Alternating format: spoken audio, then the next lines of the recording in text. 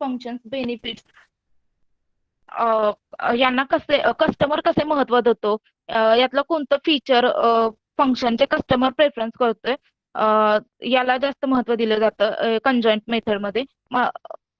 आणि ते marketing, product management आणि ऑपरेशन रिसर्च यामध्ये यूज केलं जातं.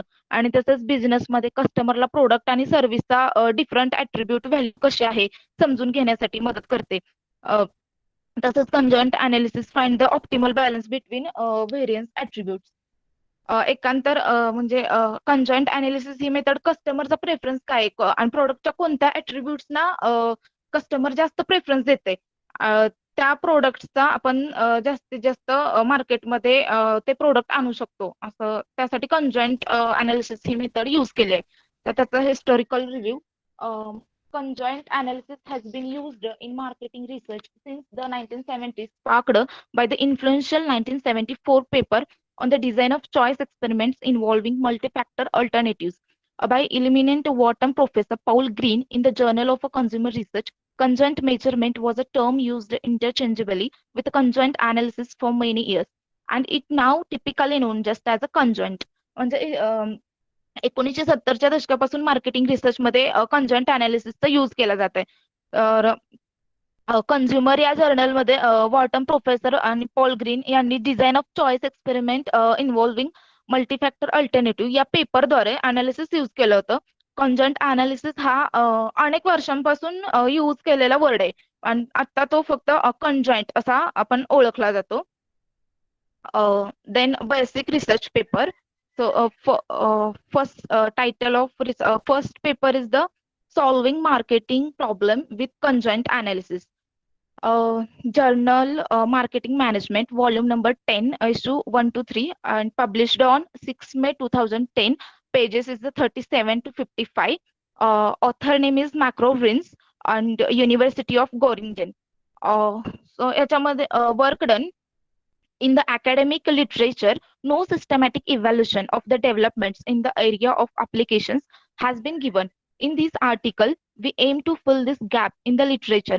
We discuss the range of marketing problems, strategic issue, second is the product related issue, third is the pricing issue, fourth is the promotion and advertising issue. For each kind of issue, the applicability of conjoint analysis is systematically reviewed. A brief discussion of the types of a product, example consumer durable, fast moving consumer goods, industrial goods, etc. To which conjoint analysis may be applied is provided. म्हणजे पहिल्या पेपरमध्ये marketing मध्ये येणारे problems कसे solve करायचे हे conjoint अनालिसिसच्या हेल्पने हे सांगितलेलं आहे. कंजॉइंट अनालिसिस मध्ये लिटरेचर गॅप भरून काढण्याचं त्यांचं एम आहे या पेपरमध्ये. अकॅडमिक लिटरेचरमध्ये no systematic evaluation of the developments in the area of application has been given. म्हणजे साहित्यात म्हणजे शैक्षणिक साहित्य जे असतं त्याच्यामध्ये वेगवेगळ्या घडामोडींचे कोणतेही पद्धतशीर मूल्यांकन अजूनपर्यंत केलेलं नव्हतं. म्हणजे तेव्हा त्यामध्ये मार्केटिंग प्रॉब्लेम विषयी डिस्कस केलं. त्याच्यामध्ये स्ट्रॅटेजिक इश्यू घेतले, प्रोडक्ट रिलेटेड इश्यू आणि प्राइस इश्यू, अशा वेगवेगळ्या इश्यूचा अशा वेगवेगळ्या इश्यूना त्यांनी सिस्टमॅटिकपणे पाहिलं गेलं.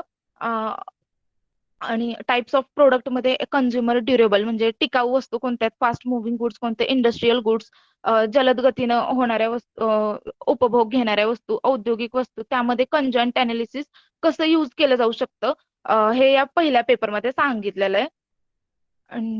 Then next paper, second paper is the an empirical study of tourist preference using conjoint analysis. म्हणजे पर्यटकांच्या पसंतीचा म्हणजे कंजॉइंट अनालिसिस यूज करून पर्यटकाच्या पसंतीचा स्टडी केलेला आहे याच्यामध्ये. Then business journal of business science and applied management, volume number 5, issue 10 and year 2010. Page number इथं अवेलेबल नव्हते म्हणजे त्या पेपरमध्ये, सो त्यामुळे नाही लिहिले. आणि author name is Shalini N Tripathi and Masood H Siddiqui, Jaipuria institute of management. Work done is the objective being determination of customer preference for multi-attribute hybrid service like tourism. So the state tourism board to deliver a desired combination of intrinsic attributes, helping is to create a sustainable competitive advantage, leading to greater customer satisfaction and positive word of mouth. Content analysis has been used for this purpose, which estimates the structure of a consumer preference. Um, म्हणजे याच्यामध्ये पण tourism सारख्या multi attribute hybrid सर्व्हिससाठी कस्टमरच्या पसंतीनं करून कस्टमरचं तिथं कोणत्या गोष्टी आवडतात त्याने जेणेकरून त्या जास्त म्हणजे त्या स्थळाला भेट देतील किंवा त्यांचं समाधान होईल. यासाठी याच्यामध्ये ऍट्रिब्यूट्स मांडलेले आहेत. तर त्यासाठी कोणते ऍट्रिब्यूट्स घ्यायचे त्यासाठी कंजंट अनालिसिस यूज केला आहे.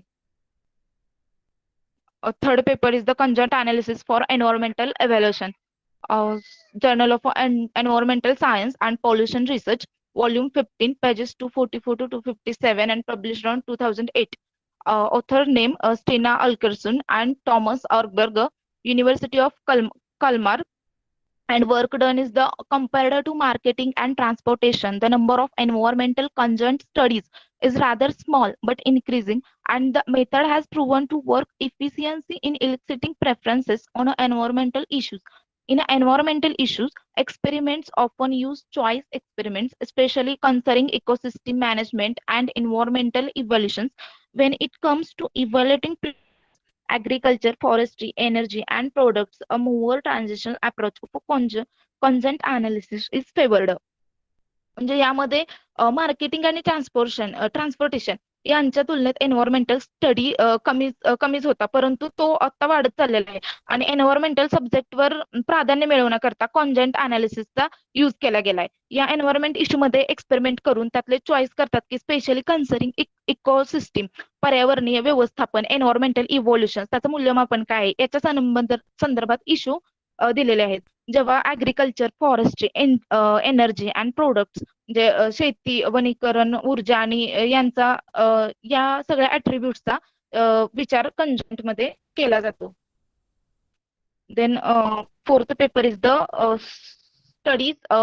students preferences for university conjoint analysis, Journal of Educational Management, volume number 1, issue 1, volume 1 to 35, issue 1 to 4, 1, and published on 1 February 2002. Author name is Geoffrey N. Sauter and Julie P. Turner. Work done is the university's marketing efforts is an understanding of what determines a student's university preference. Examines university preference using a form of conjoint analysis to investigate the importance of a number of attributes to high school lives in Australia. Results indicate that the four most important determinants of university preference were course stability, academic reputation, job prospects, and the technique quality, which has a significance for education managers developing marketing strategies and programs. याच्यामध्ये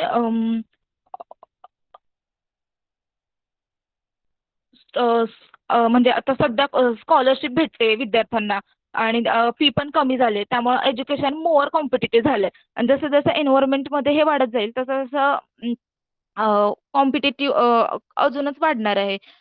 तर स्टुडंट्सची युनिव्हर्सिटीचा preference नक्की काय ठरवतं हे समजून घेण्यासाठी ऑस्ट्रेलियातील high school education देणाऱ्या students करिता असणाऱ्या अनेक गुणांचं महत्त्व तपासण्यासाठी युनिव्हर्सिटीतील स्टुडंट्सचा काय प्रेफरन्स आहे त्याचा हा हा मुद्दा या पेपरमध्ये मांडण्यात आलेला आहे. त्याच्यासाठी फॉर मोस्ट इम्पॉर्टंट डिटर्मिनंट्स दिले, जसं की सॉरी कुठे गेलं, जसं की योग्यता, शैक्षणिक प्रतिष्ठा वगैरे किंवा जॉब, नोकरी, हे ऍट्रिब्यूट्स यामध्ये सांगितलेले आहेत. आणि हे मार्केटिंग आणि प्रोग्राम विकसित करणारे महत्व आहे, म्हणजे महत्वाचे आहे. Fifth paper is conjoint analysis of online consumer satisfaction, Journal of Electronic Commerce Research, volume number 6, and published on 2 November 2005. Author name is L. Christian Kopp and Franz Belanger, University of North Carolina, Wilmington. And the work done is that the ability of measure the level of customer satisfaction with online shopping is essential is gauging the success and failures of e-commerce. To do so, internet by to comprehensively capture the attitudes and feelings of online customers, What factors make online shopping appealing to customer? What customer values take priority over others? This study's purpose is to answer these questions, examine the role of several technologies, shopping, and the product factors on an online customer. Sorry, must be able to determine the understand the values of their existing and potential customers. तर त्याच्यामध्ये online shopping करणाऱ्याचे म्हणजे online shopping करताना कस्टमर्सच्या feelings आणि त्यांना काय हवंय याला जास्त इम्पॉर्टन्स दिलेला आहे. ऑनलाईन शॉपिंग द्वारे कस्टमरचं सॅटिस्फॅक्शन कसं होईल त्याची लेवल मेजर केलेली आहे. To determine the understand the value is important attributes. Online कस्टमरचं attributes and filling compressively capture करण्यात कंजंट अनालिसिसचा यूज केला जातो.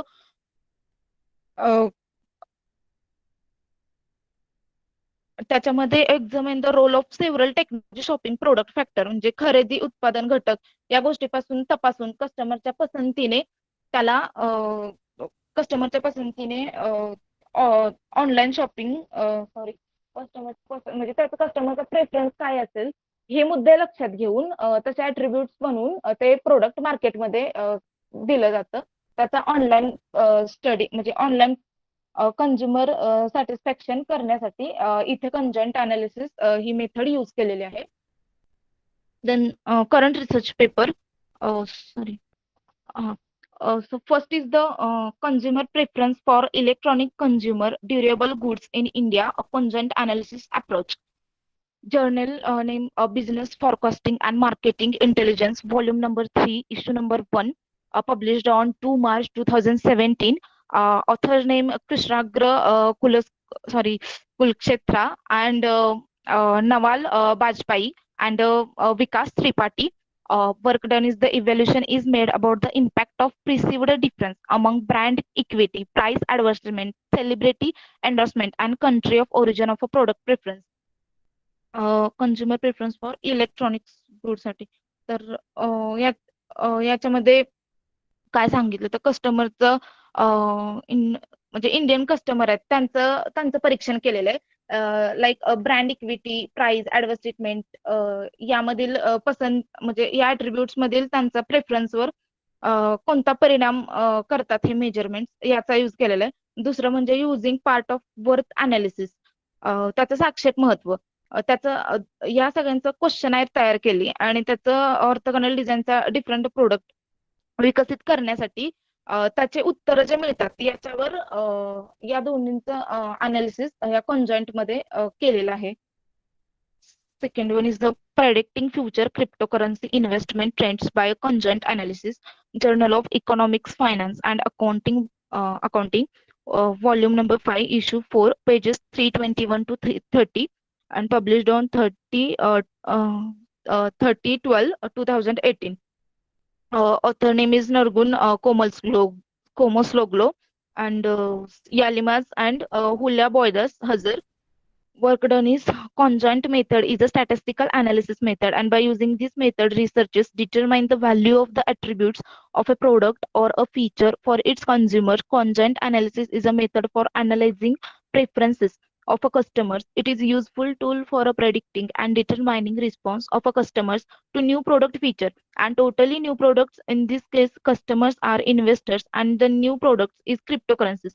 Conjoint analysis has several types.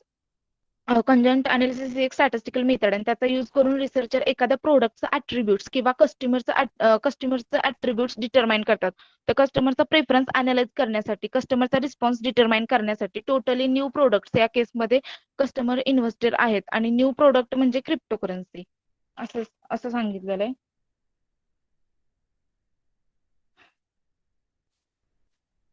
Third paper is the conjoint analysis consumer preference for dress design, a Journal of Clothing Science and Technology, volume number 32, issue 1, pages 73 to 84, 18 June 2019. Author name is Zo X and Xu Y, and University Jignasu Provincial Universities. Work done is the this study uses conjoint analysis in race design to provide an effective method for designers to identify consumers' preferences. First, the important attributes and the attributes level of a trace design were determined. Next, the experimental samples for the attitude measurement chart were generated by orthogonal design. Samples were analyzed by the conjoint analysis to determine uh, consumers' preference. Market जेव्हा new product मार्केटमध्ये launch करायचं असतं तर तेव्हा त्यातल्या कोणत्या attribute मुळे म्हणजे कोणत्या फीचर मध्ये ते जास्त पॉप्युलर झाले याच्यावर याच्यामध्ये जास्त भर दिला गेलेला आहे. Design new clothes should identify specific user group preference and attributes towards certain type of design. म्हणजे best clothing design scheme use केली पाहिजे. कंजंट अनालिसिस ही मेथड ड्रेस डिझाईनना प्रोव्हाइड केली गेली आणि कारण कंझ्युमर प्रेफरन्स आयडेंटिफाय करण्यासाठी. फर्स्ट द इम्प्रुव्हमेंट ऍट्रिब्यूट्स म्हणजे गुणधर्माचा हा आहे की त्याचा लेवल डिटरमाइन केला जातो आणि त्यानंतर ॲटिट्यूड मेजरमेंट चार्ट म्हणजे त्याचं वृत्ती काय आहे त्याचा चार्ट एक्सपेरिमेंटल सॅम्पल्सनी ऑर्थोगोनल डिझाईनद्वारे तयार केलं गेलेलं आहे. कस्टमरचा प्रेफरन्स डिटरमाइन करण्यासाठी कंजंट अनालिसिस इथं यूज केलेलं आहे. Then fourth one is the can a COVID-19 vaccine live up to Americans' expectations? A conjoint analysis of how vaccine characteristics influence vaccination intentions. Journal of Social Science and Management, Volume 272, March 2021. So author name Matha Mota and Ali Mugdaderi and Erika Franklin Flower, Oxford State University. Work done is the vaccine for that novel coronavirus COVID-19 could prove critical in establishing herd immunity, while past work has documented the prevalence and correlation of vaccine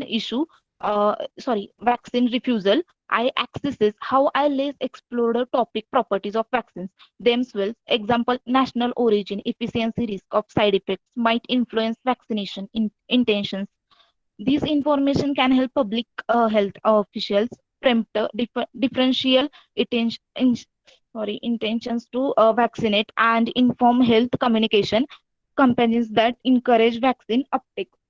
म्हणजे या पेपरमध्ये असं सांगण्यात आलेलं की म्हणजे अमेरिकेच्या expectation काय आहेत. जी कोविड-19 ची जी लस आहे त्याच्या हेतूवर म्हणजे कोविड-19 ची लस आहे त्याच्यावर त्याचा काय हेतू आहे म्हणजे ते कुठल्या उद्देशाने आलेले आहे आणि त्याचे परिणाम काय असणार आहे.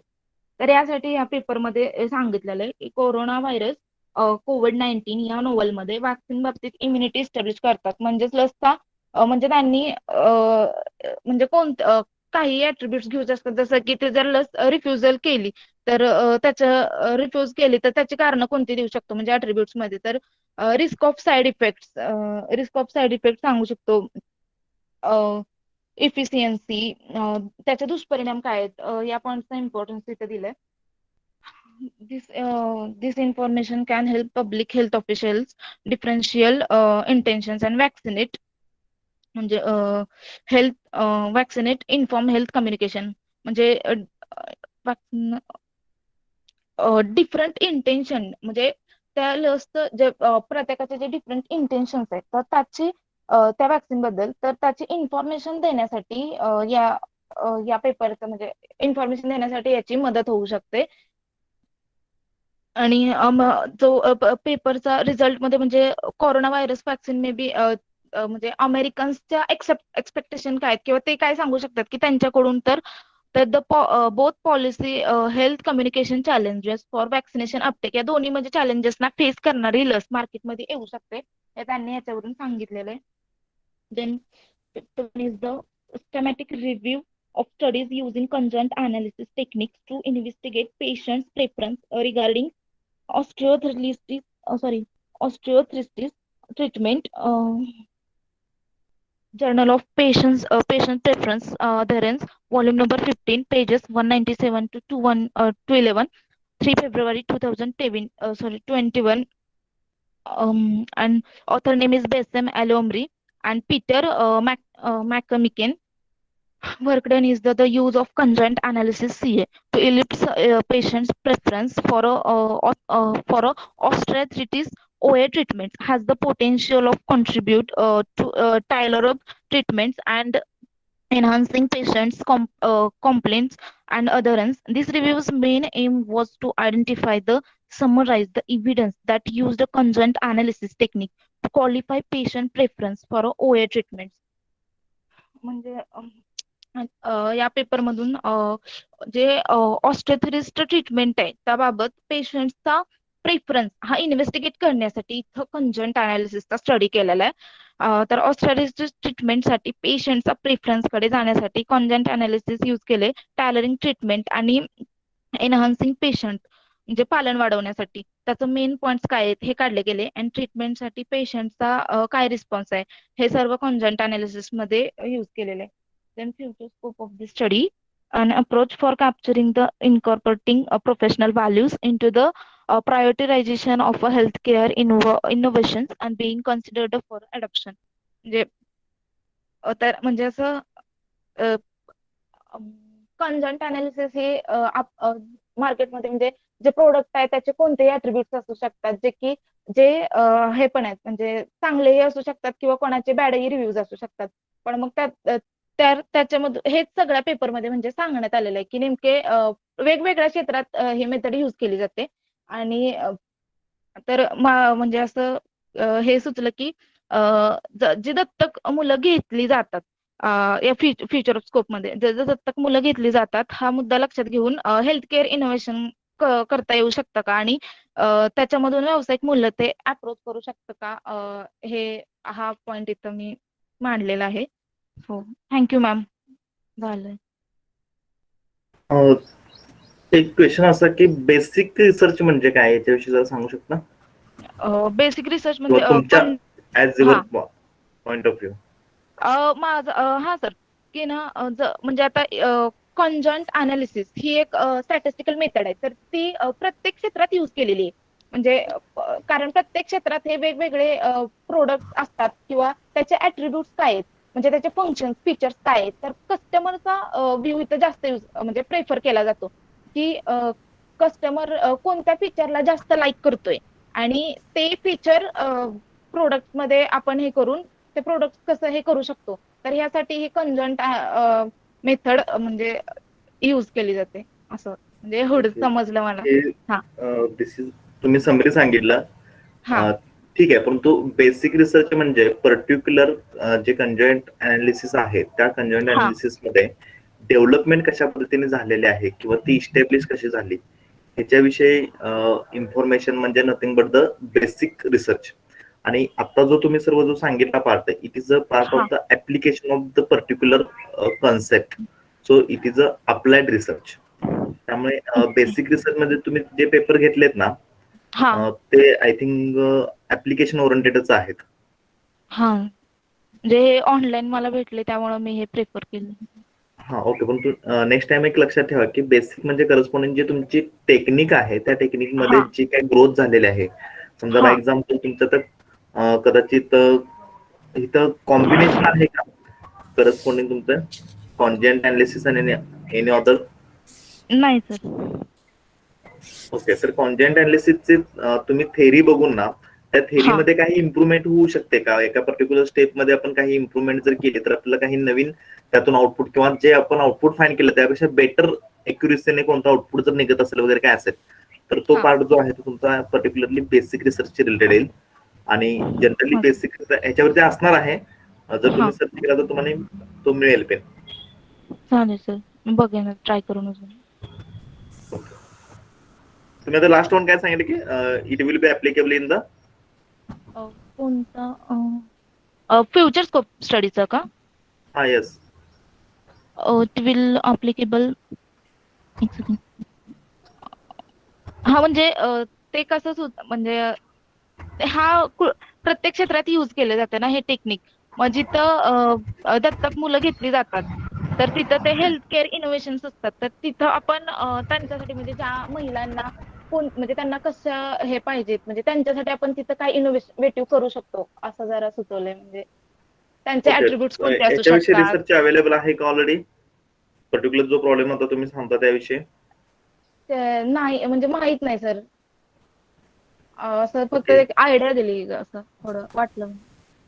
चालेल, ठीक आहे. त्याविषयी तुम्ही सर्च करून बघा. हा. You will get the more ideas from that particular. हो सर. ओके. हा. Thank you sir. म्हणजे आता ही जर तुमची आयडिया असेल तर तुमचा पण पेपर होऊ शकतो, म्हणजे ह्याच्यावरती जर ऑलरेडी नसेल तर. हा मॅम मी सर्च करून बघेन काय कसं आहे ते त्याच्यावरून मग. ओके, ठीक आहे. हा. Thank you ma'am.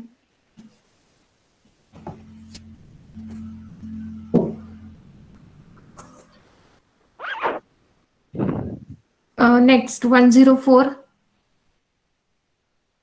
हा मॅडम, एक मिनिट.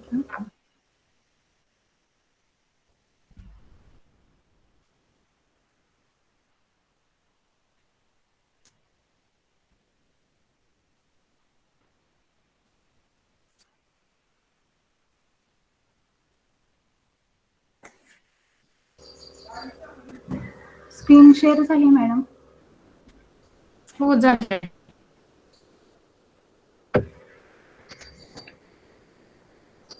वर्ड फाइल दिसते ना? हॅलो. हो हो, दिसते. My seminar presentation template. So topic title is statistical quality control. त्याच्यामध्ये broad area आहे quality management. Quality management ensures that an organization, product or services is consistent. It has 4 main components: quality planning, quality assurance, quality control, and quality improvement. What a customer wants and is willing to pay for it determines quality. It is a written or unwritten commitment to a known or unknown consumer in the market. It consists of manufactured goods such as automobiles, computers, clothing, as well as service such as generation and distribution of electric energy, public transportation, banking. Quality can be defined as how well the product performs in intended function. Specific area of research: statistical quality control. Statistical quality control is the use of statistical methods in the monitoring and maintaining of the quality of products and services. One method, referred to as acceptance sampling, can be used when the decision must be made to accept or reject a group of parts or atoms based on the quality found in a sample.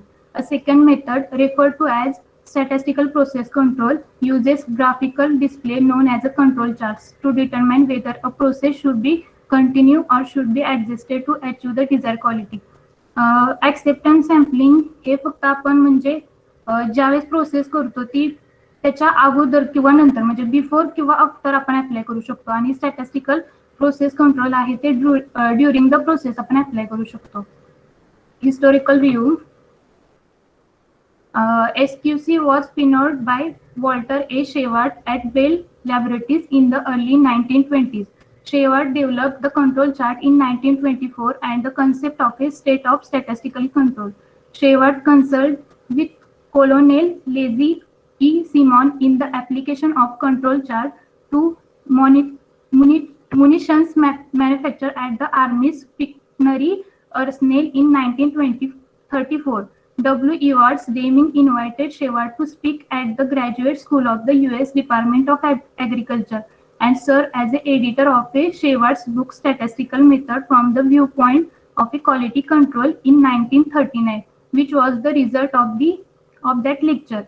Deming was an important architect of the quality control shorts courses that trained American industry in the new techniques during the World War II. Deming traveled to Japan during the Allied occupation and met with Union of Japanese scientists and engineers in an effort to introduce SQC method to Japanese industry. Basic research मध्ये 5 papers. So first paper, a group of runs control chart for detecting shift in the process mean in 2004. Work done. Propose a group run control chart gives a significant reduction in out of control of ATS as compared to those of the synthetic control chart and X bar chart. Standardize a Kusum control chart.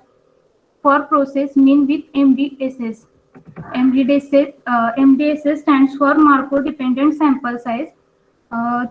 Published in 2010, standard work done standardized Kusum control chart is proposed for more than one observation in each sample. A multivariate synthetic control chart for process dispersion in 2008, observation of synthetic control chart outer performance. Fourth, a review of Six Sigma implementation practices in India. SMES stands for Small and Medium Enterprises, particularly in state of Gujarat. He examines the expansion and gaps of Six Sigma practices in Indian small and medium-sized enterprises, particularly in state of Gujarat. Fifth paper, Exploration of Quality Control in Banking and Finance, published in 2012. He studied how the Hong Kong banks improve their competitive position using SQC. Current research, application of statistical quality control in monitoring the production, packaging, and the marketing process of sachet water. In 2020, he applied statistical control charts in monitoring the production, packaging, and distribution or marketing process of sachet water in Nigeria, and found defect. Second paper, defect analysis of quality of palm kernel mill using statistical quality control in kernel factory in 2018. He addressing the use of statistical quality control and aims to identify defect product and that defect occur. Third paper, non-parametric sign rank control chart with variable sampling intervals, published in 2017. A non-parametric Sheva type variable sampling interval control chart is considered for detecting change in specified location parameter. Fourth paper is real-time contrast control chart using random forest with weighted voting. Published on 2017, he proposes a multivariate process monitoring system with an improved real-time contrast control chart, proposes a control chart using novelty detection and the variable importance with random forest. Construction of a control chart using fuzzy probabilistic approach for cotton sweater product published in 2017. Creation of a fuzzy statistical control chart using the fuzzy membership function is proposed. And future scope of the study, to study the various process using SQC or implementation of a SQC in various sectors. Thank you.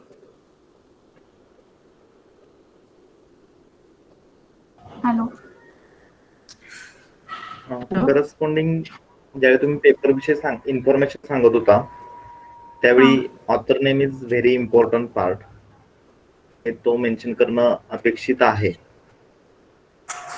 कारण की एखादा paper बनवता वगैरे त्यावेळी तुमचं fully contribution त्या particular paper मध्ये असतं. So whenever you give the reference or whenever you talk about the particular paper, then mention the author name. Okay.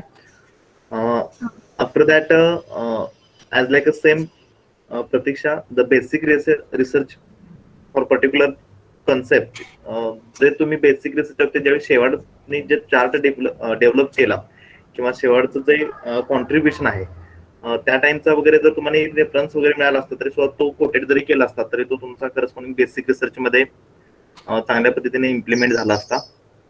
So next time ह्या गोष्टी जरा केअर घ्या की बेसिक रिसर्च म्हणजे करस्पॉन्डिंग त्या कन्सेप्ट मध्ये झालेले डेव्हलपमेंट किंवा त्या रिलेटेड ज्यावेळी ते कॉन्ट्रीब्युशन तुम्ही आय थिंक मला वाटतं की जरा स्टार्टिंगचं प्रेझेंटेशन घ्या.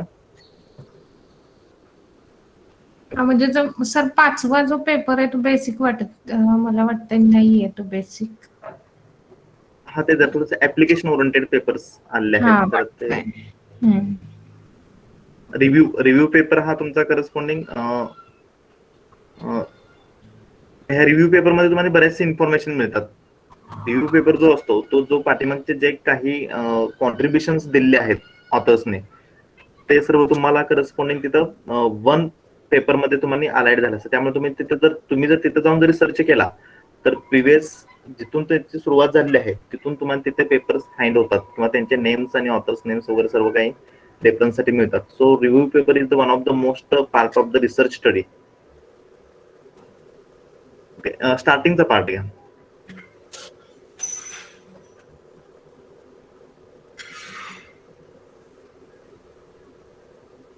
हा ओके. हिस्टॉरिकल रिव्ह्यू जो दिलेला आहे ना ह्या पार्टमध्ये जो पार्ट तुमचा मेन्शन झालेला आहे त्याच्या रिलेटेड जे काही रिसर्च पेपर्स असतील किंवा जे आर्टिकल्स असतील त्यावेळी ते पब्लिश केलेले असतात त्यानंतरच हे काउंट केलं जातं ना. तर त्याचा जरी रेफरन्स तुम्ही दिला असता बेसिक रिसर्च मध्ये होते अगदी बेस्ट झालं असतं. ओके. पण सर लास्ट हा बोला. मेन डब्ल्यू शेवटने जे केलं आहे म्हणजे त्याच्यात म्हणजे प्रत्येक ठिकाणी हिस्टोरिकल रिव्ह्यू मध्ये मेन अगोदर त्यांचं सांगतात आणि नंतर मग ज्यांनी म्हणजे पुढं त्यांनी लीन सिग्मा वगैरे ज्यांनी काढले त्यांचे नियम देतात. ओके. हा तेच की म्हणजे बाय एक्झाम्पल समजा तर स्टार्टिंग कुठून होईल तर शेवटपासून होईल आणि लीन सिग्मा वगैरे किंवा ऍडिशनल सोबत फजीचा एक रेफरन्स आला तुमचा. फजी ही त्यातली एक डेव्हलपमेंट झाली. सो बेसिक मध्ये जे काही डेव्हलपमेंट झाले त्याविषयी तुम्ही बेसिक रिसर्च मध्ये शेवटचा जो पेपर आहे किंवा जे आर्टिकल आहे त्याच्याविषयी तुम्ही जे हिस्टॉरिकल मध्ये जे मेन्शन केलं ते बेसिक रिसर्च पेपर मध्ये मेन्शन केलं असतं सुद्धा आणखीन एक इफेक्टिव्ह झालं असतं असं एक सांगायचं होतं. हा सर तिथे लिहिणार होती पण तिथं कंडिशन होती ना की एवढ्या लाईन्स आल्या पाहिजेत त्यामुळे नाही लिहिलं. ओके. आणि लास्ट वन फ्युचर स्कोप. हा सर जसं आता इथं मी अप्लाइड स्टॅटिस्टिक मधले जे पेपर घेतलेत की आता त्यांनी हाँगकाँगमध्ये पण एकाने बँकेवरती केले तसं आपण आपल्या सातारा सिटीमध्ये करू शकतो. परत त्यांनी ते जे सचेत वॉटर आहे ते पण त्यांनी नायजेरियामध्ये केलेले म्हणजे तिथं जे फेमस आहे त्याचं केले. तसं आपण आपल्या महाराष्ट्रामध्ये कोणतं फेमस आहे त्याच्यावरती स्टडी करू शकतो. म्हणजे अप्लाइड बेस आपण त्याचं स्टडी म्हणजे 2015 पर्यंत जे रिसर्च पेपर आहेत ते प्रत्येकाने कन्सेप्ट काय काढल्यात ना त्या म्हणजे इंडियन रिसर्च पेपर आहेत ते कन्सेप्ट वाईज आहेत 2015 पर्यंत आणि त्यानंतर जो रिसर्च पेपर काढले ते म्हणजे बाहेरचे आहेत तर त्यांनी ऍडव्हान्स त्याच्यामध्ये टेक्निक यूज केली आहे. पण इंडियामध्ये नंतर त्यांनी ना म्हणजे अप्लाइड बेसिस म्हणजे ज्यांनी म्हणजे ज्या टेक्निक काढल्यात ना त्याच्यावरती त्यांनी ऍप्लिकेशन बेस आपले एरिया चूज केलेत आणि त्याच्यावरती स्टडी केलंय 2015 नंतर. ठीक आहे. तुम्ही फ्युचर मध्ये स्टडी करता स्वतःमध्ये वर्कआउट करता येऊ शकता. हा एक तुमचा बेस सर्वांचा अल्टिमेटली बेस तयार होत आहे तुमच्या रिसर्च साठी. So you can utilize this all the materials. Okay madam. Thank you sir. Okay ठीक आहे.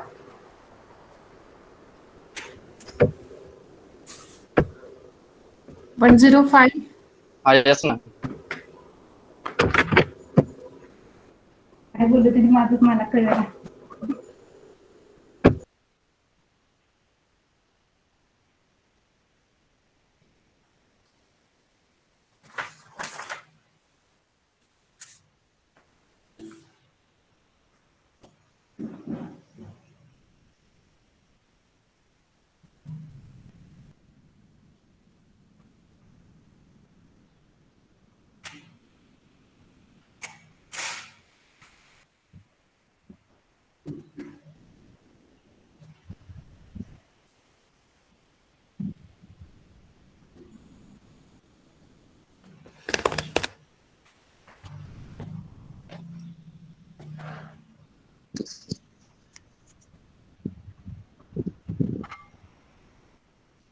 Topic title: Risk Models for Long Terms. Most of the current research in assets management and market risk management focuses on short-term risks. Clearly, in many cases, a long-term analysis is just as relevant and important. Indeed, a financial institute's risk measures are file जर zoom करा.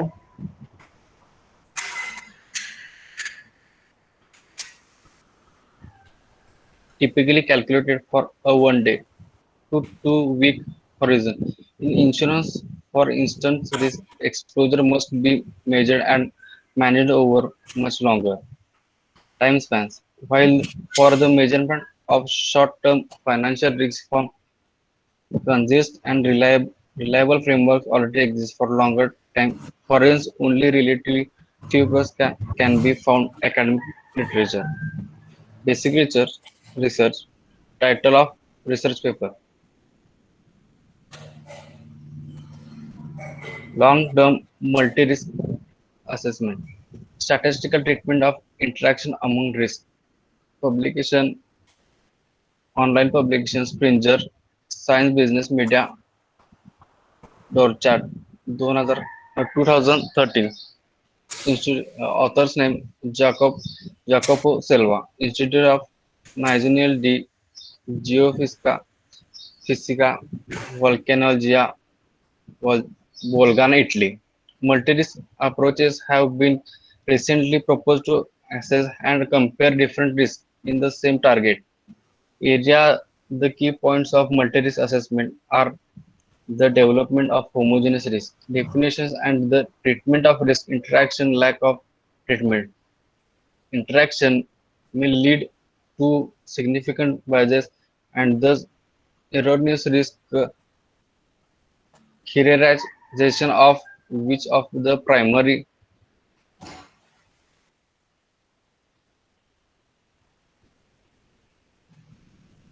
so the primary output of risk assessment for decision makers. In the paper, a formal statistical model is developed to treat interaction between two different hazardous phenomena in long-term multi-risk assessment according for possible effects of interaction and hazard, vulnerability and exposure level.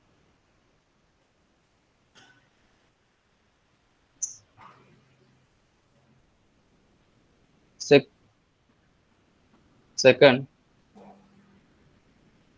quantitative multi-risk analysis for natural hazards, a framework for multi-risk modeling. Received to 2 July 2019, accepted the January 2011, published online. Author's name is Rochens Stemily Roddy Henderson, National Institute of Water and Atmospheric Research, New Zealand. This paper introduced a generic framework for multi-risk modeling developed in the project Regional Riskscape by the research organization GNS Science of the National Institute of Water and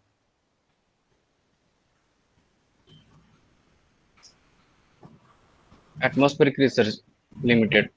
In New Zealand, our goal was to develop a generic technology for modeling risks from different natural hazards and for various elements at risk. The technical framework is not dependent on the specific nature of the individual hazard, nor the vulnerability and the type of the individual assets. Based on the generic framework, a software prototype has been developed which is capable of plugging in various natural hazards and assets without deconfiguring or adapting the generic software framework. To achieve that, we develop a set of standards for treating a fundamental components of risk models. Third, on the longevity risk and annuity market, some mathematical models. Julian Marcia and Michael Kourik, the Burchess Academy Economic Studies Department of Mathematics, Department of Statistics and Economics, Romania. The insurance industry is facing some specific challenge related to longevity risk.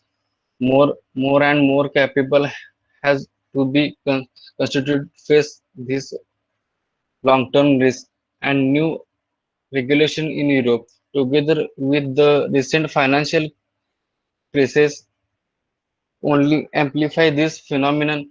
Hence, it has become more important for insurance companies and pension funds to find a suitable and efficient way to cross hedge or transfer part of longevity risk.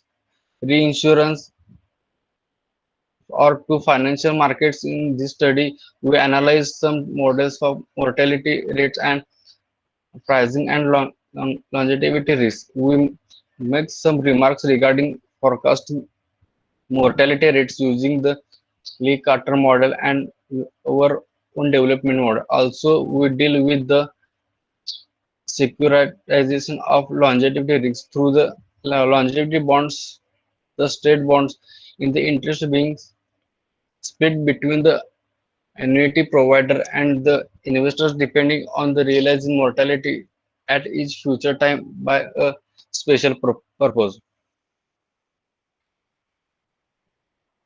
For strategic long-term financial risk factor, single risk factor, computational optimization and application. Third, 2005, Springer Science plus Business Media, manufactured the Netherlands. Author name is Paul Emirates, Roger Kaufman, and Pierre Patty. The question of the measurement of strategic long-term financial risk of considerable importance existing modeling instruments allow to good measurement of market risk of trading books over relatively small time interval. However, these approaches may have several def- deficiencies if they are routinely applied to longer time period. In this paper, we give an overview on methodologies that can be used to model the evaluation of risk factor over 1 year horizon. Different models are tested on financial time series data by performing backtesting on their expected shortfall predictions. Current research after 2016. Investment risk for long-term investor risk measurement approach consideration for pension funds and insurance. Author name is B. Hui and A. Jinks, Spain. Siu presented to the Institute of Faculty Actuaries. The term investment risk often used loosely and frequently confused with the notation of short-term price volatility, particularly for equity instruments for the long-term investors. However, what is most opposite is the ability to meet future real cash flows, and they become due this paper address the concept of economics fundamental of long-term investment, the objectives of long-term investment, and follows this from the notation real value shortfall risk. What is meant by investors risk capacity and liquidity management consideration? We have access to the risk. Second, risk implications of long-term global climate goals. Overall conclusion of the ICA and RUS project, published online 29 January 2018.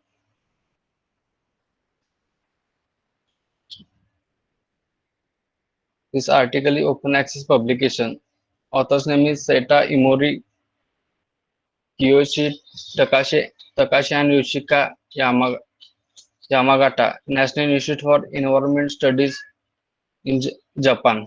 We have accessed the risk association with setting 1.5, 2.0 or 2.5 Celsius temperature goals and ways to manage them in systematic manner and discuss their implications. The results suggest that given the uncertainty in climate sensitivity, net zero emissions of anthropogenic greenhouse gases in the second half century is more actionable goals for society than 2 or 1.5 Celsius temperature goals themselves if climate sensitivity is proven that be relatively high. The temperature goals are not met even when the net zero emission goal is achieved. The options left our way also suggest the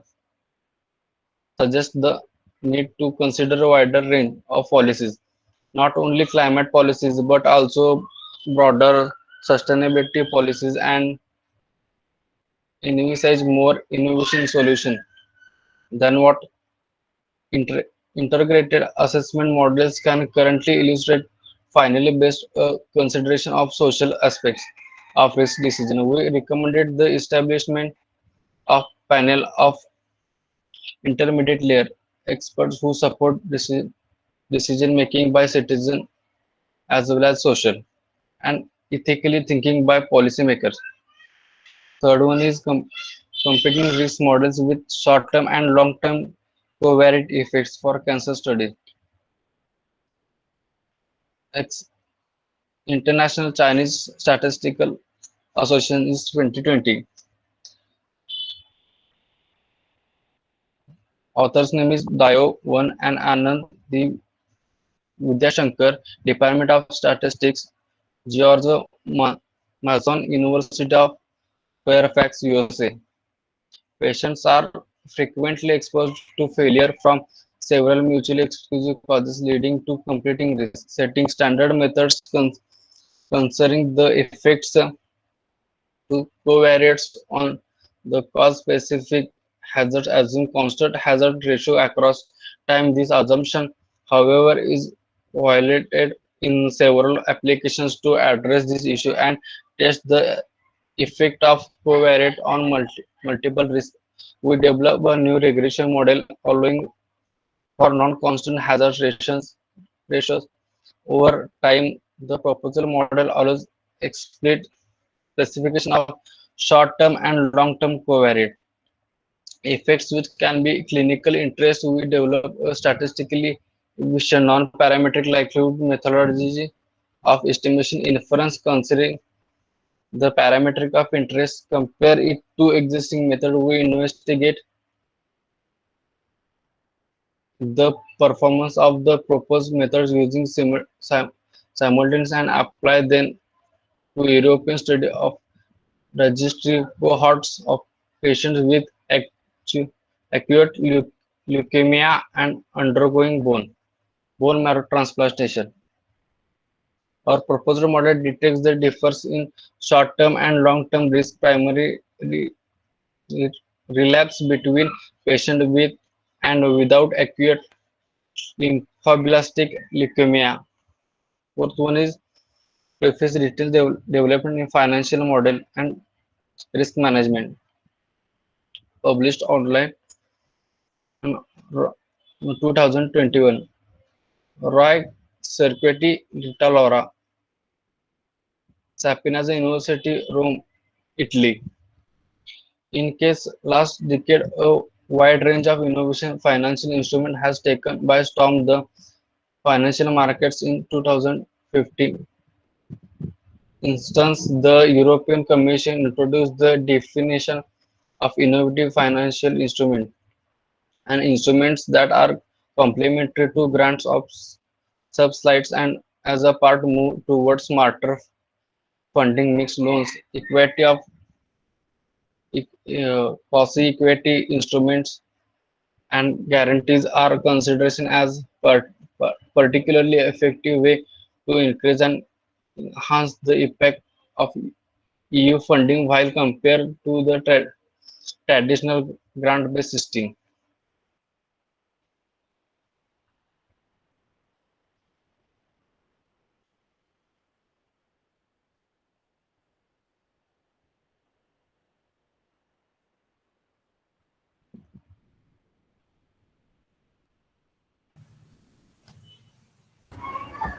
hello हाँ sir. Rahul, in short मध्ये जरा summary सांग बरं. आपण paper कशाशी related आहे, तुझा topic कशाशी रिलेटेड आहे? लॉंग टर्म रिस्क इन्व्हेस्टमेंट करण्यासाठी आपण आयडेंटिफाय आणि क्लासिफाय करतो. त्यासाठी मग लॉंग टर्म इन्व्हेस्टमेंट काय काय काय रिस्क असू शकतात. म्हणजे आपण जर आपलं आपण मनी कुठे जर आपण गुंतवायचं असेल तर आपण त्या आपण जिथे आपण पैसे आपण गुंतवणार असेल, फिक्स्ड डिपॉझिट असेल, गोल्ड इन्व्हेस्टमेंट असेल, रिअल इस्टेट असेल, पब्लिक प्रोव्हिडंट फंड असतील, म्युच्युअल फंड्स असतील, नाहीतर अदर रिलेटेड ऍक्टिव्हिटीज असतील, त्यासाठी काय रिस्क होऊ शकतात, शॉर्टफॉल रिस्क काय होऊ शकतात? ओके. पेपर्स कसे रिलेटेड आहेत ऍक्च्युली सगळे? हे हा मॅडम बोला. रिस्क मॉडेल करण्यासाठी किंवा रिस्क मेजर करण्यासाठीच्या कोणकोणत्या टेक्निक्स आहेत लॉंग टर्म साठी, ते विचारलेलं असतं. मग मेन टेक्निक कोणती आहे की सगळ्या पेपरमध्ये काहीतरी टेक्निक यूज केली आहे त्यांनी रिस्क मेजर करण्यासाठी, तर ती टेक्निक कोणती आहे?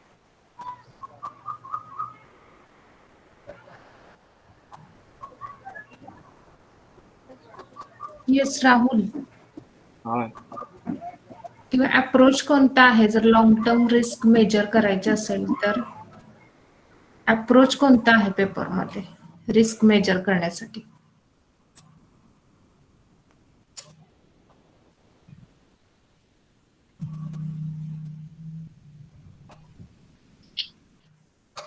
शॉर्ट टर्म साठी कोणता आहे?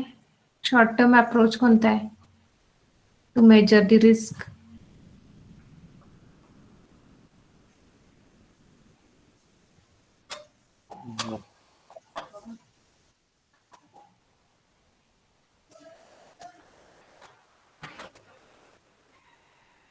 लॉंग टर्म रिस्क मेजर करण्यासाठी मोस्टली स्टोकॅस्टिक मॉडेल्स यूज करतात आणि शॉर्ट टर्म असेल तर मग by using compound distribution, Poisson distribution, आपण तिथं वेगवेगळे डिस्ट्रीब्युशन्स यूज करू शकतो टू मॉडेल द रिस्क. मग या पेपरमध्ये तो अप्रोच असणार आहे तिथं कुठेतरी स्टोकॅस्टिक प्रोसेसचा, आणि आहे म्हणजे तुम्ही पेपर्स जेव्हा तिथं हॅझार्ड फंक्शन्स वगैरे यूज केलेले आहेत, तुम्ही नीट वाचलेला नाही पेपर, त्यामुळे तुमच्या ते लक्षात आलं नाही तिथं. मॅडमचा सिंपल क्वेश्चन होता की टेक्निक्स कोणकोणत्या अप्लाय केल्या जाऊ शकतात, शॉर्ट असेल किंवा लॉंग. तुम्ही ज्या ते पेपर रेफर केलं त्यात तुम्हाला ऍटलिस्ट वन नेम तरी नोंद पाहिजे होता. हा सर, ते रिसर्च पेपर मिळत नव्हते गुगलवर, नंतर मग शोधून सापडले, त्यांना ते मिळत नव्हते. मग स्पिंजर काल सजेस्ट केले का नाही, त्यामुळे काल मी सगळे संध्याकाळी रिसर्च पेपर डाउनलोड केले, त्यामुळे सर वाचायला एवढा वेळ मिळाला. काल म्हणजे आय थिंक मला वाटतं की मॅडम लास्ट वीक मध्ये यांना नोटीस दिले ना? हो हो हो, मंडेला. सर खरं स्पिंजर ही वेबसाईट माहित नव्हती, शोधून बऱ्यापैकी आम्ही ट्राय केलं पण मिळाले नाही आम्हाला. ओके. कॉन्टॅक्ट ठीक आहे, करायचा. तुम्ही पेपर बघा व्यवस्थित, तुम्हाला समजेल तिथं ते टेक्निक्स म्हणजे रिस्क मॉडेल करण्यासाठी जे काही अप्रोच त्यांनी यूज केलेत ते. ठीक आहे. हा, थँक्यू. ओके.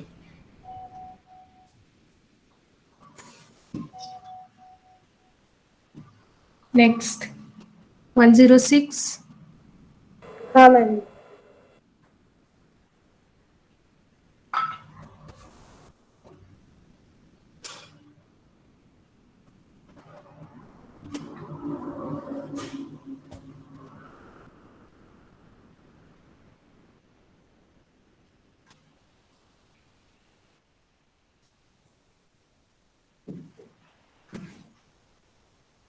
हॅलो हा, येस. मॅम, स्क्रीन शेअर झाली आहे. स्क्रीन शेअर झाली आहे, तुमचं प्रेझेंटेशन चालू करा. हां.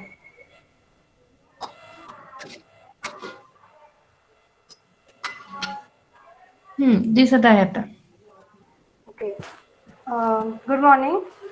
My topic title is DM most reproductive scale size based on return to scale. Introduction. Broad area of research is operation research.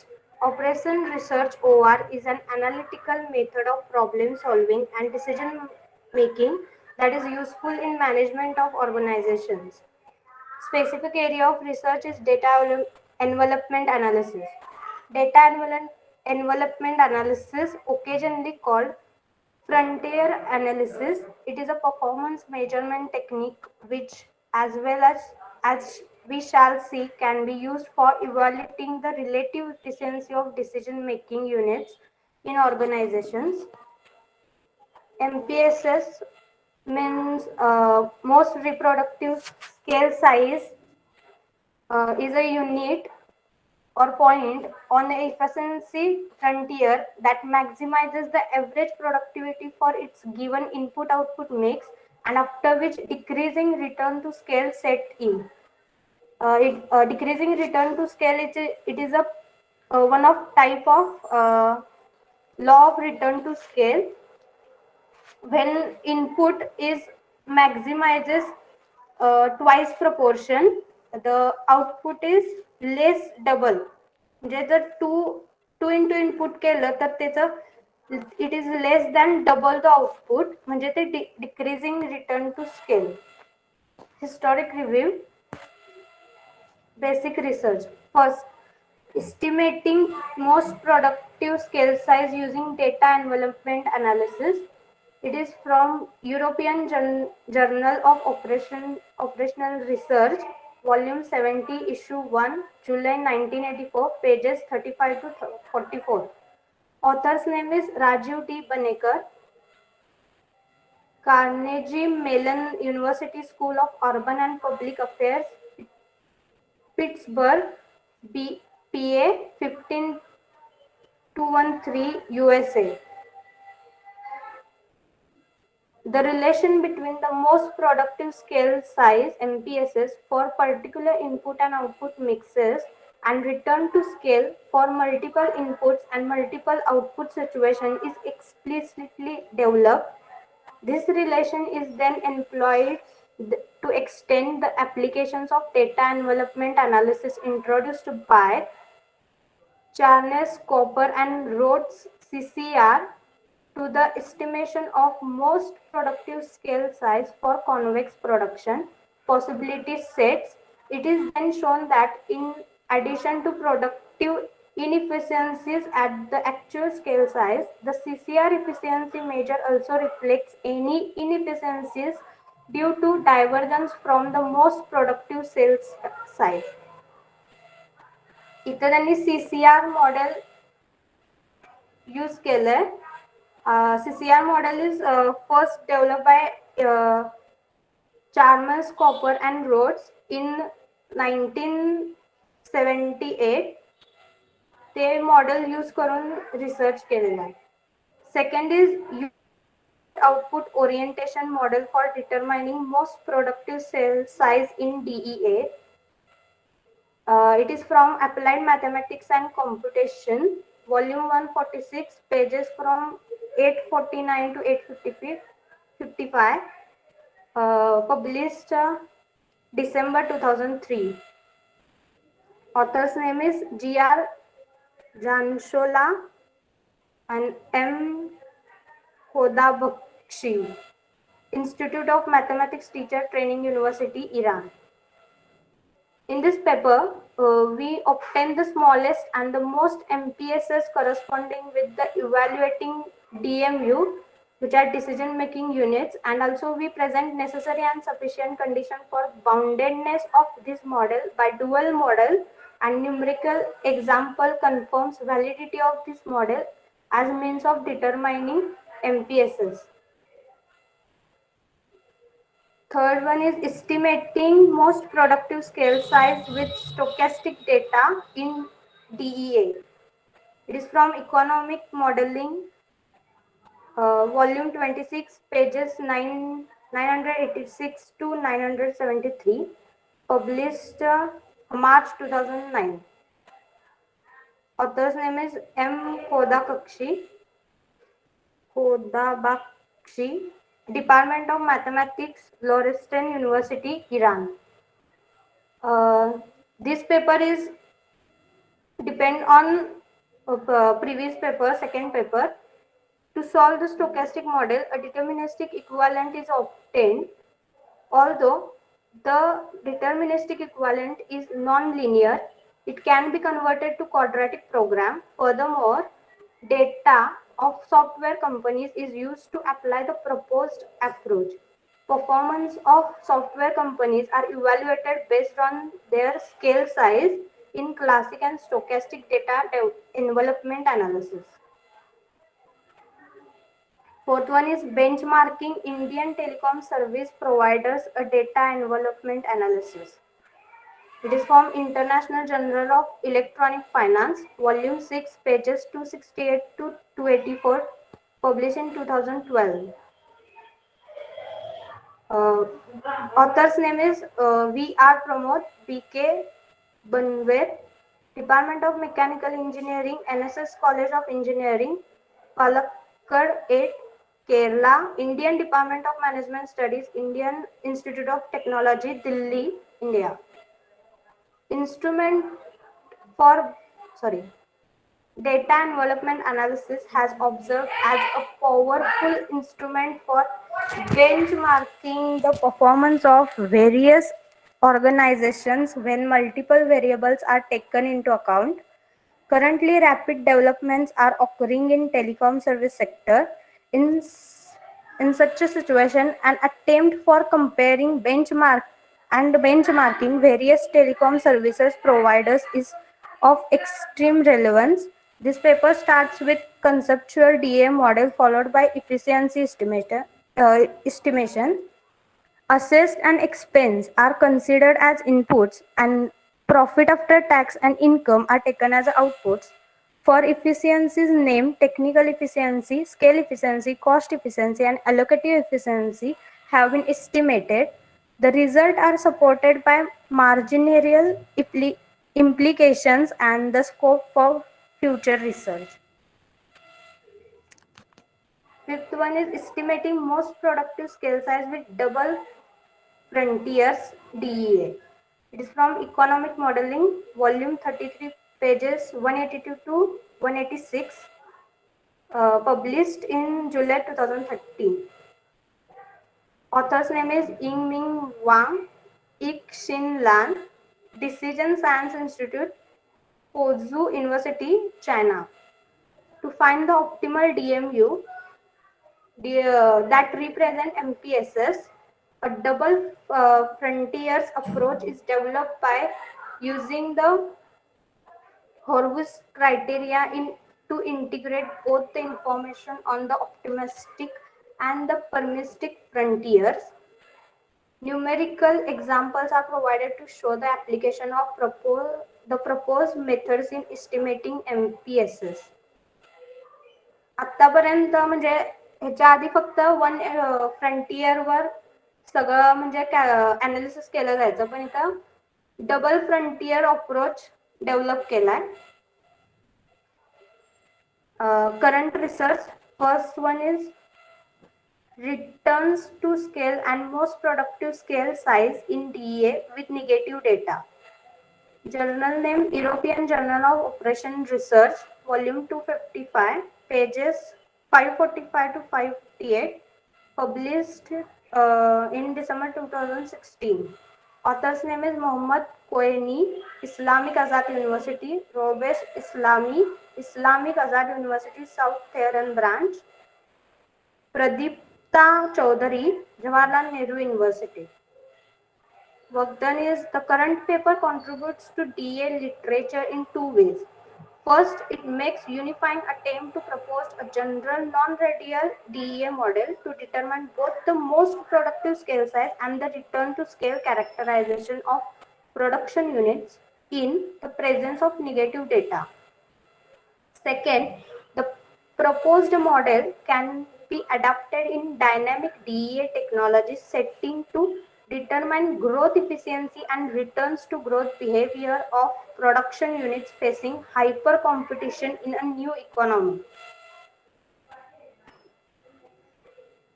Second one is estimating most productive scale size in DA with integer value data. published in IOP Conference Series Materials, Science and Engineering, Volume 300, published in January 2017. Authors are Yunita Devisari, Laila Angiria, Sayaril Effendi, and Muhammad Zaril. Work done is data envelopment analysis is chosen to estimating most productive scale size that will focus on input of integer value data with CCR model and the BCC model. The purpose of this research is to find the best solution for estimating most productive scale size with input of integer value data in data development analysis method. इथं CCR आणि BCC दोन्ही मॉडेलचा use करून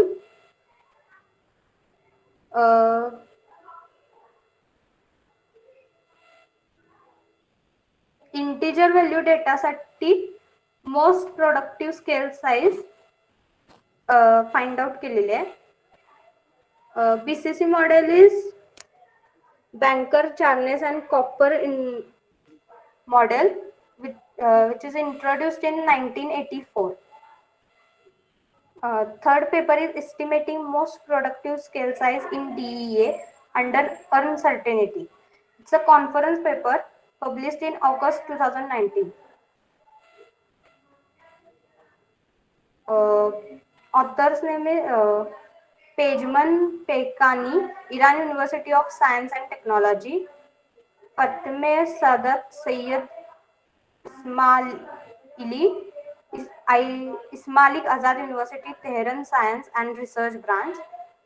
Farad Hussain Zad Lotfi, Islamic Azad University, Tehran Science and Research Branch. Mohsen Rozmi Malak Khalif, Islamic Azad University, Tehran Science and Research Branch. One of the important application of data envelopment analysis is estimation of most productive scale size, which is MPSS. The goal of this study is to propose a new approach for estimating of MPSS in the presence uncertain data, that only the upper and lower bounds of them are known. To reach this goal, robust optimization approach is applied for presenting robust counterpart of classic most productive scale size model under uncertainty situations. Finally, a numerical example with uncertain input and output is employed to demonstrate applicability of the proposed robust. Fourth one is a DA-based complexity of needs approach for hospital beds evacuation during the COVID-19 outbreak. It is from Journal of Healthcare Engineering, Volume 2020, published in September 2020. The author's name is Thiago Sissi Nepomuceno, Frederic University, Brazil.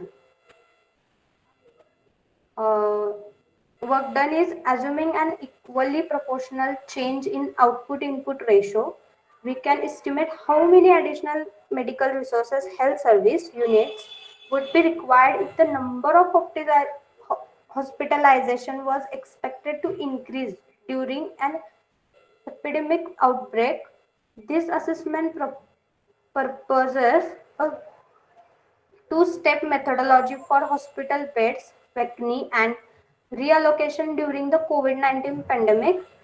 The framework determines the production capacity of hospitals through data envelopment analysis and incorporates the complexity of needs in two categories for the reallocation of beds throughout the medical specialties. As a result, we have a set of insufficient healthcare units presenting less complex bed slacks to be reduced, that is to be allocated for patients presenting with more severe condition.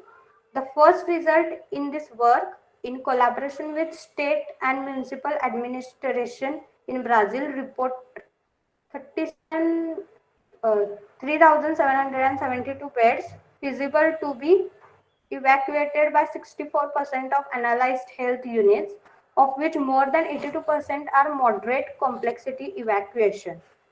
The proposed assessment and methodology can provide a direction for governments and policymakers to develop strategies based on robust quantitative production capacity measure. Future scope of studies, studies which are deals with applying DA in real world situations. Thank you.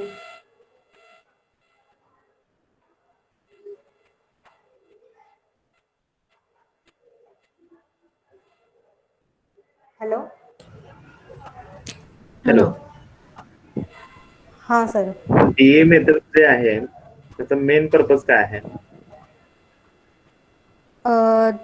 Production इंडस्ट्रीमध्ये efficiency वाढवायसाठी, म्हणजे input output असेल तर कमीत कमी input use करून maximise output करणे, म्हणजे efficiency वाढवायची. जर आणखीन एकदा बघा बरं.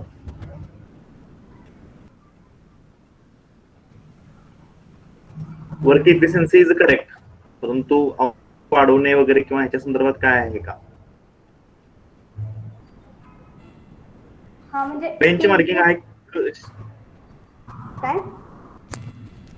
बेंच मार्किंग हा एक वर्ड आला ना त्याच्यामध्ये. हो. So what is mean by bench marking? Bench marking म्हणजे इफिशियन्सी म्हणजे ग्राफ प्लॉट करून ते फ्रंटेरियर इफिशियन्सी फ्रंटेरियर फाइंड आउट करून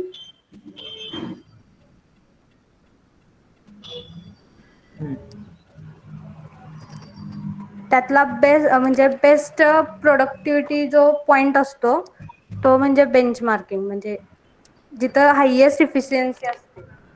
ओके, म्हणजे बाय एक्झाम्पल काय सांगू शकता का? तुम्ही आता जे रिसर्च पेपर स्टडी केले आहेत त्याच्यामध्ये त्यातील कोणतेही एक्झाम्पल घेऊन तुम्ही सांगू शकता?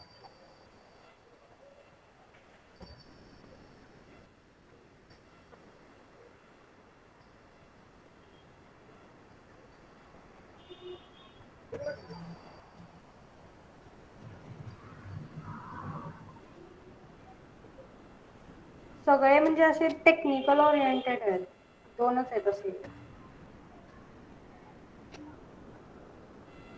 आता इथे पेंडेमिक मध्ये बेडचा नाही सर, म्हणजे एवढं नाही समजलं.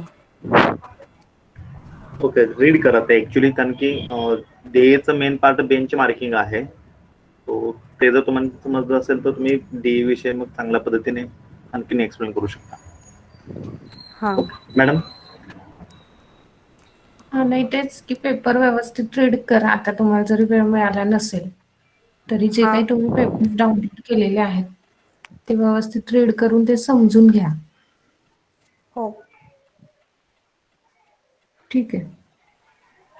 थँक्यू.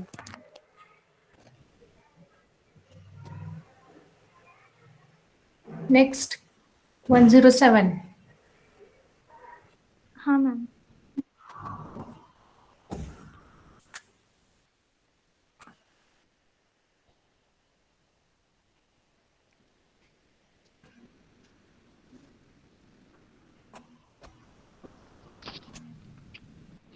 मैम स्क्रीन दिसते? हो, दिसतीये. हॉरिझॉन्टल करा स्क्रीन. हां. Good morning. My topic title is cluster analysis. Broad area research. The broad area research is data mining. In the competitive business world, data mining is an essential aspect of the knowledge discovery process. Data mining is a form of analyzing the data which relates the techniques from fields like statistics, machine learning, databases, and artificial intelligence, etc. And the specific area of research is cluster analysis. The concept of cluster analysis is we have to find observations which are similar When we may group them together, this should be homogeneous within group, and each group should appear distinct from other group.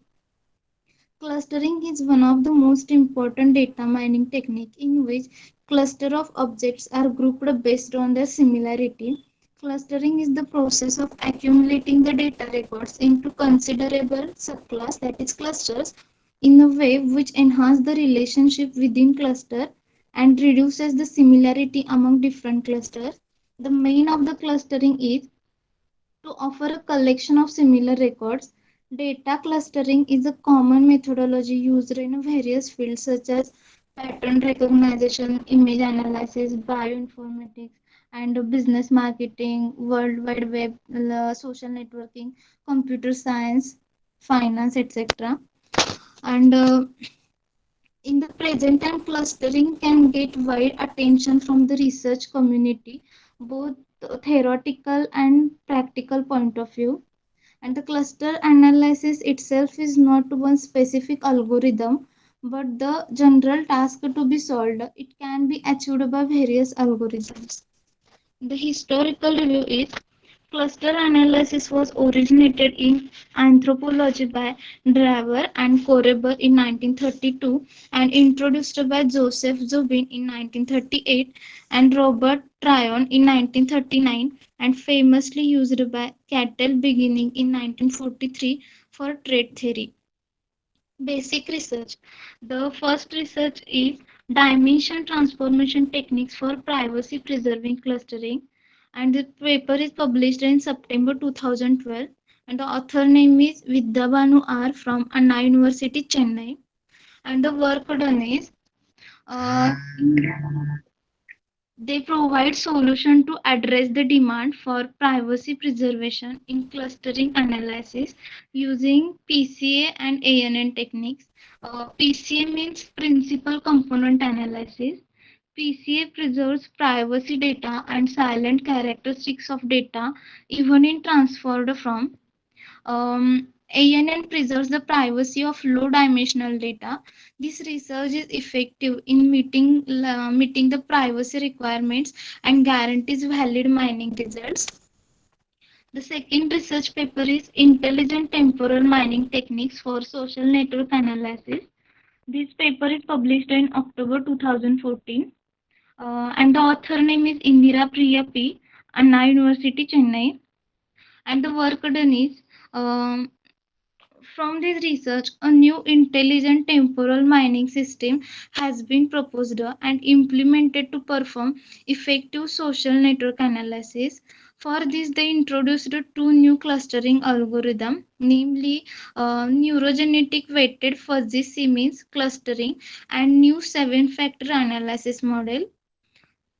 These algorithms select the optimal number of clusters from the data sets and reduce the classification time and accuracy. This theory provides secure environment and prevent information leakage in the social network.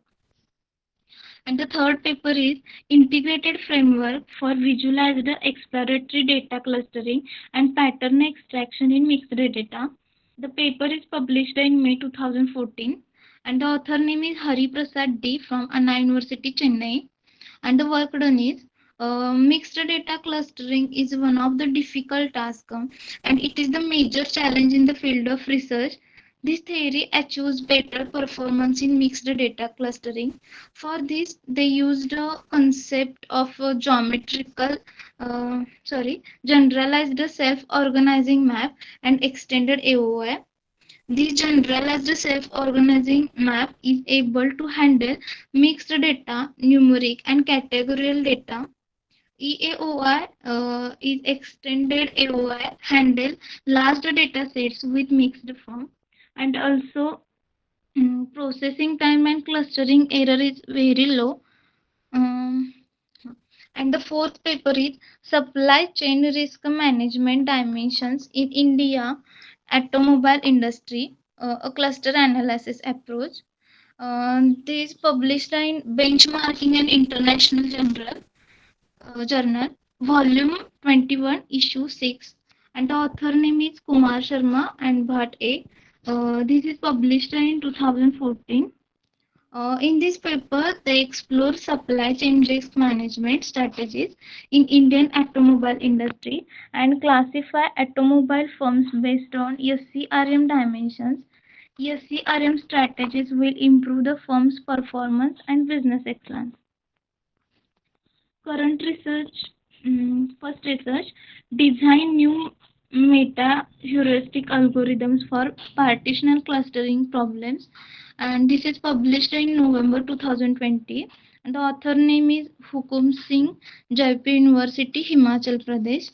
And the work done is this theory focuses on partitional clustering and its disciplines. There are several shortcomings associated with clustering methods. In this thesis, three algorithms are designed to address the issue of shortcomings. These modifications turn an efficient method for clustering. Uh, the second paper is Design and Development of Supervised Clustering Algorithms. This paper is published in December 2018, and the author name is Deepak Mane from Swami Ramananda Tirtha Marathwada University, Nanded. And the work done is for supervised clustering is a technique which varies from unsupervised grouping. In this thesis, four advanced algorithms are used, which gives impressive expansion to a portion of the existing algorithm are proposed. From this paper, supervised clustering can be used from hypersphere enhance the performance for pattern classification. And third paper in December.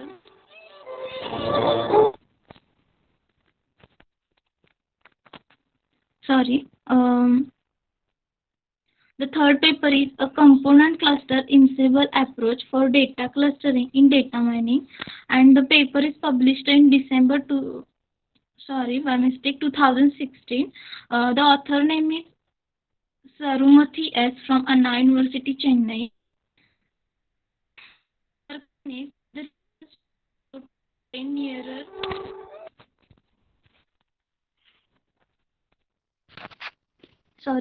the research carried out to attain nearer to optimal level of accuracy to progress and the empirical approach greatest clustering accuracy. And the fourth paper is consumer perspective about mobile banking adaptation in India, a cluster analysis. And the journal is International Journal of Bank Marketing, Volume 35, Issue 4. And the author name is Chawla D and Joshi H. This is published in 2017.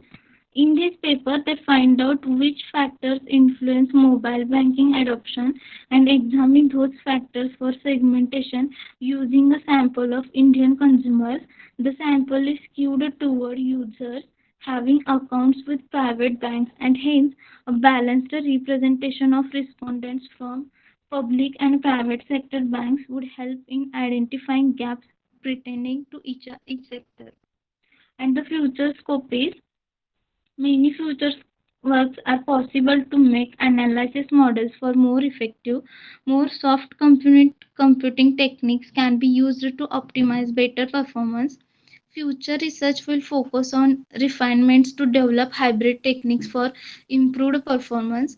These will also provide an environment to explore further and address the privacy problems in distributed systems to provide efficient real-world solutions.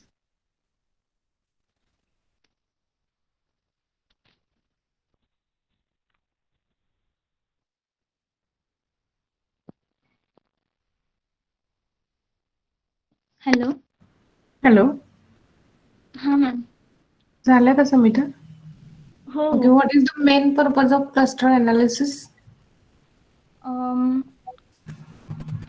Clustering मध्ये आपण groups find करतो, तर ते data माइनिंगच्या वेगवेगळ्या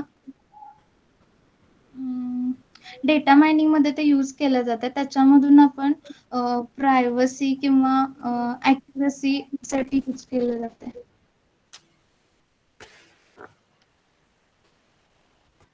okay, जर व्यवस्थित बघा ते. हां मॅम. हॅलो. हां सर. क्लस्टरिंग मध्ये कोणकोणते तुम्ही यूज केलं काय, किंवा यूज इन द सेन्स तुम्हाला फाईंड झालेले? काय सर? क्लस्टरिंग हा तुमचा हे आहे ना पॉइंट मेन. हो हो. हा, त्यामध्ये कोणकोणते डिफरंट टाइप्स तुम्हाला ऑब्झर्व झाले?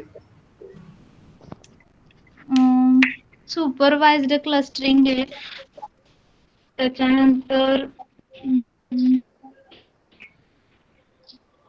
मिक्स डेटा क्लस्टरिंग आहे. इतकं नाही माहिती सर, 2 तरी असे यूज झालेत. तुम्ही रिसर्च पेपर बघितलेत ना, मग यामध्ये काय काय आहे? मिक्स्ड डेटा क्लस्टरिंग वर एक झालाय, त्याच्यानंतर सुपरवाइज्ड क्लस्टरिंग वर झालाय, हं. आणि पार्टिशनल क्लस्टरिंग एक झालंय.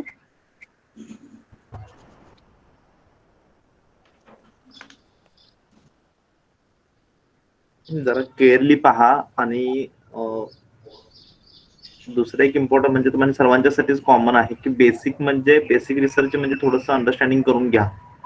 आता ठीक आहे, it's acceptable, it's first time, त्यामुळे तुमचं थोडंसं ऍक्सेप्ट केलं जात आहे. परंतु बेसिक रिसर्च म्हणजे not a application, it is related to the particular concept which is developed in particular इयरच्या, म्हणजे बेसिक त्यामध्ये काही डेव्हलपमेंट झालेले आहेत किंवा ते त्या संदर्भातली जी काही इन्फॉर्मेशन आहे हे तुमच्या बेसिक रिसर्च मध्ये येणं अपेक्षित आहे.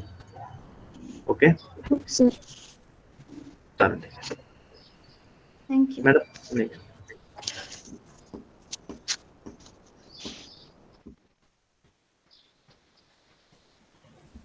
ठीक आहे. आणि बाकीच्यांना जरा एक रिक्वेस्ट आहे की वाचून न दाखवता ते पेपरमध्ये नेमकं काय केलंय हे शॉर्ट फक्त सांगा, की पूर्ण वाचून दाखवलं नाही तरी चालेल. पण प्रत्येक येस, तुमचं जे पेपरमध्ये थोडंसं काय तुम्ही केलेलं काय आहे, त्यांचं काय वर्क झालेलं आहे ते सांगितलं शॉर्ट समरी तरी चालेल. Hello hello. हॅलो. हे झालं का याची प्रेझेंटेशन त्याचं? मला थोडे क्वेश्चन होते. हा, हॅलो. विचारा सर. ठीक आहे. समिता, आवाज ऐकायला येतोय का? हॅलो. आहे सर, ऑडिबल आहात तुम्ही? समिता. हां sir. Okay. So basic what is the clustering हे सांगू शकाल का तुम्ही? आता क्लस्टरिंग वरचे 4-5 किंवा 10 रिसर्च पेपर तुम्ही बघितले, बट व्हॉट इज क्लस्टरिंग हे सांगता येईल का? काय आहे क्लस्टरिंग नेमकं? सर बेसिक कन्सेप्ट क्लस्टरिंगची इतकी माहिती आहे की त्याच्यामध्ये डेटाचा ग्रुप केला जातो, आणि ओके. ते होमोजिनियस विथिन ग्रुप असतात आणि हेट्रोजिनियस बिटवीन ग्रुप असतात, आणि ओके. हे ग्रुपिझम करून आपण डेटाला मोर इफिशियंट बनवू शकतो किंवा त्याच्यात ॲक्युरसी करू शकतो. ओके. डेटा म्हणजे होमोजिनियस ग्रुपमध्ये डिवाइड करण्याचं टेक्निक आहे क्लस्टरिंग, बरोबर? मग आता जर होमोजिनियस ग्रुपमध्ये डिवाइड करायचा असेल डेटा, तर बेसिकली काय यूज केलं जातं त्याच्यामध्ये? काय टेक्निक आहे त्याच्या इनसाइड? काय यूज केलं जातं जेणेकरून सिमिलर ऑब्झर्वेशन्स एका ग्रुपमध्ये पडतील, म्हणजे होमोजिनियस ग्रुप फाइंड होईल?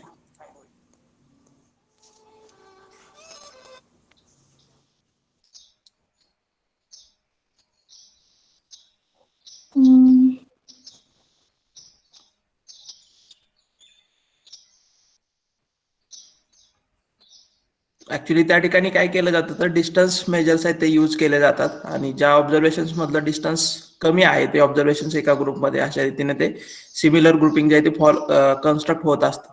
ओके. तर ते डिस्टन्स मेजर वरती मेनली डिपेंड आहेत. आता त्यामध्ये तुम्ही एक उल्लेख केला की मिक्स डेटा टाईप. तर आता सपोज तुमचा डेटा सगळा कंटिन्युअस असेल, तर त्या केसमध्ये काय तुम्ही जे काही युक्लिडियन डिस्टन्सचा फॉर्म्युला आहे तो यूज करू शकता. But what is the mix data type, आणि त्या केसमध्ये काय यूज केलेला आहे? म्हणजे तो तुमचा एक पेपर पण आहे बघा, मिक्स डेटा टाईप साठी क्लस्टरिंग.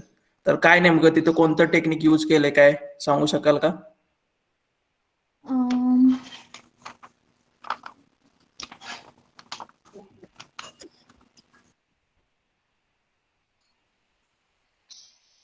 सर आणि तिथे अल्गोरिदम्स यूज केलेत.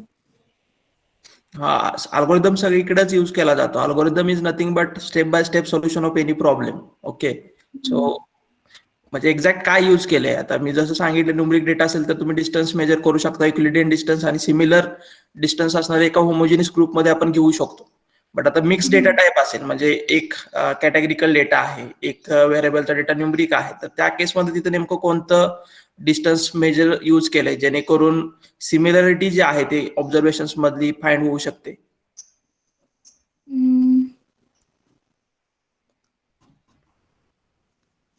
इतकं डीप नाही बघितलं सर.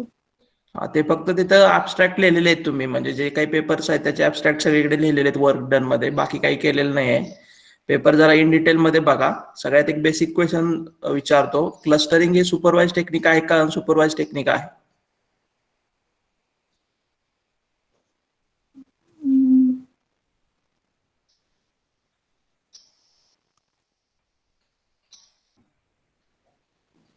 ठीक आहे, डेटा मायनिंग म्हणजे काय पहिल्यांदा सांगा. क्लस्टरिंग इज द म्हणजे डेटा मायनिंगचा मेन पार्ट आहे असं तुम्ही सांगितलं. Broader research area is the data mining. So what is the data mining?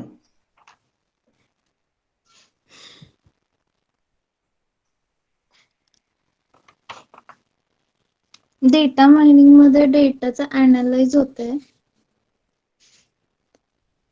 त्याला डेटा अनालिसिस पण म्हटलं गेलं असतं ना. हो. ठीक आहे, बघून घ्या, जे जे काही क्वेश्चन्स विचारलेले आहेत ते बघून घ्या परत एकदा, आणि इन डिटेल मध्ये पेपर बघा ते एक दोन तरी. मिक्स डेटा टाईप मध्ये कोणतं डिस्टन्स मेजर वापरलेलं आहे, क्लस्टरिंगची थेअरी काय आहे हे जरा सुरुवातीला बघून घ्या, आणि त्यानंतर पेपर बघण्यात काहीतरी अर्थ आहे. ओके, ठीक आहे, नेक्स्ट.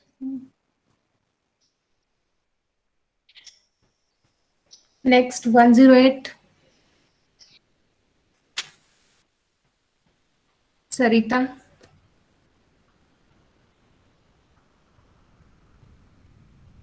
मॅम स्क्रीन शेअर झाली का? हो, झालेली आहे.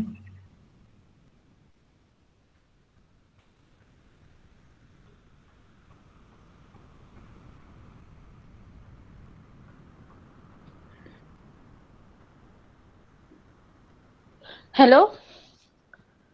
हॅलो. हा, दिसतंय का मिस? हो, दिसत आहे. So my seminar topic is fuzzy approach to optimization technique. So introduction, broad area of research. Operation research is the collection of modern method on the problem which have been arising in the management of large system of main machine, materials and money in industry, business, defense, etc. म्हणजे optimization fuzzy approach to optimization technique मध्ये broad area म्हणजे काय, optimisation technique किंवा O R मध्ये आपल्याला operation research मध्ये काय काय आपण बघतो ते आहे. It deals with the main origin of OR was introduced during the second war. The impact of OR can be felt in many areas apart from military and business application. The OR activities include transportation system, libraries, hospitals, city planning, financial institution, etc. Specific area of research. Fuzzy optimization is a well-known optimization problem in artificial intelligence manufacture and management. So establishing journal and operable fuzzy optimization methods are important in both theory and application. In this research we give methods for comparing fuzzy information based on synthesizing effect and an operation for achieving fuzzy optimization. We give the many techniques that are applicable for fuzzy approach to optimization technique. Firstly, what is optimization technique? In traditional optimization technique and methods have been successfully applied for years to solve problem with a well-defined structure. But in a real-world situation, are often not deterministic. There exist various types of uncertainties in social, industry, and economic system. Optimisation, fuzzy optimisation म्हणजे काय? म्हणजे ते deals कशावर करतं? Uncertainty and information deficiency अनसर्टनिटीवर deals करतं. तर basic research title of research paper, fuzzy approach for multi-level programming problem, journal computer operation research, volume number 23, issue 1, pages is 73 to 19 were elsewhere limited in 1996. Author's name H.S. Shah at Kansas State University, E.S. Lee at Princeton University. त्यांनी वर काय केले? Multi level programming technique are develop to solve decentralized planning problem with multiple decision makers. Decentralize planning problem म्हणजे काय? की it is a type of economic system in which decision making is distributed among various economic agent और localized within product agent with multiple decision maker in a hierarchical organization. Hierarchical organization म्हणजे काय? It is nothing but a chain. म्हणजे higher level to sub group एका sub group करत जायचं. Higher level control to manage lower level control.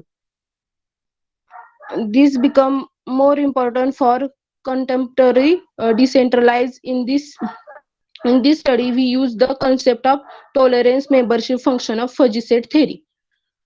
Membership function of fuzzy set theory म्हणजे fuzzy set म्हणजे नक्की काय? A class of object in which there is no sharp boundary between those objects that belong to class and those that do not. म्हणजे एखादा आता आपण statistic मध्ये probability काय देतो? It is a chance of something probability 20% असं. पण फजीनेस मध्ये आपण काय करतो की ते इम्प्रिसाइज असतं. म्हणजे ते इंटरवल मध्ये असते फजीनेस आणि इंटरवल मध्ये असते. त्यासाठी एक एक्झाम्पल म्हणजे समजा आता फजी सेट किंवा फजीनेस हे कशावर आहे?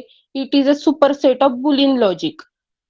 बुलियन लॉजिक मध्ये कसं आपण एखादी कन्सेप्ट आहे त्याचं आन्सर आपण आयदर 1 और 0 मध्ये देतो, येस और नो. तसं फजीनेस मध्ये it is actually it represent uncertainty that is म्हणजेच अनिश्चितता. म्हणजे काय की ते आपण इंटरवल मध्ये सांगू कंटिन्युअस, पण 0 आणि 1 मध्येच कंटिन्युअस मध्ये पण सांगू शकतो. आणि मेंबरशिप फंक्शन म्हणजे काय? ते आपण जे प्रेडिक्ट करणार आहे ते बिलॉंग करतोय का नाही त्या सेट मध्ये, ह्याला मेंबरशिप फंक्शन म्हणतात. Second paper is fuzzy approach for multi objective optimisation in magnetic. Multi objective problem means काय? World has become more complex and almost every important real world problem involve more than one objective. आता OR मध्ये आपण objective function use करतो ते only one objective function असतं. But in real life situation हे आपण mathematically actually करतो. पण आपण मॅथमॅटिकली कन्स्ट्रक्ट ऍड करतो, त्यातून ते सोल्युशन काढतो. बट हे आपण एक्झॅक्टली त्याचा आन्सर सांगतो. बट मल्टी ऑब्जेक्टिव्ह प्रॉब्लेम मध्ये आपण ते म्हणजे अनिश्चित असतं ना, म्हणून ते आपण फ्लेक्झिबल कसं करायचं हे फजी मॉडेल आपल्याला सांगतं. तर ते journal and magazines IEEE volume number 32 pages in 34 into 126 publishing IEEE in 1996. Authors M. Cempi at Torino, Italy, and another is C. Ragusa and M. Ripito. They both are at Torino, Italy. The objective of the multi-objective optimization problem is an interest in almost all EM design problem. fuzzy logic can be used in the definition of decision-making scheme for compromise between conflicting objective functions. The problem discussed are the design of DC electromagnetic and superconducting magnetic energy storage devices and multi-objective optimization problem which show good performance of proposed approach. म्हणजे काय, आता इथे fuzzy approach कशावर आहे, magnetic टेक्निकवर आहे. तर ते fuzzy logic म्हणजे आता एखादं इथं काय घेतलंय, डीसी इलेक्ट्रोमॅग्नेट म्हणजे एखादं एवढं नक्की मला एवढं सांगता येणार नाही, पण समजा आता एखादं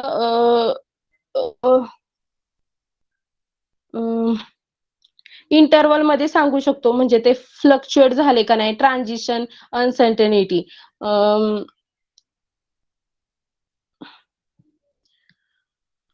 Third one is a genetic based neurofuzzy approach for modeling and control of dynamical system. IEEE transactions on neural networks, volume 9, issue 5, pages 175 756 to 767, published in IEEE in 1998. Authors W.F. Farag, American University, V.H. Quintana, University of Waterloo, G. Lamonbertors, Instituto, Brazil. In this paper, logistic qualitative remodeling approach is proposed. The approach combines the merit of fuzzy logic theory, fuzzy neural network, which can handle both quantitative, means numerical, and qualitative linguistic knowledge. The first phase is used to find the initial member function. म्हणजे ह्यामध्ये काय केलं, फजीनेस आपण approach करतोय ना, मग त्यातली first phase काय, त्यांनी fuzzy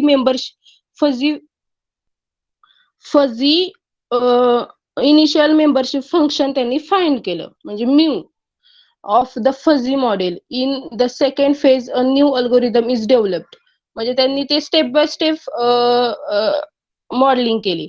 third phase a multi resolutional dynamics genetic algorithm, म्हणजे MRDJ, it is a medical term, is proposed and used for optimized membership function of the proposed model.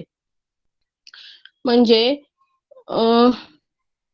Genetic based neuro जे अनुवंशिकता आहे ना, त्यातील त्यांनी fuzzy approach काय आहे, modelling आणि कंट्रोल ऑफ डायनामिक सिस्टीम करताना फजी अप्रोच काय होतो हे त्यांनी ह्या पेपर मध्ये पब्लिश, म्हणजे त्यांनी केलं, वर्क केलं आहे त्यावर. त्यांनी fuzzy approach multi objective transportation problem, computers and operation, volume 27, pages 43 to 57, elsewhere dot limited in 2000.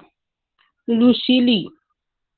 The main aim of this paper is to present a fuzzy compromise programming approach to multi-objective transportation problem. A characteristic feature of the objective are synthetically considered with the marginal. It is shown that the approach proposed can give a compromise solution that is not only give a dominated but also optimal in a certain sense. Study on fuzzy optimization methods based on principal, operation, and inequality degree. Computers and Mathematics with Applications, volume 56, issue 6, September 2008, pages 1545 to 1555, elsewhere dot limited. Fa Chaoli, University Science Technology, China. In this paper, by distinguish principal indices, secondary indices, we give a method for compromise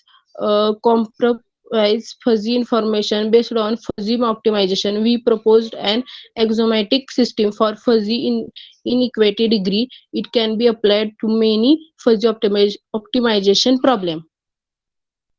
Current research, analytical fuzzy approach to biological data analysis. म्हणजे analytically fuzzy approach biological data analysis करताना कसा केला जातो हे आपण इथे हे करतो. Saudi Journal of Biological Science, Volume 24, Issue 3, pages 563 to 573, 2017, Elsewhere Limited. Weiping Zhang and Nanchang University, China. Mohit Kumar at Zhejiang University, China.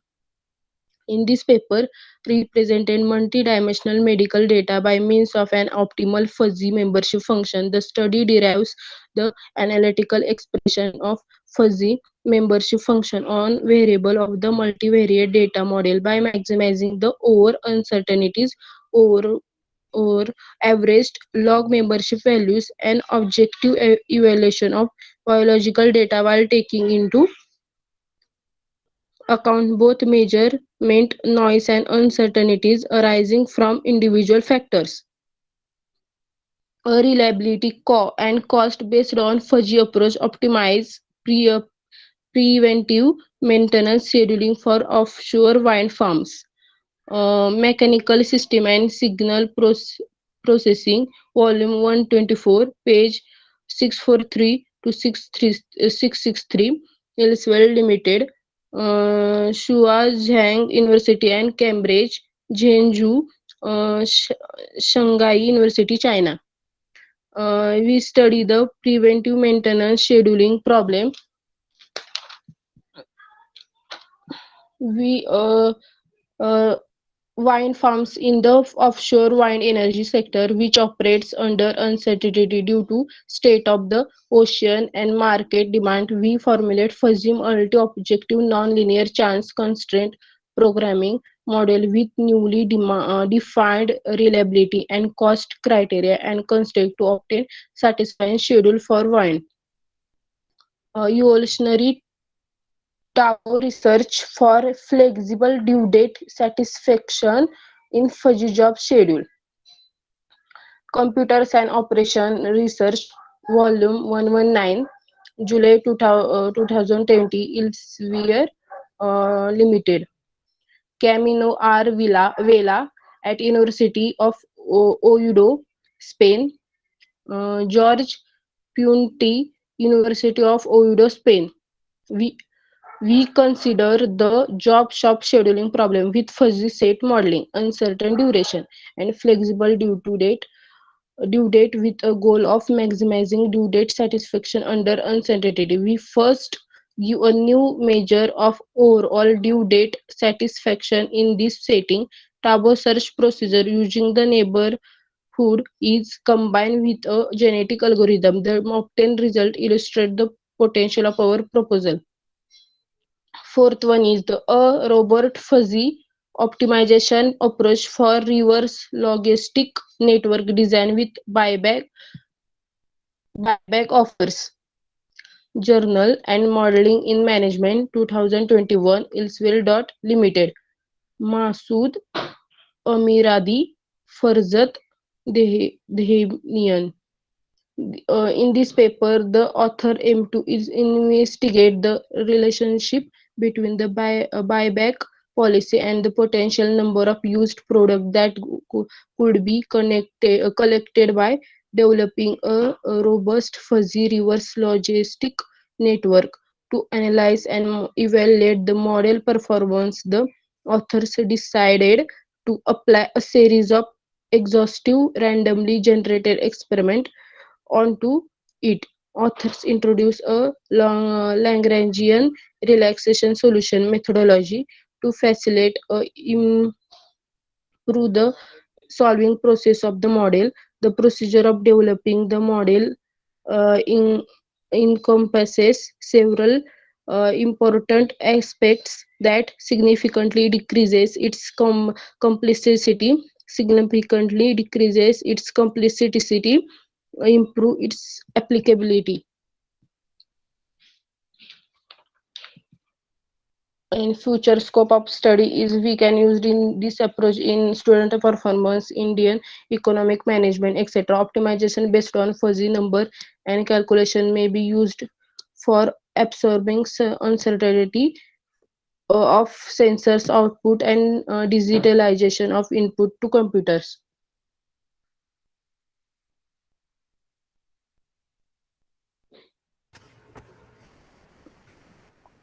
Hello, आवाज येतोय? हा सर येतोय. बेसिक क्वेश्चन असा आहे की फजी मेंबरशिप फंक्शन म्हणजे काय? What is mean by fuzzy membership function? Fuzzy म्हणजे काय की आपण आता रँडमली आपण रँडम इव्हेंट करतो तेव्हा आपण कसं प्रोबॅबिलिटी त्याची सांगतो, it is a something chance of probability असं सांगतो ना. पण फजी मध्ये आपण कसं सांगतो, हा बेसिक एक एक्झाम्पल देते की कारची स्पीड. तर आपण जनरली आपण 0 to 40 he slow speed consider करतो आणि 40 to 80 ही फास्ट. तर आता जर त्याची 0 to 40 मध्ये जर त्याची स्पीड आली तर ती स्लो, आणि 40 to 80 मध्ये जर आली तर फास्ट. फास्ट आपण म्हणणार. पण जर 39.9 आणि 40.123 असं आलं तर आपण ते हे ना इंटरवल मध्ये आपण सांगतो. म्हणजे ते निश्चित सांगू शकत नाही ना 30च्या म्हणजे 40च्या आतमध्ये आहे का, पण 40च्या जवळच आहे ना, म्हणजे स्लो झालं का फास्ट झालं असं आपण जे म्हणजे फ्लेक्झिबल ट्रान्झिशन दाखवतो ना, अनसर्टनिटी, त्याला फजी म्हणतात. आणि मेंबरशिप म्हणजे त्या आपण जे स्टेटमेंट करणार आहे त्यामध्ये बिलॉंग करतोय का, मेंबरशिप बिलॉंगिंग करतोय का. म्हणजे आता समजा एक युनिव्हर्सल सेट मी घेतला 1 to सॉन अप टू 8 पर्यंत घेतला आणि त्याचा एक सबसेट घेतला 1 to. तर मी त्याची मेंबरशिप कसं काढणार मी की 1 हा त्या युनिव्हर्सल सेट मध्ये आहे, म्हणजे 1 म्हणजे एक्स तो 1 आणि त्याची डिग्री म्हणजे ती मेंबरशिप त्याची आहे म्हणून तो 1, आणि 2 पण आहे म्हणून 2 1, आणि जर 3 घेतला तर 3 0, म्हणजे त्याची बिलॉंगिंग व्हायची. हे म्हणजे जेवढं मला कळालं ना तेवढं मी सांगितलं सर. Okay okay. तुम्ही पार्शली गुड सांगितलं आहे. ऍक्च्युली मेंबरशिप फंक्शन मध्ये कोणकोणते टाइप्स आहेत? Sorry I don't know, but I will read on it. कारण मला एवढं माहित नाही, मी बघितलं नाही. फक्त फजी आहे ना हे कन्फ्युजिंग खूप आहे. म्हणजे नक्की ते आता मी जेव्हा रिसर्च करत होते ना तेव्हा फजी ऑप्टिमायझेशन टेक्निक, मग ते खूप सारे त्यात रिसर्च येत होते आणि त्यातून म्हणजे नक्की त्यात फजी अप्रोच नक्की म्हणजे फजी अप्रोच काय हे नक्की समजायला जरा मला हे झालं अवघड. ओके. रीड करा म्हणजे ते होऊन जाईल. तुम्ही थोडं लिटल बट तुम्ही त्या अप्रोच कडे आहात. करस्पॉन्डिंग थोडं क्रिप्स म्हणजे सेट थोडं अँड क्रिप्स सेट हा तुमचा डिफाईन होतो 0 आणि 1 मध्ये, 0 और 1 क्रिप्स मध्ये. सेट म्हणजे काय, वेल डिफाईन एक सेट असतो, इलेमेंट असतो आणि तो 0 आणि 1 मध्ये डिफाईन होतो. आणि त्याचा क्रिप्स सेट तो आपल्याला फजी सेट मध्ये असतं. मग ते 0 आणि फजी जे आपण हे करतो ना ते 0 आणि 1 मध्येच असतो. पण ते क्रिप्स सेट कसे आयदर 0 किंवा 1 असतं, पण फजी कसं कंटिन्युअस 0 to 1 मध्ये असतं. Yes yes. म्हणजे ज्यावेळी तुमचं एक्झाम्पल जे आहे तेच एक्झाम्पल कंटिन्यू करून थोडंसं एक लिटल बट मी सांगतो.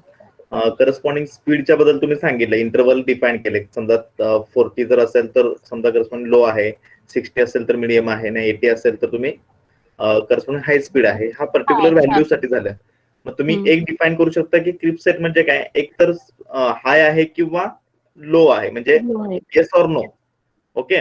हाय साठी येस ऑर नो मध्ये डिफाईन करता, तो झाला करस्पॉन्डिंग क्रिप्स सेट. आणि ज्यावेळी तुम्हाला करस्पॉन्डिंग डिग्री डिफाईन करायची आहे, हाय आहे परंतु हाय टू मीडियम मध्ये गॅप आहे. ओके. सो 60 to 80 मध्ये जर स्पीड असेल तर ते ऍक्च्युली कोणत्या डिग्रीसाठी ते हाय, किती डिग्री ऑफ हाय असेल, किती डिग्री ऑफ लो असेल.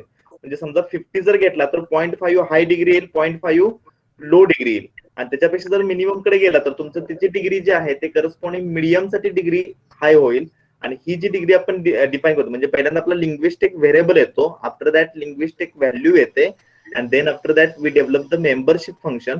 मग मेंबरशिप फंक्शन मध्ये पुन्हा त्याचे पार्ट्स आहेत. त्याच्यामध्ये ट्रायंग्युलर असेल, ट्रॅपेझॉइडल असेल, किंवा अशा पद्धतीने तुम्हाला ते ट्रायंग्युलर. आठवलं आता, ट्रायंग्युलर असतं. हा यस, ट्रायंग्युलर ट्रॅपेझॉइडल. आणि त्या ट्रायंग्युलर ट्रॅपेझॉइडल जे मेंबरशिप फंक्शन तुम्ही डिफाईन करता त्याच्यावरती परत फजिफिकेशन आणि डिफिजिफिकेशन हा पार्ट येतो. म्हणजे तुम्ही पर्टिक्युलर जे स्पीडचं आहे त्याचं फजिफिकेशन करता इन अ व्हॅल्यू. ओके, नंतर तुम्ही काय करता की त्याचं डिफिजिफिकेशन करून तुम्ही त्यातून रिझल्ट आउटपुट काढता. आणि त्याच्यामध्येच परत इन बिटवीन एक फंक्शन येतं ते लॉजिस्टिक, जो फजी लॉजिक जे आहे ते फजी लॉजिक हे डिसिजन रूल साठी युज करतो आपण. तुमच्या याच्यामध्ये रेफरन्स आलाय बा फजी लॉजिकचा. त्याच्यामध्ये 10 रूल असेल किंवा डिसिजन मध्ये समजा वापरतो आपण जास्त. हा यस, इफ देन असेल, युनियन असेल, इंटरसेक्शन असेल, मग ज्या ज्या तुमच्या कंडिशन्स आहेत त्या कंडिशन सगळ्या कंबाईन करून actually based on the membership फंक्शनच्या म्हणजे लिंग्विस्टिक व्हॅल्यू जे आहेत त्या लिंग्विस्टिक व्हॅल्यूच्या बेसवरून ते ऑपरेशन अप्लाय करून फजी लॉजिक ची सिस्टीम यूज करून नंतर परत आपल्याला आउटपुट मिळतं आणि त्यानंतर तुम्ही त्या करस्पॉन्डिंग सिस्टीमविषयी डिसिजन देत असता. ही एक बेसिक टर्मिनॉलॉजी आहे फॉर फजी. सो तुम्ही त्यामध्ये आणि बेटर बघू शकता.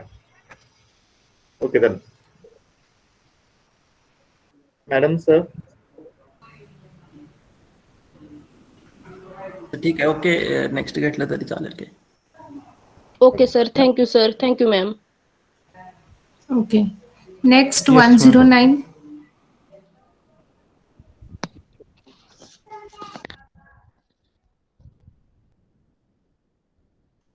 स्क्रीन शेअर आहे मॅम.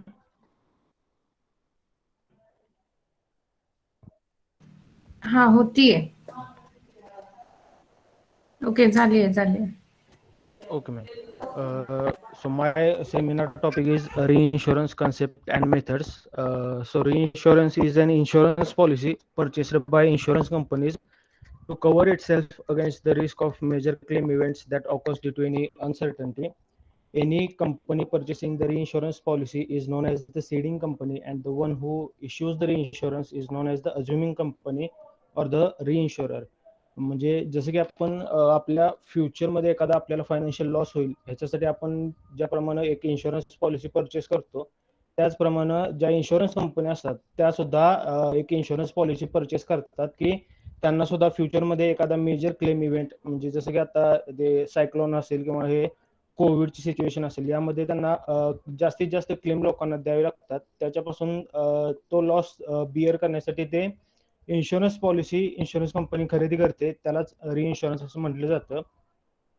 जी कंपनी रिइन्शुरन्स पॉलिसी परचेस करते त्या कंपनीला सीडिंग कंपनी असं म्हणतात आणि जी कंपनी रिइन्शुरन्स पॉलिसी विकते त्या कंपनीला अज्युमिंग कंपनी किंवा रिइन्शुरर असंही म्हटलं जातं. आपले इन्शुरन्स मार्केटमध्ये अशा काही कंपन्या आहेत की ज्या फक्त रिइन्शुरन्सचा बिझनेस करतात आणि काही इन्शुरन्स कंपनी अशा आहेत की ज्या इन्शुरन्स सुद्धा करतात आणि रिइन्शुरन्स पॉलिसी सुद्धा त्या सेल करतात. बेसिकली रिइन्शुरन्सचे दोन पार्ट आहेत, दोन मेथड्स आहेत की एक म्हणजे फॅकल्टेटिव्ह रिइन्शुरन्स आणि second one is treaty reinsurance. Facultative reinsurance, under this, the insurance contract is negotiated separately for each policy reinsured. It is single risk or a specified package of risk cover. The reinsurance company performs its own underwriting for each risk insured. It has high value or hazardous risk. In this type of reinsurance, the reinsurer has power or faculty to accept or reject a part of its policy offered. Facultative insurance मध्ये एक particular insurance policy असेल किंवा एखादी particular faculty असेल त्याच्यासाठी ही रिइन्शुरन्स policy design केलेली आहे. यामध्ये जी रिइन्शुरन्स कंपनी आहे ती स्वतः त्या पॉलिसीमध्ये असणारी रिस्क इव्हॅल्युएट करते म्हणजेच अंडरराईट करते रिइन्शुरन्स कंपनी. जनरली फॅकल्टेटिव्ह रिइन्शुरन्स मध्ये ज्या इन्शुरन्स पॉलिसी असतात त्यांचा क्लेम हा हाय अमाऊंट असतो आणि त्या हजार्डस रिस्क मध्ये इन्क्लूड होतात. त्याचप्रमाणे जी विकत घेते त्यांची पूर्ण रिस्क ती रिइन्शुरन्स कंपनीकडे ट्रान्सफर करते. जसं की फॅकल्टेटिव्ह रिइन्शुरन्स मध्ये ती रिइन्शुरन्स कंपनी तो जो क्लेम होता ज्या सीडिंग कंपनीचा तो ऍक्सेप्ट किंवा रिजेक्ट करू शकत होती. ते ट्रिटी रिइन्शुरन्स मध्ये ती रिइन्शुरन्स कंपनीला हा कोणताच चॉईस राहत नाही. त्या कंपनीला तो जेव्हा ते ऍग्रीमेंट साईन करतात त्यावेळेला ऍप्लिकेबल असणाऱ्या सगळ्या पॉलिसीचा क्लेम रिइन्शुरन्स कंपनीला द्यावा लागतो. ह्या दोन्हीचं डिफरन्स सांगण्यासाठी एक पर्टिक्युलर उदाहरण घ्यायचं झालं तर एखाद्या इन्शुरन्स कंपनीकडे जर 100 इन्शुरन्स पॉलिसी असतील आणि त्यातल्या 99 ज्या पॉलिसी आहेत त्यांचा क्लेम हा 1 कोटीचा असेल, तर त्या टोटल 99 पॉलिसीचा क्लेम होईल 99 कोटीचा. पण एक जी पर्टिक्युलर पॉलिसी आहे त्या एका पर्टिक्युलर पॉलिसीचा जर क्लेम 100 इन्क्लूड होईल आणि जो 99 मध्ये आता हाच मेजर डिफरन्स या दोन्ही इन्शुरन्स पॉलिसीमध्ये की ट्रीटीमध्ये ग्रुप ऑफ पॉलिसी इन्क्लूड होतं आणि फॅकल्टेटिव्हमध्ये सिंगल पॉलिसीसाठी रिइन्शुअर केला जातो. रिइन्शुरन्सचे areas of research risk management, big data sets आणि प्राइसिंग ऑफ प्रीमियम्स हे आहेत. Historical review of reinsurance. In 1842, the city of Hamburg experienced a great fire that destroyed about 1/4 of the city, leaving 20,000 people homeless. It took more than 40 years to rebuild the city after the incident, and a number of German insurance companies experienced a great financial loss. After that, the first independent professional reinsurance company was founded, that is Cologne Re. The need for such company was evident following the losses of the Great Fire in Hamburg. On 22nd December 1842, the invitation were sent to deliberate on the founding of a reinsurance company in Cologne. The statute were drafted in 1843, and the Cologne Re was founded on April 8, 1846. This was the first company who was established as the official reinsurance company. And in India, in 1956, the Indian Reinsurance Corporation, a professional reinsurance company, was formed by general reinsurers operating in India, and now it is also known as the GIC Reinsurance Limited, that is General Insurance Corporation Limited. The basic research in is the first research paper is pricing issues in aviation insurance and reinsurance. This paper was published in the Journal of Risk Finance, Volume 6, Issue 3, page number 192 to 207. This was published in Emerald publication in 2005.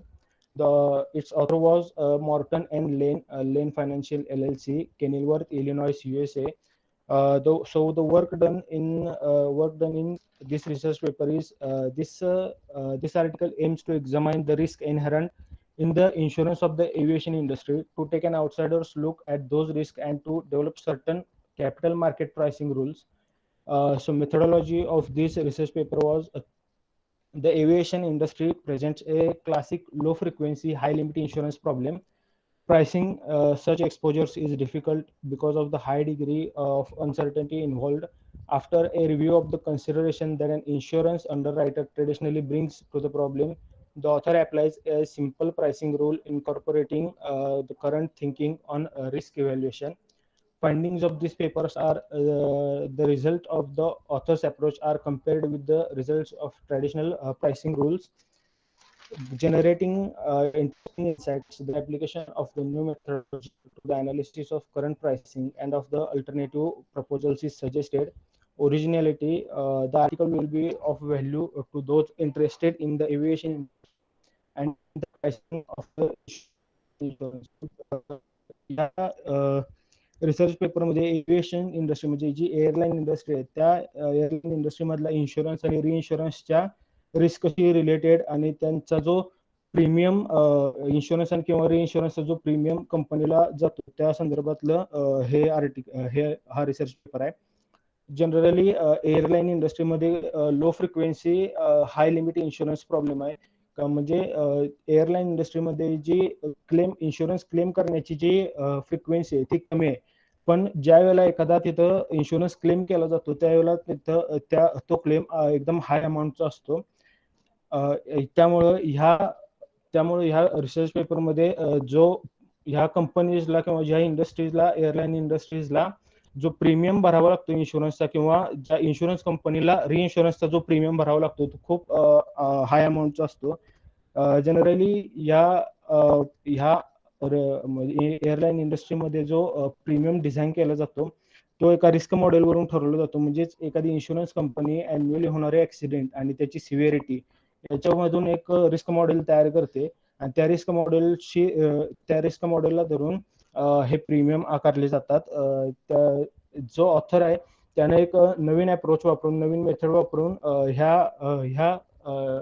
ह्या परिस्थितीचं analysis केलं आणि त्यानंतर त्याचे जे result आले ते traditionally method वापरून जे आपण प्रीमियम डिझाईन करत होते त्यापेक्षा वेगळे होते आणि त्यापेक्षा ते सोयीचे होते. The second one is a re-examination of the corporate demand for the reinsurance. This research paper was published in the Journal of Risk and Insurance, Volume 73, Issue 1, pages 169 to 192 in 2006. The author of this paper was Cassandra R. Cole and Kathleen A. McLaw. They both work as assistant professor at College of Business, Florida State University, Tallahassee, USA.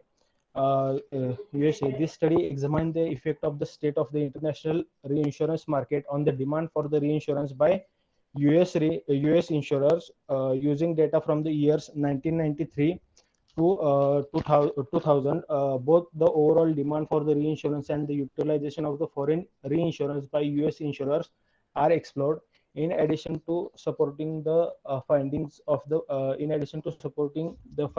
prior literature related to the traditional motives for the corporate demand for the reinsurance, evidence indicates that the state of the United States reinsurance industry impacts the amount of reinsurance demanded by US insurers. The study also investigates the reasons why insurers utilize a reinsurance program composed of both US and foreign reinsurers. The result indicates that the decision to utilize some percentage of foreign insurance is driven primarily by the financial and operational characteristics of the seeding companies, such as firm size, group affiliation, and organizational form. However, no support is found for the hypothesis that a possible difference between the foreign and US reinsurance market impact the decision to utilize foreign reinsurance. ह्या पेपरमध्ये 1993 ते 2000 मध्ये जो reinsurance market होतं United states मधलं त्याचा अभ्यास केला गेला. ह्याच्यामध्ये जे US इन्शुरन्स कंपनी आहेत त्यांची रिइन्शुरन्सची जी डिमांड आहे त्याचा इंटरनॅशनल रिइन्शुरन्स मार्केटवर काय इफेक्ट होतोय का, म्हणजे युएसच्या रिइन्शुरन्स मार्केटचा इंटरनॅशनल रिइन्शुरन्स मार्केटवर काय इफेक्ट होतोय हे या पेपरमध्ये अभ्यासले गेले. त्याच्यानंतर ह्या पेपरमध्ये एक हायपोथेसिस क्लेम केलं होतं की US रिइन्शुरन्स इंडस्ट्री आणि फॉरेन रिइन्शुरन्स इंडस्ट्री यांच्यामधला जो डिफरन्स आहे तो डिफरन्स जे फॉरेन रिइन्शुरन्स इन्व्हेस्टमेंट जी US मध्ये होते ह्याच्यावरती त्याचा काही इफेक्ट होते का, तर ह्या रिसर्च पेपरमध्ये असं दिसून आले की कुठलाही या हायपोथेसिसला सपोर्ट या ठिकाणी प्रूव्ह झालेला नाहीये. त्यामुळं हे जे हायपोथेसिस या ठिकाणी मांडलं होतं तर ते फॉल्स होते. Third, the cost and benefits of reinsurance. Basically, this article was presented at SCORE JRI conference, New Forms of Risk Sharing and Financial Engineering at Paris in September 2007. The authors of this article was J. David Cummins, Temple University, Philadelphia, George Dion, Robert Gagne, Abdul Hakim Noira, HSC Montreal Business School, Montreal, Canada. Purchasing reinsurance reduces insurers' insolvency risk by stabilizing loss experience, increasing capacity, limiting liability on specific risk, and protecting against catastrophes. Consequently, reinsurance purchase should reduce capital cost. However, transferring risk to reinsurers is expensive. The cost of reinsurance for an insurer can be much larger than the actual price of the risk transferred. In this article, we analyze empirically the cost and the benefits of the reinsurance property insurance. The result shows that the reinsurance purchase increases significantly the insurer's cost, but reduces significantly the volatility loss ratio. With purchasing reinsurance, insurers accept to pay higher cost of insurance production to reduce their underwriting risk. या research पेपरमध्ये रिइन्शुरन्सचे cost आणि benefits याच्याविषयी discuss केलेलं आहे. तर रिइन्शुरन्सचे benefits असे आहेत की एक तर ते reduces insolvency risk of the insurance company, म्हणजे एखाद्या इन्शुरन्स कंपनीची ती इन्सॉल्वन्सीची रिस्क आहे ती कमी करते. इन्सॉल्वन्सी म्हणजे एखाद्या इन्शुरन्स कंपनीची एखाद्या इन्शुरन्स कंपनीवर अशी वेळ येते की त्यांच्याकडे जे त्यांचे पॉलिसी होल्डर आहेत त्यांना देण्यासारखे सुद्धा पैसे त्यांच्याकडे राहत नाहीत. अशी जी कंडिशन एखाद्या इन्शुरन्स कंपनीवर येते त्याला इन्सॉल्वन्सी असं म्हटलं जातं. Second benefit is stabilizes the loss. Third one is increases capacity. Fourth, maintain goodwill of the company, limits its liabilities against the specific risks. हे बेनिफिट्स या रिसर्च पेपरमध्ये डिस्कस केलेत. त्याच्यानंतर जे कॉस्ट आहे रिइन्शुरन्सचं त्या संदर्भात सुद्धा डिस्कशन केले. ट्रान्सफरिंग जी रिस्क आपण जी इन्शुरन्स कंपनी रिइन्शुरर रिस्क ट्रान्सफर करते त्यावेळेला त्या इन्शुरन्स कंपनीची कॉस्ट म्हणजे त्यांची कॉस्ट एक्सपेन्सेस जे आहेत ते खूप वाढलं जातं आणि जी इन्शुरन्स कंपनी आहे ती ज्या प्रमाणात प्रीमियम रिइन्शुरन्स कंपनीला देते त्याच प्रमाणात त्यांना क्लेम मिळत नाही. अशामुळं जी इन्शुरन्स कंपनी आहे ती इन्सॉल्वन्सीची रिस्क त्यांची वाढते. Fourth paper is the 3 types of reinsurance created by federal health reformer. This article was published in Health Affairs, volume 29, issue number 6, 11682 1172. It was published under the Project Hope publication. The author of this article was Mark A. Hall, professor at Wake Forest University, North Carolina, USA. ह्या research पेपरमध्ये ह्या research पेपरमध्ये जे युएसचं federal government आहे ह्यांनी जो health reform केला होता तर त्यावेळेला जो रिइन्शुरन्स आहे तो रिइन्शुरन्स 3 फॉर्म मध्ये डिव्हाइड केला आणि त्यातल्या फर्स्ट टाईपमध्ये त्यांनी जे इन्शुरन्स कंपनीज आहेत त्या इंडिव्हिज्युअल इन्शुरन्सला कव्हर करतात त्यांच्यासाठी हा फर्स्ट टाईप होता. सेकंड टाईपमध्ये त्यांनी ज्या स्मॉल ग्रुप ऑफ इन्शुरन्स कंपनीजला कव्हर केला आणि थर्ड टाईपमध्ये त्यांनी अशा इन्शुरन्स कंपनीजना कव्हर केले की ज्या रिटायर लोक आहेत त्यांना रिटायर लोकांना त्या इन्शुरन्स देतात. अशा तीन टाईपमध्ये फेडरल गव्हर्नमेंटनं हेल्थ रिफॉर्म तिथं तयार केला होता. त्याच्यामध्ये जे रिइन्शुरन्स जे प्रोव्हिजन होते त्याच्यावरती हेल्थ केअर सेक्टरमध्ये युएसच्या फेडरल गव्हर्नमेंटने कायदा केला होता. या ठिकाणी आपण जे वरती डिस्कस केलं होतं की जे फॅकल्टेटिव्ह आणि ट्रिटी रिइन्शुरन्स ते ह्या ठिकाणी आपण बघू शकतो की जे 3 टाइप्स ऑफ रिइन्शुरन्स जे इथं डिस्कस केले होते त्यामध्ये जे पर्टिक्युलर एकेका ग्रुपसाठी तो रिइन्शुरन्स डिफाईन केला होता. त्यामुळं हे जे टाइप्स आहेत ते ट्रिटी रिइन्शुरन्स मध्ये जातील आणि वरती आपण जे डिस्कस केलं होतं की एव्हिएशन इंडस्ट्रीमध्ये ते फॅकल्टेटिव्ह पर्टिक्युलर एकेका रिस्कसाठी एक इन्शुरन्स पॉलिसी डिझाईन केली जाते त्यामुळे ती फॅकल्टेटिव्ह रिइन्शुरन्स मध्ये जाईल. Fifth research paper is growth of reinsurance in India. This article was published in International Journal of Business and Economics and Management Research, volume 2, issue 1, page number 57 to 70. It was published under the Zenith publication in year 2012.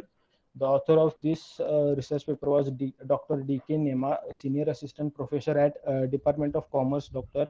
H.S. Gaur University, Sagar, Madhya Pradesh, and Parul Jain, Research Scholar at Department of Commerce, Dr. H.S. Gaur University, Sagar, Madhya Pradesh.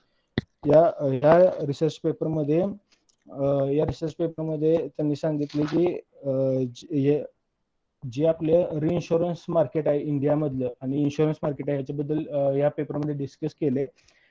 यामध्ये त्यांनी discuss करताना 3 पार्टमध्ये study केला. ते म्हणजे before nationalisation रिइन्शुरन्सचं status, त्यानंतर after nationalisation रिइन्शुरन्सचा status आणि after लिबरलायझेशनचा रिइन्शुरन्सचा status त्यांनी बघितलाय.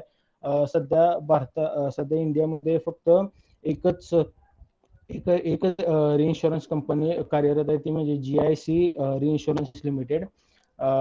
जीआयसी रिइन्शुरन्स लिमिटेड ती सध्याच्या या रिसेंट इयर्समध्ये खूप मोठ्या प्रमाणावर ग्रो करते आणि ती जी कंपनी आहे आणि जो रिइन्शुरन्स सेक्टर आहे तो आपल्या इन्शुरन्स मार्केट जे आहे इंडियाचं त्यासाठी अत्यंत इसेन्शियल आहे असं या पेपरमध्ये डिस्कस करण्यात आलेलं आहे.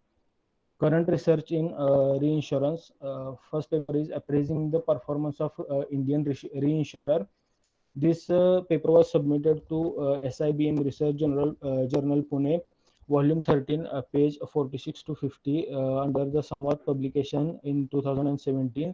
The author of this article was Saminder Kaur Bawa, Associate Professor at University Business School, Guru Nanak Dev University, Punjab, and Neha Verma, Research Scholar, University Business School, Guru Nanak Dev University, Punjab. ह्या research पेपरमध्ये Indian insurance sector विषयी त्यांनी discuss केलेला आहे. Indian insurance सेक्टरमध्ये total 54 primary insurance company आहेत आणि एकच रिइन्शुरन्स कंपनी आहे, जनरल इन्शुरन्स कॉर्पोरेशन, GIC री. ती त्या कंपनीचा आपल्या इन्शुरन्स मार्केटमध्ये असणारा रोल या ठिकाणी या पेपरमध्ये डिस्कस करण्यात आलेला आहे. हा जो GIC रिइन्शुरन्स जी कंपनी आहे, ह्या GIC रिइन्शुरन्स कंपनीला ज्या इन्शुरन्स कंपनी आहेत त्या आपल्या बिझनेसचा 5% जो त्यांचा बिझनेस आहे तो GIC रिइन्शुरन्स कंपनीला देतात. त्यामुळे GIC रिइन्शुरन्स कंपनी ही भारतातली एक जायंट रिइन्शुरन्स कंपनी आहे. GIC ची जी लिक्विडिटी आणि कंबाईंड रेशो आहे तो सध्या खूप चांगला आहे असं त्यांनी या ठिकाणी सांगितले. लिक्विडिटी म्हणजे एखाद्या कंपनीकडे जी काही मालमत्ता असते त्याचं कॅशमध्ये किती वेळा त्या ट्रान्सफर करू शकतात याला लिक्विडिटी म्हटलं जातं. तर GIC ची लिक्विडिटी आणि कंबाईंड रेशो आहे तो खूप चांगला आहे असं या ठिकाणी त्यांनी सांगितले. Second one is unveiling the factors affecting the probability of reinsurance companies. This article was submitted to the Management and Labor Studies, volume 42-3, pages 192 to 204, under Sage publication in 2017. The author of this article is Amrinder Singh Sandhu, professor at University Business School, Guru Nanak Dev University, Punjab, and Neha Verma, a research scholar at University Business School, Guru Nanak Dev University, Punjab. ह्या research पेपरमध्ये जे general GIC रिइन्शुरन्स company आहे या कंपनीच्या प्रॉफिटमध्ये कोणते factors affect करतात याच्याविषयी इथे डिस्कस केलेलं आहे. 2015ला जे इंडियन गव्हर्नमेंटनं जे इन्शुरन्स रिलेटेड बिल पास केलं त्यामुळं ज्या फॉरेन इन्शुरन्स कंपनी आहेत त्यांना इंडियामध्ये येण्याचा मार्ग मोकळा झाला. ज्या वेळेला इंडियामध्ये आला त्यावेळेला GIC रिइन्शुरन्स कंपनी ह्याचं जे मार्केट होतं ते थोडंफार प्रमाणात कमी झालं. हा एक मोठा फॅक्टर आपल्या रिइन्शुरन्स मार्केटला अफेक्ट झाला. त्याचप्रमाणे investment income, under writing profitability आणि प्रीमियम ग्रोथ हे काही फॅक्टर होते ते GIC या कंपनीला अफेक्ट करत होते. त्याचप्रमाणे कंपनीचं जे स्ट्रॅटेजी होती, जे कंपनीची रिस्क इव्हॅल्युएशन करण्याचा पॅटर्न होता तो पण थोड्याफार प्रमाणात कंपनीच्या प्रॉफिटेबिलिटीवर अफेक्ट करत होता. तेच या पेपरमध्ये डिस्कस केलेलं आहे. The next one is reinsurance and liability reinsurance in India, critical analysis. This article was submitted to International Journal of Engineering, Technology, Science and Research, volume 5, issue 1, page 649 to 655, in the year 2018. The author of this paper is Rahul Agiru.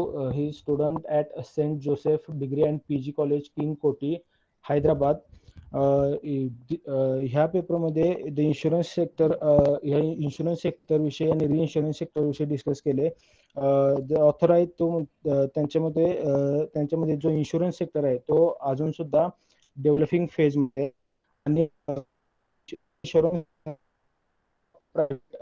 पूर्ण private कंपनीसाठी पूर्णपणे open झालेलं नाही. त्यामुळे ह्या मार्केटची किंवा या पर्टिक्युलर सेक्टरची जी काही डेव्हलपमेंट व्हायला पाहिजे होती ती अजून झालेली नाहीये. GIC जी कंपनी आहे ती एकमेव भारतातली रिइन्शुरन्स कंपनी आहे की जी भारतातल्या बऱ्यापैकी सगळ्या कंपन्यांचा रिइन्शुरन्स करते. याच कंपनीचा IPO आहे तो 2017 मध्ये रिलीज करण्यात आला होता, ज्याच्यामुळे की ही पब्लिकला ओपन झाली होती. एक मोठं पाऊल होतं. त्यानंतर या पेपरमध्ये लायबिलिटी इन्शुरन्स विषय करण्यात आलेला आहे.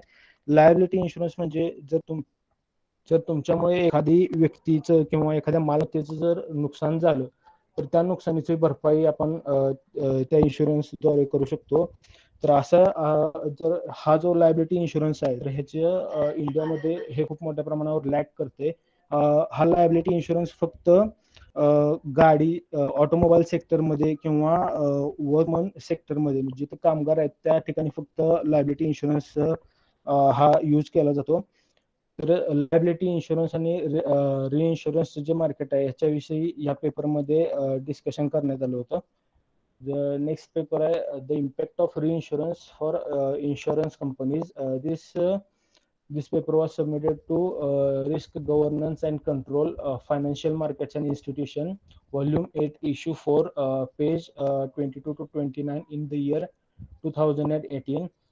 The author of this paper is Silvia Bresson, University of Bolzano, Italy. ह्या रिसर्च पेपरमध्ये रिइन्शुरन्सचा इन्शुरन्स कंपनीच्या सॉल्व्हन्सी आणि प्रॉफिटेबिलिटी आणि त्यांच्या टॅक्सेशनवर होणारा परिणाम डिस्कस केला आहे. रिइन्शुरन्स आणि कॅपिटल हे रिइन्शुरन्स आणि जे कॅपिटल कॉस्ट आहे कंपनीची हे कंपनीच्या सॉल्व्हन्सी इम्प्रूव्ह करतात. सॉल्व्हन्सी म्हणजे एखाद्या कंपनीची फायनान्शियल ज्या लायबिलिटीज असतात त्या पे करण्याची जी कॅपॅसिटी आहे त्याला सॉल्व्हन्सी म्हटलं जातं. तर या रिसर्च पेपर पर्टिक्युलर आणि त्या कंपनीची जी कॅपिटल कॉस्ट आहे, कॅपिटल कॉस्ट म्हणजे जे कंपनीचं जे भांडवल आहे, तर ह्या दोन्हीच्या कंपनीची जी सॉल्व्हन्सी आहे ते इम्प्रोवाइज करतात. हे या पेपरमध्ये डिस्कस केले. आणि इन्शुरन्स कंपनीजचा सुद्धा या पेपरमध्ये डिस्कस केलाय. इन्शुरन्स कंपनीज काही वेळा रिइन्शुरन्स कंपनीचा प्रीमियम खूप मोठ्या प्रमाणावर असतो. त्यामुळे ज्या फर्म लेवलच्या इन्शुरन्स कंपनीज असतात त्या एक पूल तयार करून म्हणजे पूल तयार करतात आणि आपापसात रिइन्शुरन्स ठरवतात. तर त्याच्यामुळं जी मेन रिइन्शुरन्स कंपनी आहे त्यांच्यासाठी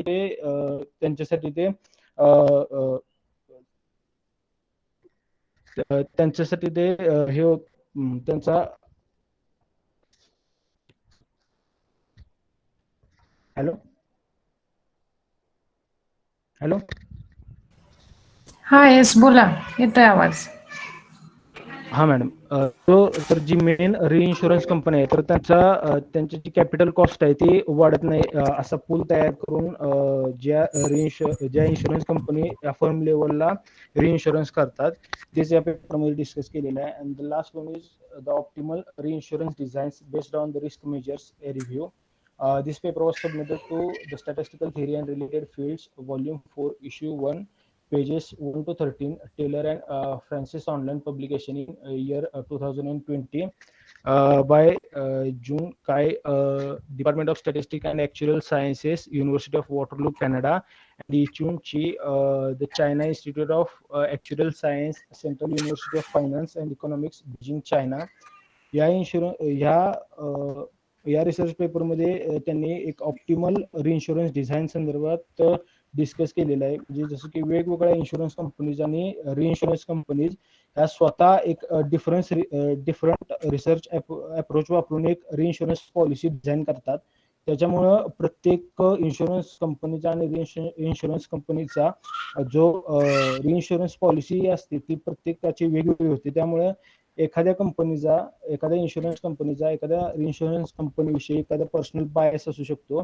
तर अशा हे ओव्हरकम करण्यासाठी optimal reinsurance design based on risk measures हे या पेपरमध्ये त्यांनी प्रपोज केले की ज्या रिस्क मेजर्स आहेत त्यांचा रिस्क मेजर्सचा अप्रोच वापरून एखादं ऑप्टिमल रिइन्शुरन्स डिझाईन केलं तर ते सगळ्यांसाठी एक समान असेल.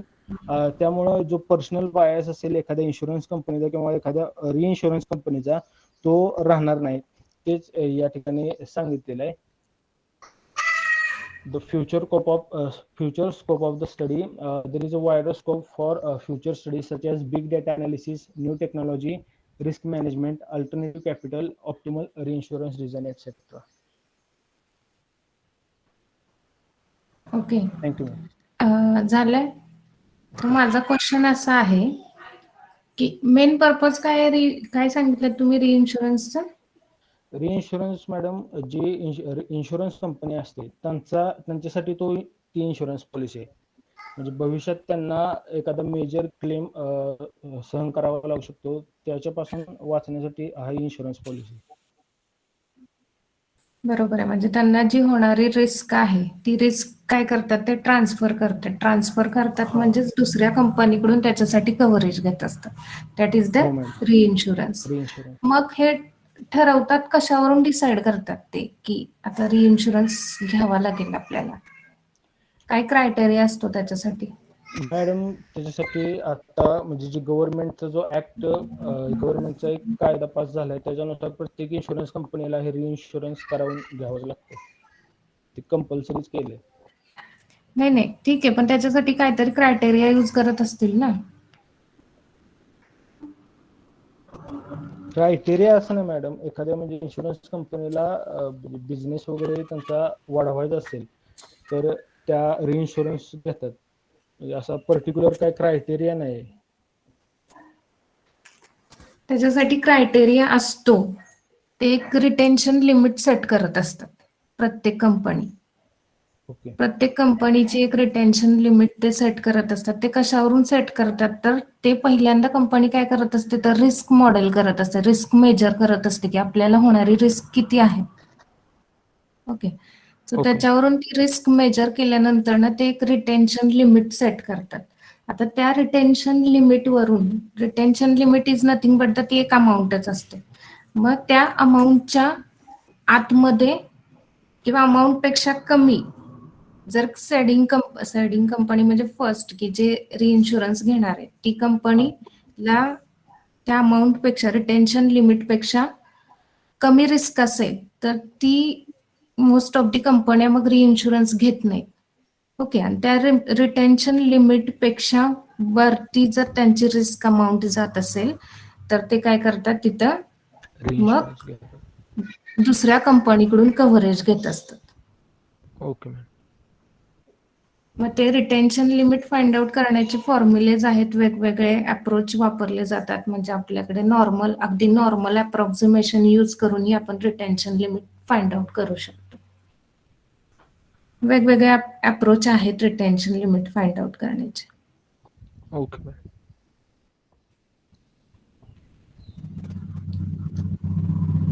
ओके, ठीक आहे. नेक्स्ट. हा मॅम. 110. स्क्रीन शेअर झाली का मॅम? हो, होत आहे. येस, झाली आता.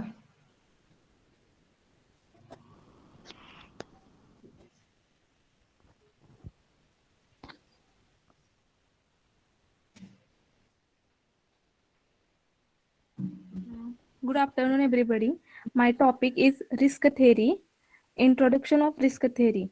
The risk theory have various application in various field, but it is broad area of specification is actuarial science. Actuarial science is a discipline that assess final risk in insurance and finance field using mathematical and statistical method.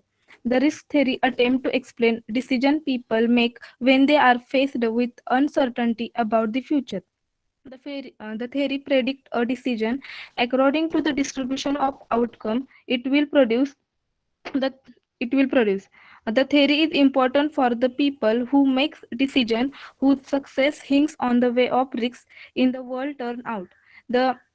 The theory has split into various branches such as the classical risk theory, collective risk theory, etc. Uh, its uh, its its field is changes according to their application. Historical review, त्यामध्ये basic research paper 1 risk theory, journal name, the Journal of Insurance, volume number 27, published by March 1960, uh, published by American Risk and Insurance. Author's name, the paper was published by author David B. Houston, University of California at Los Angeles. Work done. The purpose of this paper is to describe individual risk theory, collective risk theory, to analyze their merits and demerits. This paper was first published, म्हणजे खूप सगळ्यात अगोदर हा paper publish केला, त्याच्यामुळे त्यामध्ये basic terms आहेत risk थेरीच्या, for just like collective risk theory, analysis, merits of risk theory, demerits of risk theory. My second basic paper is the essence of enterprise risks in management risks in today's business enterprises in developed and developing countries. This paper published by European Journal Social Science in 2011. The author name is Muhammad Imtiaz Shubani and Mr. Amber Osam. Work done is, the key research of this paper is concern of the research is to investigate enterprises risk management. The finding highlights that there are very few enterprises from the developing nation which are into ERM, that is enterprise risk management, while developed nation hugely and vigorously involved in it, and this gap is due to lack of awareness and serious concern for values maximization of enterprise shareholders in a developing nation. Third basic research paper is defining risk. Journal name is Financial Analyst Journal, volume number 16, paper number 16, published in 2004. The author name is Glenn A. Holton, CAF Institute. This paper has explored to the nature of risks as the term commonly used. A more meaningless task is to operationally define some as aspect of precise risks. The basic paper 4, an introduction of collective risk theory and its application to stop loss reinsurance. Paper published by Transaction of Society of Actuaries, volume number 14. Paper number 14, published in 1961. The author name is Paul Morcom Khan, University of Michigan. The paper is proposed here to sketch in some detail the distribution of branch of collective risk theory, to apply it in calculation to stop loss reinsurance premium, and summarize briefly the run theory branch. Stop loss insurance present natural application for collective theory.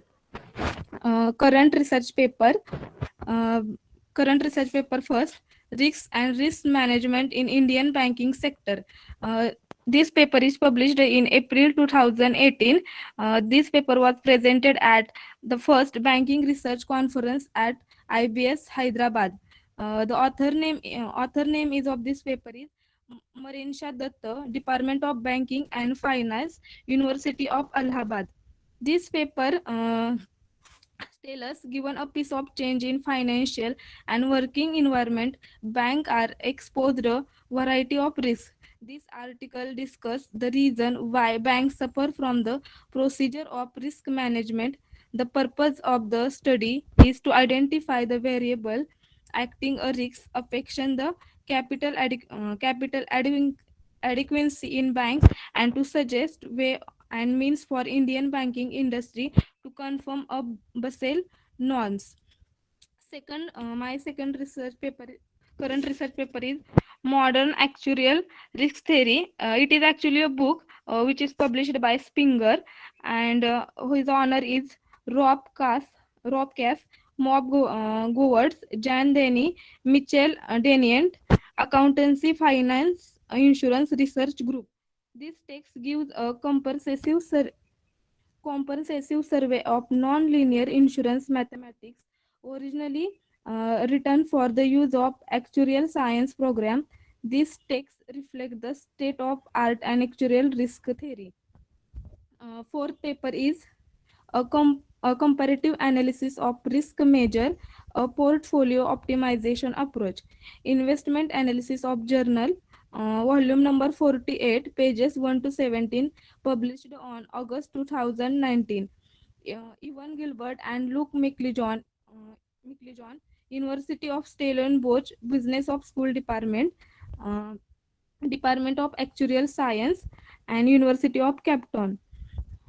The paper work done is investment portfolio are typically created to minimize the return level of risk for the required level of return. This paper highlight the importance of risk metrics in the process. The theoretical nature of the volatile as a risk measure is reviewed as a choice of three commonly used alternatives: conditional values risk, omega ratio, Wang transfer risk measure. My paper number 4, risk theory, a heavy tail approach. The, the paper published by Journal of American Statistical Association, World Scientific Publication Company, 2017. The paper author is Chin Zui. The paper is this text is proposed for good introductory research who intend to get into the field. Second part is handle claim sizes following a heavy tail distribution. It discussed the various advanced topic that are useful for research ideas. Actually हे कॉन्फरन्समध्ये publish केलं होतं आणि त्याच्या नंतर book आहे, त्यामुळं त्यांनी टेक्स्ट स्वरूपातच दिलेला आहे. Future scope, risk theory is widely used in market research study, and it will huge scope in insurance policies and operation research. Hello.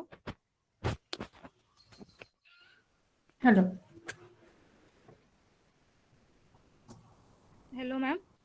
Hello.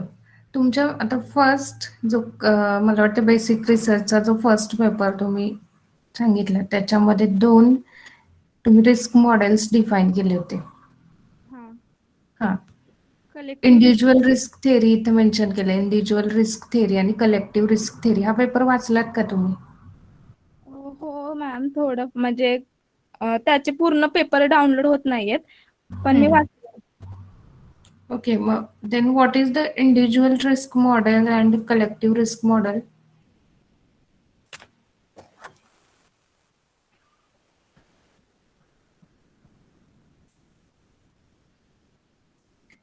आता माझा हा क्वेश्चन रिलेटेड टू इन्शुरन्स पॉलिसीजशी रिलेटेड आहे.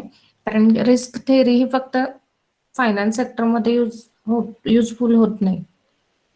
जसं की तुम्ही सांगितलं ऑपरेशन रिसर्चमध्ये, मार्केट रिसर्चमध्ये आणि वेगवेगळ्या सेक्टर्समध्ये यूज केलं जातं, जिथे जिथे रिस्क आहे अशा ठिकाणी. तर for the insurance policies, what is the individual risk model and what is collective risk model? किंवा याच्यामध्ये काय मेन्शन केलंय इथं जी इंडिव्हिज्युअल रिस्क थेअरी डिस्क्राईब केलेली आहे, थोडंसं सांगू शकाल का?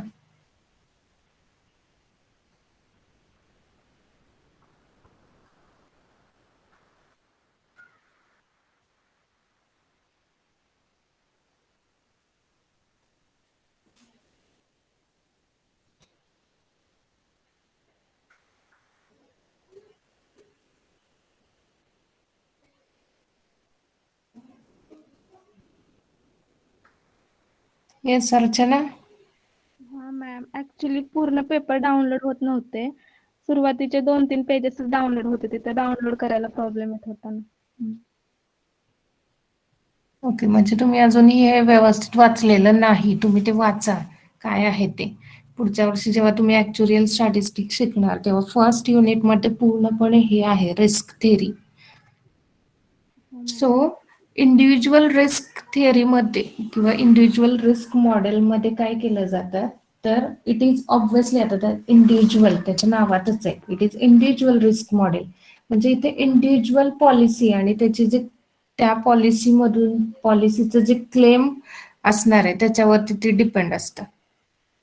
ओके, इंडिव्हिज्युअल पॉलिसीचा विचार केला जातो इंडिव्हिज्युअल रिस्क मॉडेलमध्ये. आणि कलेक्टिव्ह रिस्क मॉडेलमध्ये ग्रुप ऑफ पॉलिसीचा विचार केला जातो आणि त्या पॉलिसीजचे जे काही क्लेम अमाऊंट असेल त्याच्यावरून ती रिस्क डिफाईन केली जाते. So it is a collective risk model.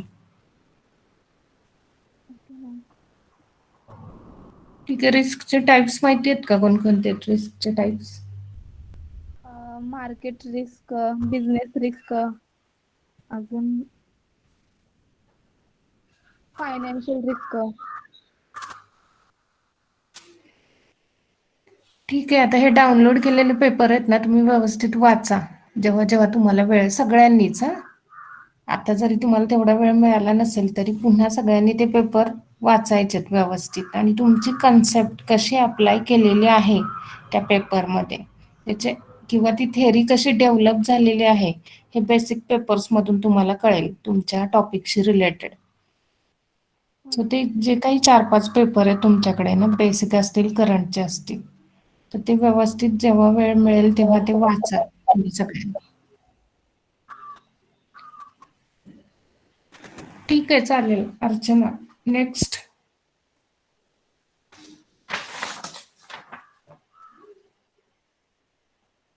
Snehal, 111.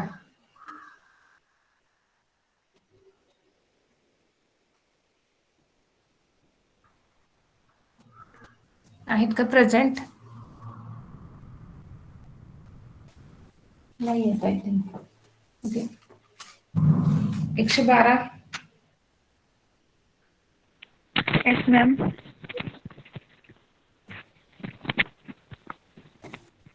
Kamble, तुम्ही सुरू करा प्रेझेंटेशन.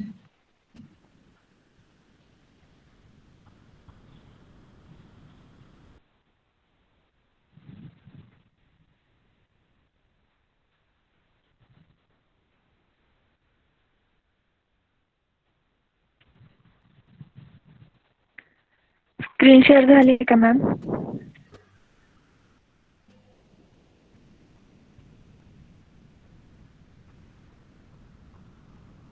हॅलो, हा, हॅलो. स्क्रीन शेअर झाली का? हो, स्क्रीन शेअर झालेली आहे. हॉरिझॉन्टल करा स्क्रीन म्हणजे व्यवस्थित दिसेल. हां.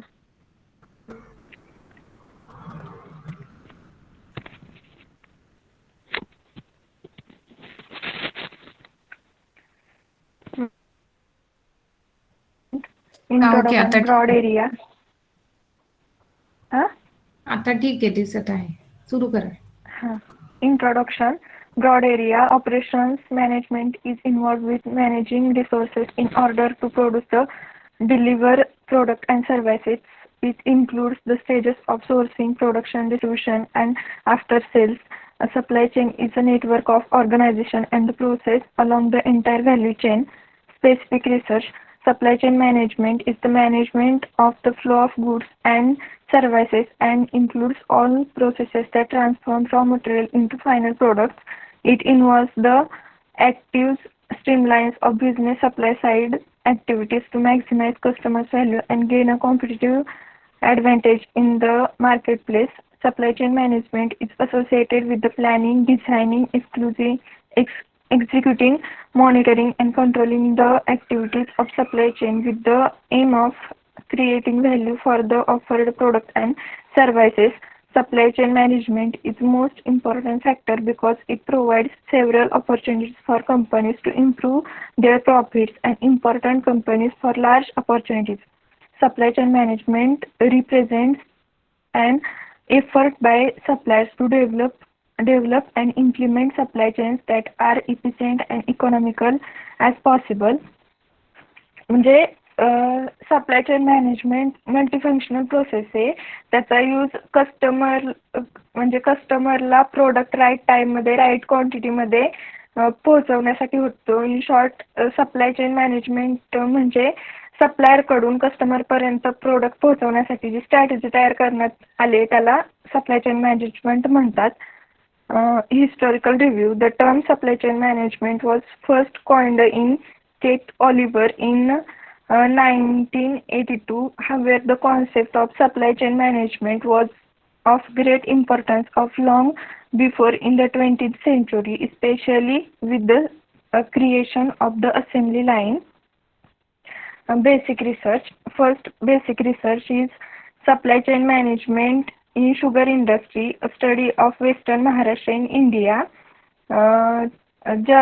Journal name International Journal of Current Research and Review, published at 2012, volume 4, issue 18, page number 66 to 70. Authors Nishikant Dhande, Swami Ramanand Tirth, Maharashtra university Nanded. Vijay Kumar Rambhau Salkute, NS FDC, Ministry of Social Justice and Improvement, PhD. Work done. Sugar industry is one of the such major player in agro-processing sector. Sugar industry faces a lot of problems such as a lack of coordination, interruptions in supply of raw materials due to natural calamities and many other such problems.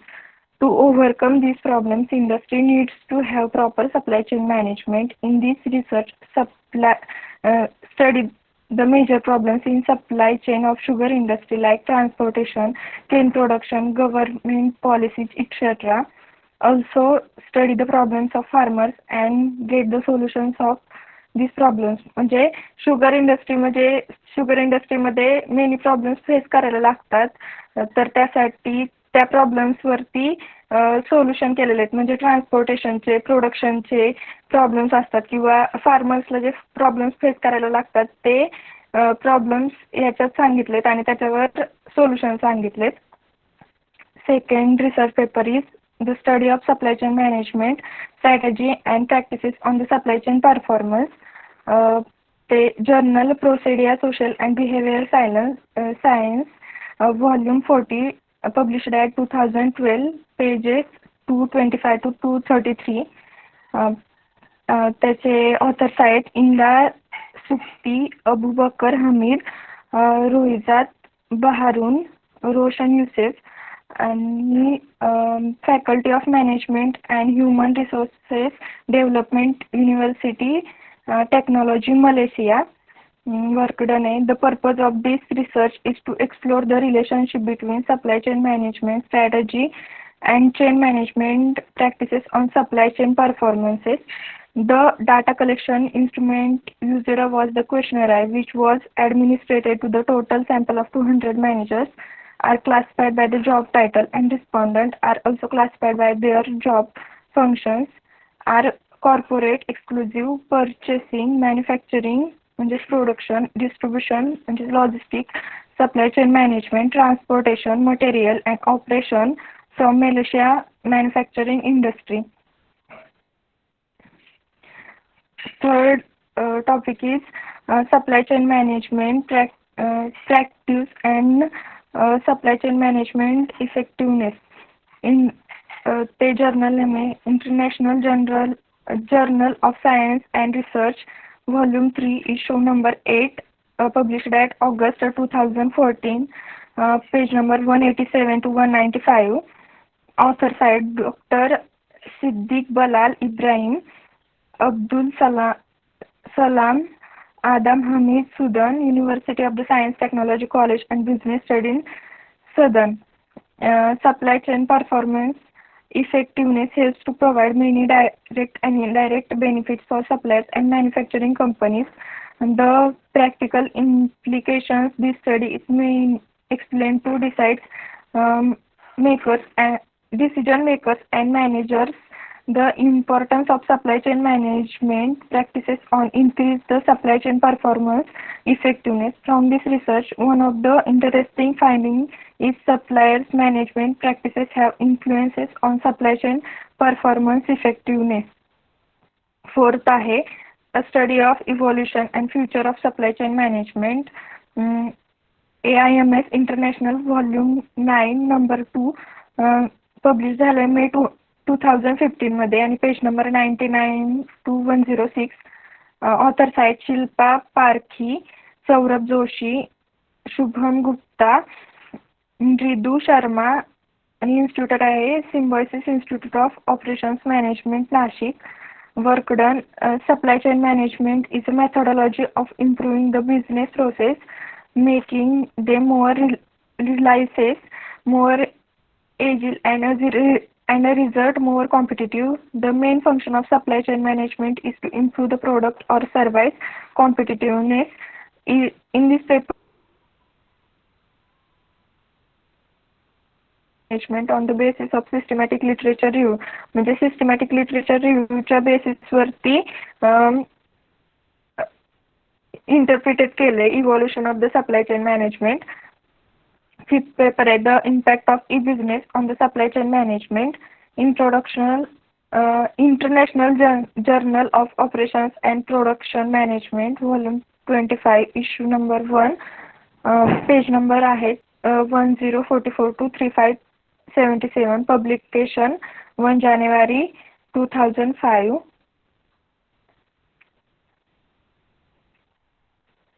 Authors आहेत Simon R. Krum, Supply Strategy Research Unit, Warwick Business School, University of the Warwick, Coventry, UK. This research finds e-business system development was also seen to act a significant catalyst for each of three areas examined, although this paper presents only findings from the exploratory study. Current research. First current research is handling uncertainty, agricultural supply chain management, a state of art. त्याचं publication झालं European journal of operation research page number 59 आणि 2016 मध्ये publish झाले. Authors आहेत Valeria बोरोडिन, gene बॉर्थेम काहीतरी faces हॅनाइन, नेसिमा CARA, Laboratory of the Industrial System Optimization.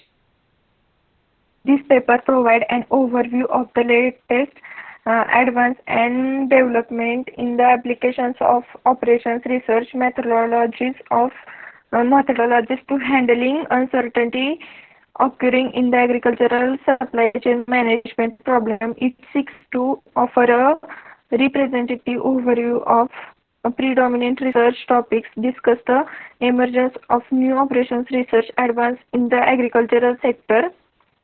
Second is agricultural export supply chain management, a literature review from Indian context.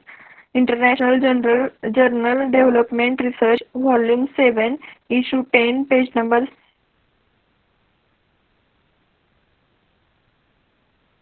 17. त्याचे authors आहे doctor Abhyankar HG and Nilesh R Mate आणि institute Bharati Vidyapeeth Pune Maharashtra. This paper aims to build a structural literature review to the field of Indian agricultural exports supply chain management. In this literature review, an effort made to critically evaluate the earlier research work and methodologies related with Indian agricultural exports supply chain management to study, analyze, and evaluate its relevance in today's changing environment. Third topic is sustainable supply chain management in Indian organizations and empirical investigation. ते publish झाले international journal of production research page number 1 to 19 in जानेवारी 2018 मध्ये publish झाले. त्याचे authors आहेत डेबायती दास आणि university of Delhi.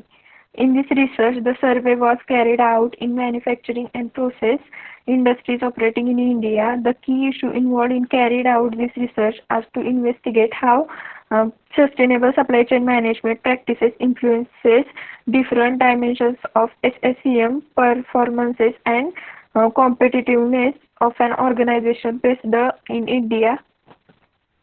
Fourth आहे the study of challenges and impact of supply chain management of FMCG in retail sector in India. International Journal of Research in Humanities, Arts and Literature, Volume 7, Issue 1st. आणि ते publish झाले जानेवारी 2019, page number 292 to 297. त्याचे authors आहेत doctor R Mayakannan, assistant professor of department of commerce, Shri Shankar arts and science college, Ithapur, Kanchipuram. The aim of this paper examines the stores prepare their supply chain difficult conditions and effect of daily market complete to the customers wishes and how our supply chain manage affected the retail area. Fifth आहे big data in humanitarian supply chain management, a review and future research directions. Journal Annals of Operations Research, page number 1153 to 1173 and published झाले 2019 मध्ये. Shivam authors आहेत Shivam Gupta, Nezih Altay, Zongwei Luo, department of computer science and engineering, southern University of Science and Technology, China. In this study, we have conducted a systematic literature review in the field of big data and humanitarian supply chain. The data was collected using Scopus, which is largest digital database. After careful screening, only 28 journal papers have been classified and categorization. Future research directions in the field have been suggested that are based on various organizational theories. The future scope of the study: in future we do a project on developing productive supplier relationship in competitive market. In this project highlights the significance of development and maintaining productive relationships with supplier in the fast changing supply chain market. Thank you.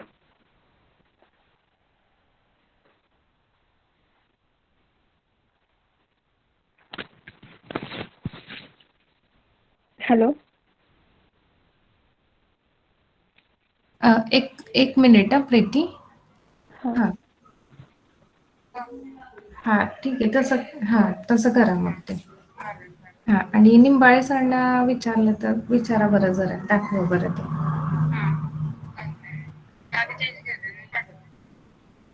हो चालेल. हा हा.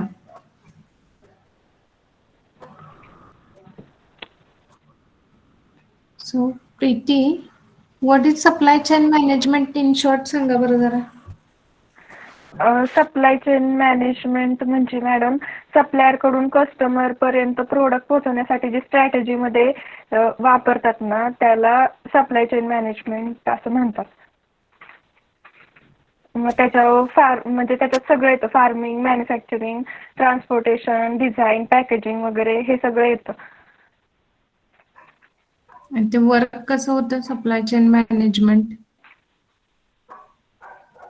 Supply chain management म्हणजे different सेक्टर्समध्ये वेगळे होतात. For example घ्यायचं म्हटलं तर ॲमेझॉनचं जर आपण घेतलं तर ते म्हणजे खूप प्रोडक्ट्स त्याच्यातून सेल होतात. जवळजवळ 10 मिलियन प्रोडक्ट सेल होतात. आणि ते ऑनलाईन आहे. First largest company to started selling online. मग ते त्याच्यात सप्लाय चेन मॅनेजमेंट म्हणजे सगळे 10 मिलियन टाईप ऑफ प्रोडक्ट्स त्याच्यात सेल होतात ना, मग सगळं होतं. मॅन्युफॅक्चर केलेलं जातं डिफरंट टाईप्स ऑफ कंपनीजमध्ये. ते ट्रान्सपोर्टेशन, पॅकेजिंग वगैरे होऊन ते शेवटी कस्टमरकडे प्रॉपर वेळी किंवा इन टाईममध्ये, म्हणजे त्यांनी दिलेलं असतं प्रॉपर टाईममध्ये ते दिलं जातं. राईट टाईममध्ये, राईट क्वांटिटीमध्ये वगैरे. ओके ठीक आहे. जे पेपर्स काढलेले आहेत तुम्ही ते पुन्हा व्यवस्थित रीड करायचे. ठीक आहे. नेक्स्ट 113.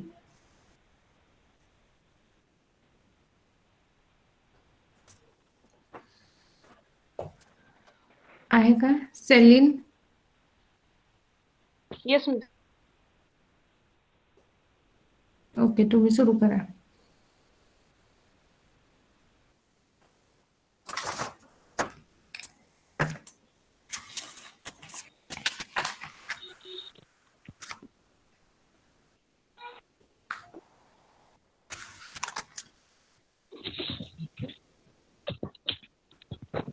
Good हा, afternoon, दिसत आहे everyone. स्क्रीन तुमची. Shall I start, miss? Yes.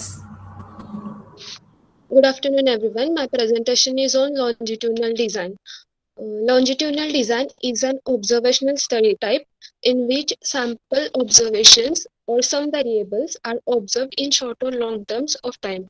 It is using it we can look back to the research or event done before, and it is also time consuming, and it is but it is expensive. Broad area of research, design of experiment. Longitudinal design is specified from the design of experiment which we have studied and we are studying, since DOE is the manner to increase the understanding of existing processes or product. The importance of longitudinal design is that we can study the rapid change in behaviors and emotions of different people from day to day or from moment to moment. History of longitudinal design is, it was first started in Israel for the census data in 1491 BC, but it didn't took a right path, and after that in 1665 it was again studied in new statistics, but in 14 was ahead of time, and he knew the importance of collecting of growth and development of population, so he started longitudinal design. Basically, this paper, the first paper is test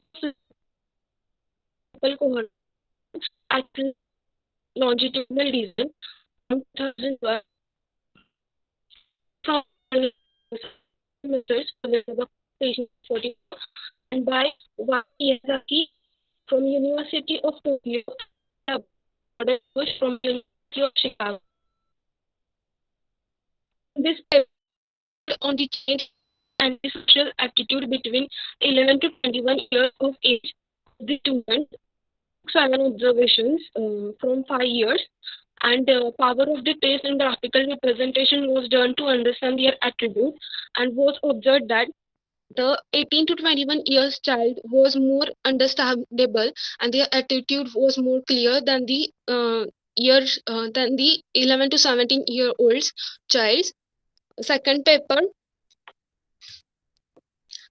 is based on the development of multiple domain of child and adolescent self-concept, which was published in 2001 in the Journal of Child Development,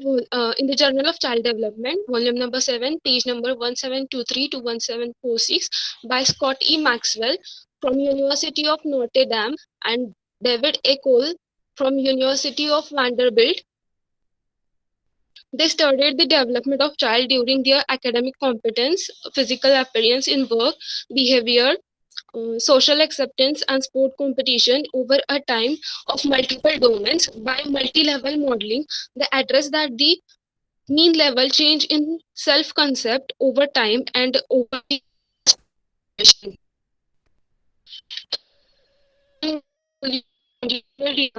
The current population, which was in 2014 from the Journal of Economic and Social Measure, volume number 39, page number 1212 144, and was published by the author Julia A. Rivera Drew, University of from the University of Hull. In this paper, one unique population survey house records from 1989. They also choose 7 difficult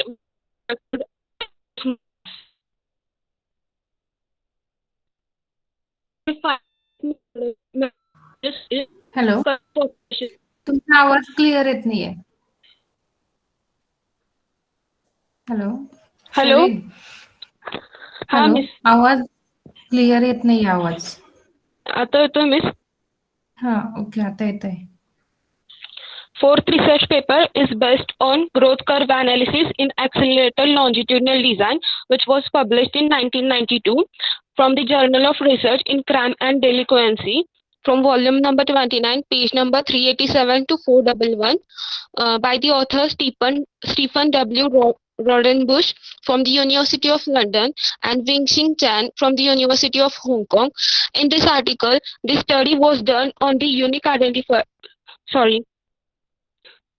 In this article, the study was done on the National Youth Survey, which was observed per 5 years. It illustrates how the analysts may control time interval, time varying, and test for coherence effect by aging interaction.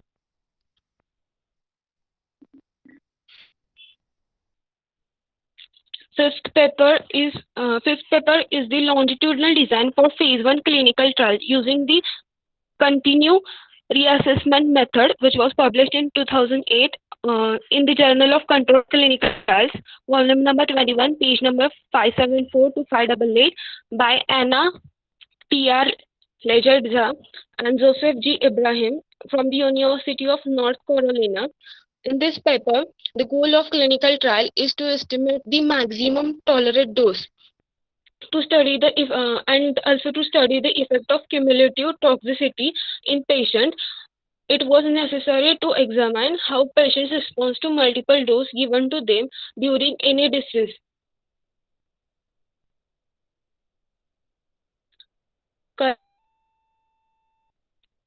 Paper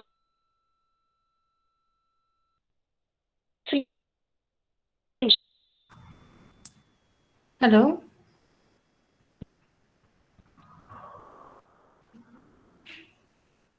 hello hello आवाज येत नाहीये हा miss. Second तुमचा. हा आवाज येत नव्हता तुमचा क्लिअर. ठीक आहे बोला. In first paper, the variable associated with sleep quality in chronic tension type headache, a cross-sectional and longitudinal design, which was published in 2019 in the Journal of PLOS ON in volume number 13, page number 5, by the author Elena Benito Gonzalez from the University of King John Carlos and Maria Palacios Sina from John Carlos Institution. In this paper, the study was done on the chronic tension by headache and the sleep quality, and by the regression analysis found that depression and emotional burden of headache gives 27.5% of the variable in sleep qualities. Second paper, the relation between critical thinking and emotional intelligence in nursing students. The paper was from the Journal of Management, volume number 68, page number 26 to 32, by Julia Kaya and Imani Senvuya, University of Hong Kong. The aim of the paper was to study the investigate critical thinking, deposition, and emotional intelligence as an essential skill. The group of 182 students of nursing was studied by asymmetrical cluster sampling and was observed that the students with emotional intelligence are accurate in their work. Third paper, Bollywood and Fashion Trends in India, a longitudinal study, was published in 2020 from the International Journal of Scientific Research and Management, volume number 2, page number 5, by Dr. Jasondeep Singh and Kanupriya Gupta from University of Delhi. In this paper, the purpose was to have a focus on Bollywood fashion in India. After analyzing, they found that it has great impact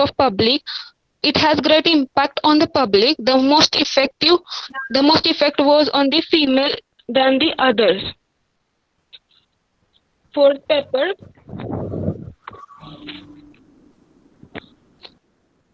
a longitudinal design of impact of R&D patents and product innovation, which was published in 2020 from Journal of Product Innovation and Management, volume number 27, page number 725 to 740, by the author Donald E. Hatfield from Virginia Polytechnic Institute and State University, and Laura B. Cardinal from University of Houston.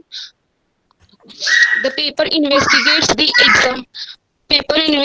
the examination of innovation productivity. It was consistent with others who argue that internal research capability by the thinking nature of the innovators, much of existing research, it is consistent with economic argument of nations also. First paper is based on COVID-19 and vaccine hesitance, which was from the journal PLOS ONE, volume number 16, page number 4, by the author Valerio Capraro, Middle University of United Kingdom. In this paper, the goal of the paper was to study the behavior of the public to get vaccinated, and was observed that there was decrease in intentions of getting a COVID-19 vaccine by the Republicans, who showed a negative trend in vaccine attitude and intentions. Future scope, as longitudinal study is a study which can be done as time to time and behavior to behavior. It can be used for to know the critical thinking of enemies in defense and to get regarded information of their plans.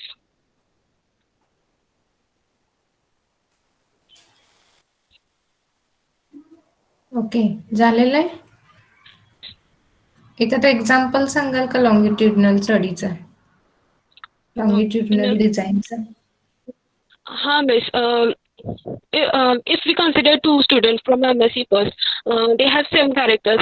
That means they are studying in same class. Same teacher is teaching them. They are getting same notes here in any same notes. Yeah, same knowledge they are getting. But as per their knowledge, as per their capacity, they can gain only whatever they can gain.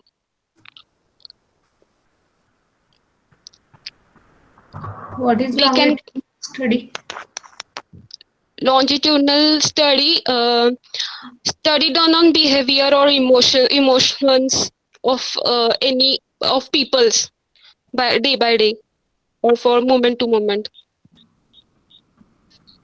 Okay, म्हणजे it is opposite to cross sectional design. Cross sectional design मध्ये काय केलं जातं आता, की groups केले जातात पेशंटच्या, तर वेगवेगळ्या क्रायटेरियाज यूज करून त्यांचे ग्रुपिंग केलं जातं, आणि ते जे ग्रुप्स आहेत त्यांना काही ट्रीटमेंट्स जर आपण प्रोव्हाइड केल्या तर सेम ट्रीटमेंट आपण अप्लाय करणार. सपोज आपल्याकडे 3 ग्रुप्स आहेत, तर 3 ग्रुप्सला आपण वेगवेगळ्या सेम ट्रीटमेंट अप्लाय केल्यानंतर ना त्यांचं फॉलोअप घेत असतात ऍट द सेम टाइम. झालं क्रॉस सेक्शनल डिझाईन. पण longitudinal design it is opposite to cross sectional design. मग याच्यामध्ये काय केलं जातं, तर ग्रुप, सपोज एक ग्रुप आहे आपल्याकडे, तर त्या ग्रुपचं फॉलोअप घेतलं जातं ओव्हर टाइम. 1 महिन्यानंतर 2 महिन्यानंतर त्यांच्यावरती काही ट्रीटमेंट्स अप्लाय केल्या जातात आणि त्यांचं फॉलोअप घेतला जातो. It is longitudinal study. It is the long term study. Yes miss. Okay, ठीक आहे. ते पेपर्स सगळे व्यवस्थित वाचा पुन्हा. Okay miss. हा, ठीक आहे. Thank you miss. जेव्हा तुम्हाला क्लिनिकल ट्रायल आहे तेव्हा तुम्हाला डिटेलमध्ये हे सगळं कळेल. हा miss. Okay, next 114. Yes, ma'am.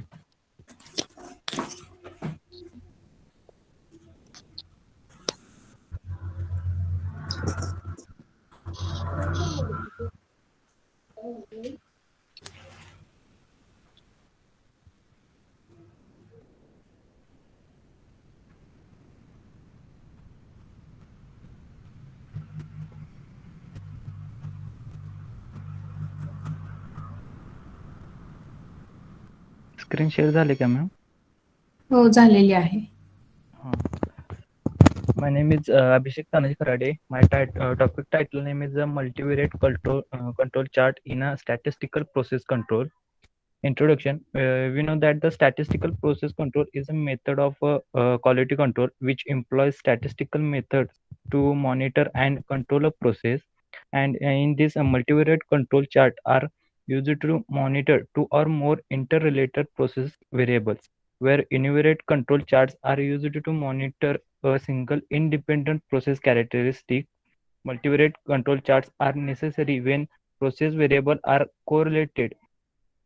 You can use the platform to determine whether a process is stable as well as to monitor a process as a new data are collected. Broad area of research is operation research, and specific area of research is a multivariate control chart in a statistical process control.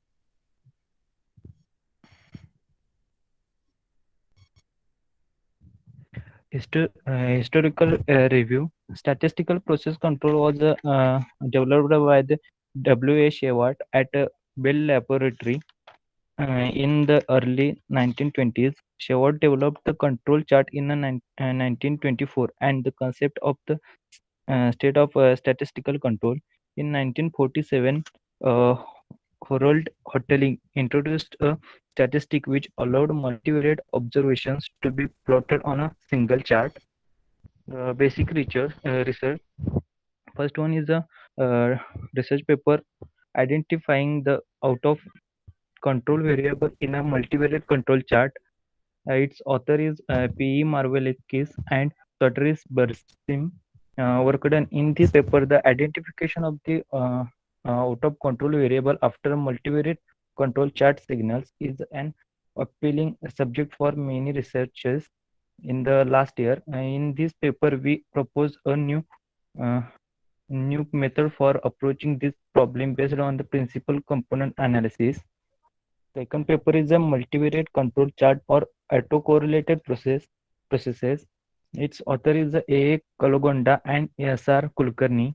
Traditional multivariate statistical process control techniques are based on the assumption that the successive observation vectors are independent. In recent years, due to automation of a measurement and data collection system, a process can be sampled at a higher rates, which ultimately leads to the autocorrelation. Third paper is a multiple synthetic control chart for a process dispersion. Its author is V.B. Ghute from Shivaji University, and work done is a multivariate synthetic control chart for monitoring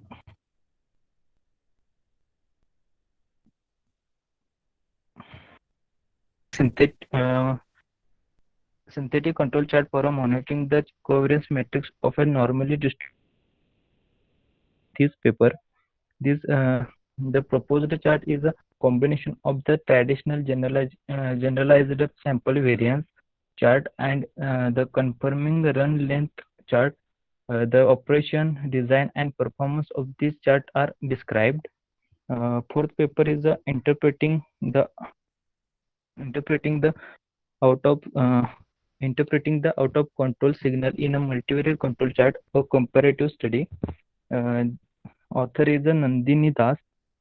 In this paper, interpretation of the out of control signal poses a persistent problem in the multivariate control chart owing to the limitation of the available general methods like hotel t-square means the multivariate control chart. Fifth paper is continuous quality improvement by statistical process control. Author is Pavel Garjos. Article deals with the application of selected tools of a statistical process control through which we can achieve continuous quality improvement. The advantages of these tools is that they can identify the effect of the process that cause unnatural variability in a process that results of the error and poor quality.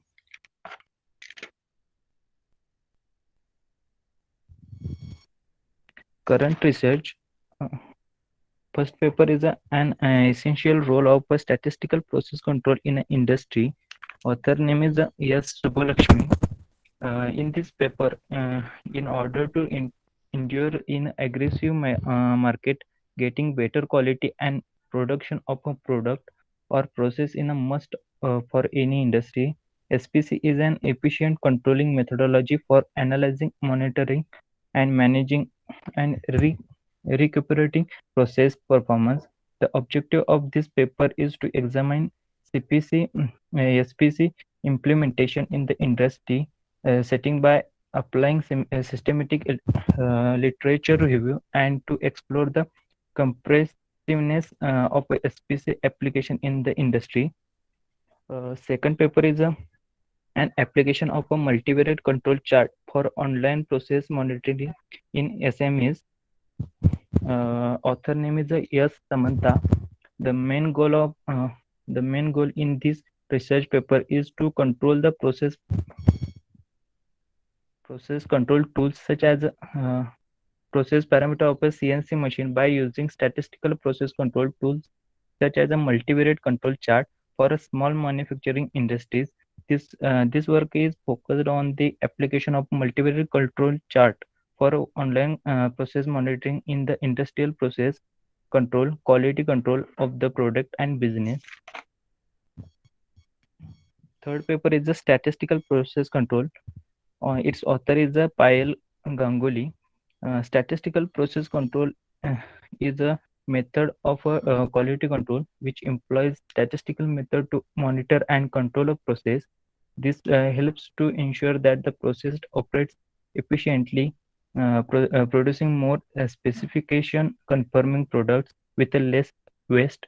SPC can be applied to any process where the uh, conforming product output can be measured, and its future scope of the study is SPC is defined as the use of the statistical technique to control a process or production method. SPC tool multivariate control chart also other tool and procedures can help us monitor process behavior, discover issue in internal system, and find solution for the production issues.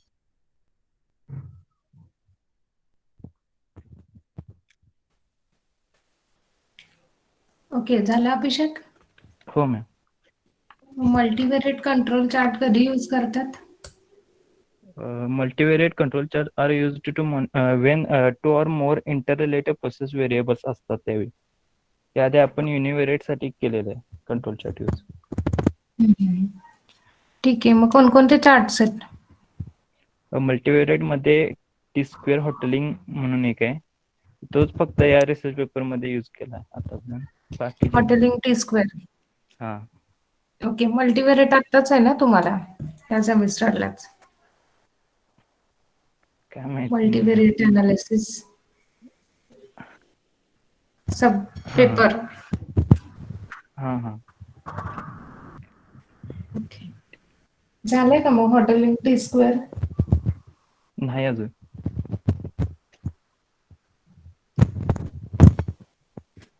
Okay, ठीक आहे. Papers बघा, व्यवस्थित read करा. Okay ma'am. आणि समजून घ्या. आता seminar झाले की तसं सोडून देऊ नका. पेपर्स हे तुम्ही एवढे कष्ट घेऊन ते डाउनलोड केलेले आहेत, तर ते पेपर वाचा आणि समजून घ्या. ठीक आहे, चालेल अभिषेक. नेक्स्ट 115 प्रथमेश. हाँ यस मैम. आहेत करणार आहे? हाँ मैम. ओके, स्क्रीन शेअर झाले. हो, होत आहे.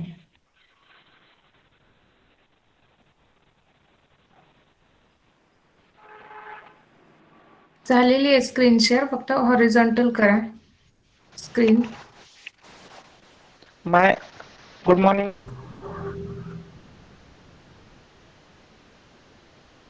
everyone. My topic name is interval sensoring. Interval sensoring is a condition in which the value of measurement or observation are partially known, and in sensoring also occurs when value occurs outside the range of screen horizontal करा. Hello, screen दिसत नाही आता तुमची. Presentation.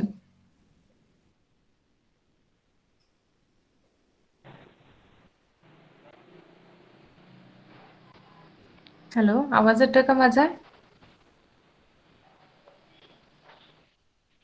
हा ma'am. Presentation on करा, दिसत नाही आहे. हा, आता हॉरिझॉन्टल करा म्हणजे व्यवस्थित दिसेल.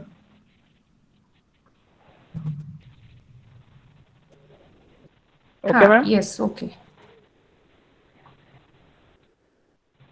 हा, present a sampling scheme of incomplete data structure. But means that random variable is known only to lie within an interval instead of being observed exactly. For application in survival analysis, variable is the time to some event such as death, a disease recurrence, or a distance metastasis. The many clinical trials and longitudinal studies may generate interval sensor data. An important special case of interval sensor data is the so-called current status of data. This type of sensor means that each subject is observed only once for the status of the occurrence of the event of the interest. Broad area of research. Interval sensoring occurs in survival analysis when the until an event of interest is not known precisely. Sensoring is an important issue in survival analysis, representing a particular type of missing data. For most of the applications, the value of t is the time from the certain event to a failure event. त्याचे examples आहेत in clinical trials, time from start to treatment to a failure events, time from birth to death, to study an infectious disease, time to onset of infection to onset of a disease, to study a genetic disease, time from birth to onset of a disease. त्याचे specific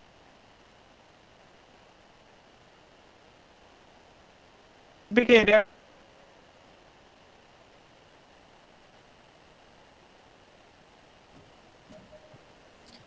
hello, Prathamesh, आवाज clear येत नाहीये तुमचा.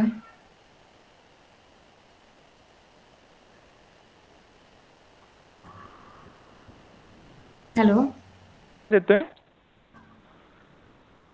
आवाज अडकतोय मध्ये मध्ये. Weight.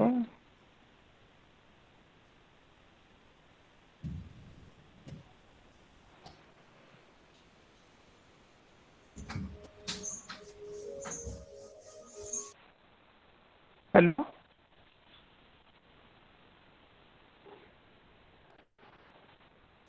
हा, hello. The problem of analyzing areas such as medicine, engineering, economics, and demography. Historical review मध्ये the early work concerning estimation of parameters from exponential Weibull release आणि lifetime models based on type 1 and type 2 sensoring was imitated by many researchers. Cohen 1960 considered type 1 progressive sensoring in case of normal and exponential distribution and obtained a maximum likelihood estimate of the parameter of this distribution with the assumption that the parameters remain the same at each stage of sensoring. Gajjar and Khatri Gajjar Mohammed in considered type 1 progressive censored group and censored sample from exponential log normal and logistic distribution with different parameters at different stage of censoring and obtain maximum likelihood estimates of the parameters. हे त्यांनी different time period मध्ये त्यांचे thesis submit झालेले आहेत, हे त्यांनी तयार केलेले आहेत. भारतातले सगळे सायंटिस्ट आहेत. आणि नंतर बेसिक रिसर्च मध्ये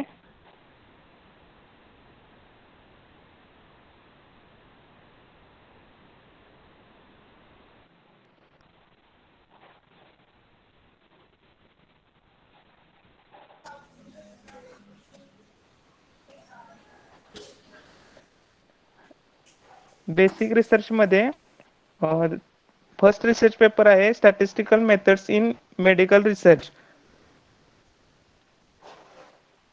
तो पब्लिश केला आहे stats methods and publish online झालेला आहे. तो बायोस्टॅटिस्टिक्स अँड कॅन्सर सेंटर आणि युनिव्हर्सिटी ऑफ मसुरी USA मधून पब्लिश झालेला आहे. त्यामध्ये सांगितले there is a no commercial available statistical software yet that provides an extensive coverage for interval sensor data. This is perhaps due to the complexity of both the algorithms and the theory behind it.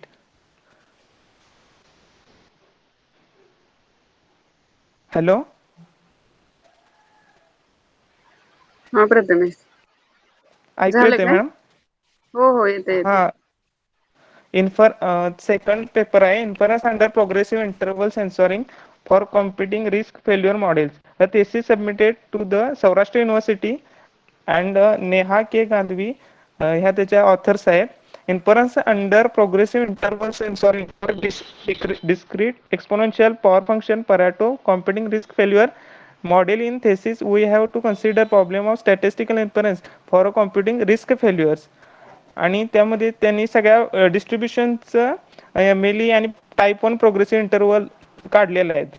त्यानं third paper आहे interval censoring in biomedical and pharmaceutical clinical.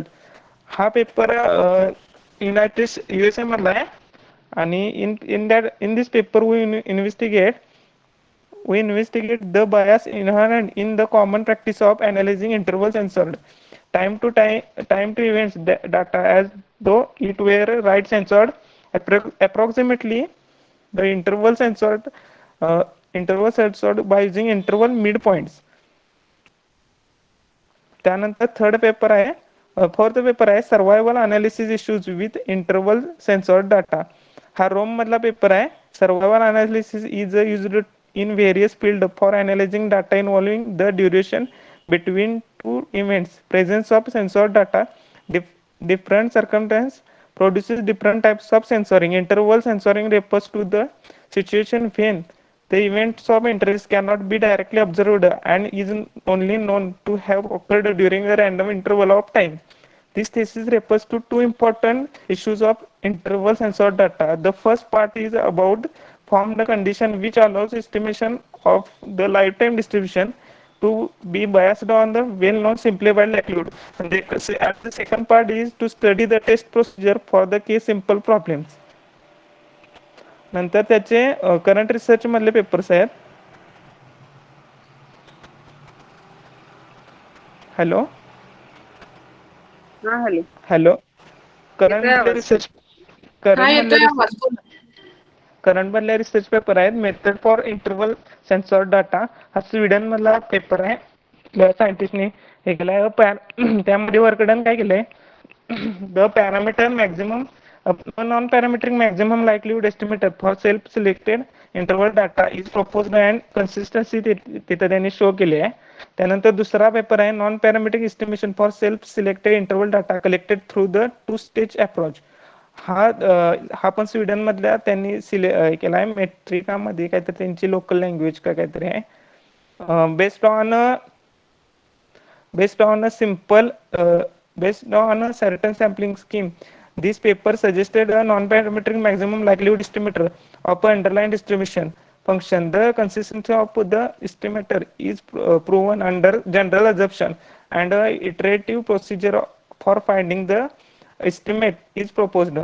A third paper is maximum likelihood estimator for survey data with informative interval sensoring.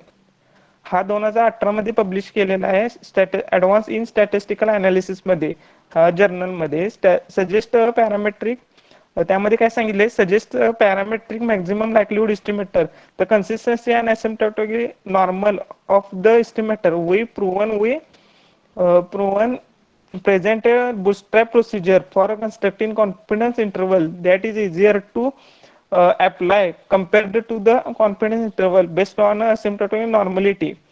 त्यामध्ये derivative म्हणजे example दिले की derivative of the log likelihood need to be calculate. आणि चौथा paper आहे non parametric two sample test for informatively interval censor data. हा 2018 मध्ये publish केला आहे. त्यामध्ये सांगितले की another interesting problem is to infer whether two sample arises from identical distribution.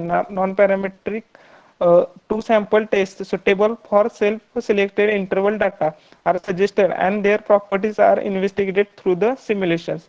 ह्यामध्ये future study वाटते की there are still many questions in the analysis of interval sensor data. For example, included but are not limited to model and joint modeling of a longitudinal and interval sensor data. Some of the methods that the major difficulty in their lack basic tools as simple element and the partial likelihood and marginal theory for right sensor data. The most comprehensive studies for interval sensoring, which mainly rely on complicated empirical processes and the optimization theory and are difficult to generalize it. Okay, ma'am. Okay. Paper वाचलेत का सगळे? वाचलेत ma'am. Complete नाही पण थोडे थोडे बघितले.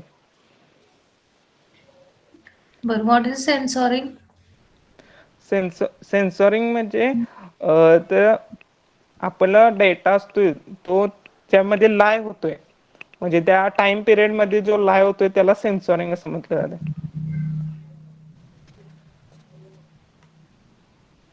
आणि types कोणकोणते आहेत सेन्सॉरिंगचे? लेफ्ट सेन्सॉरिंग, इंटरव्हल सेन्सॉरिंग आणि राईट सेन्सॉरिंग. प्रथमेश, हा, सेन्सॉरिंगची डेफिनेशन एकदा व्यवस्थित बघून घे बरं का.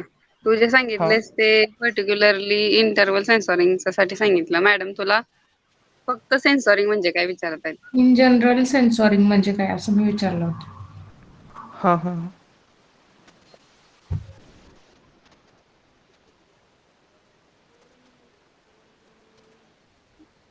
समजलंय का तुला सेन्सॉरिंग म्हणजे काय असतं? हा.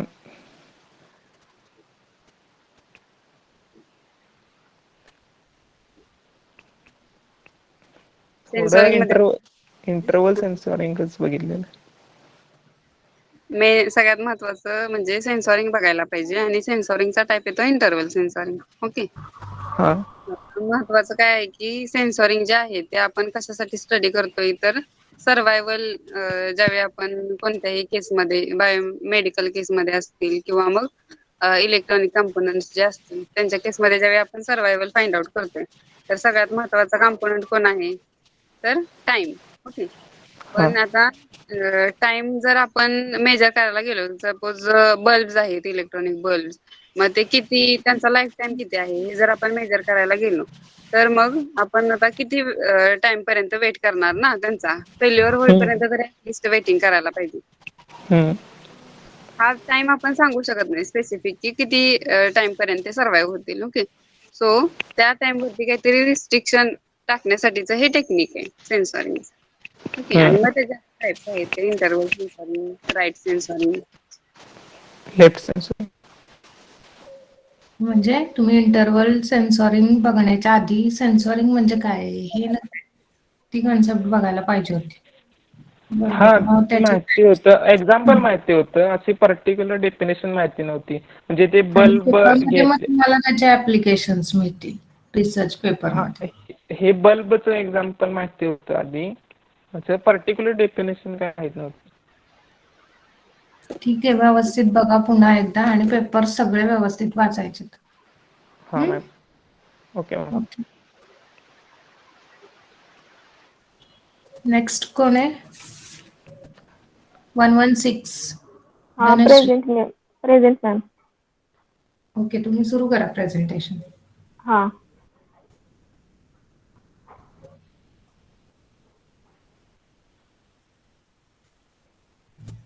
मॅम स्क्रीन शेअर झाली आहे का?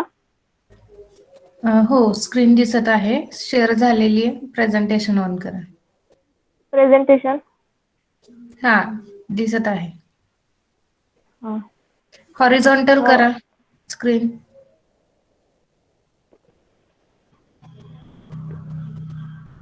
एक minute ma'am.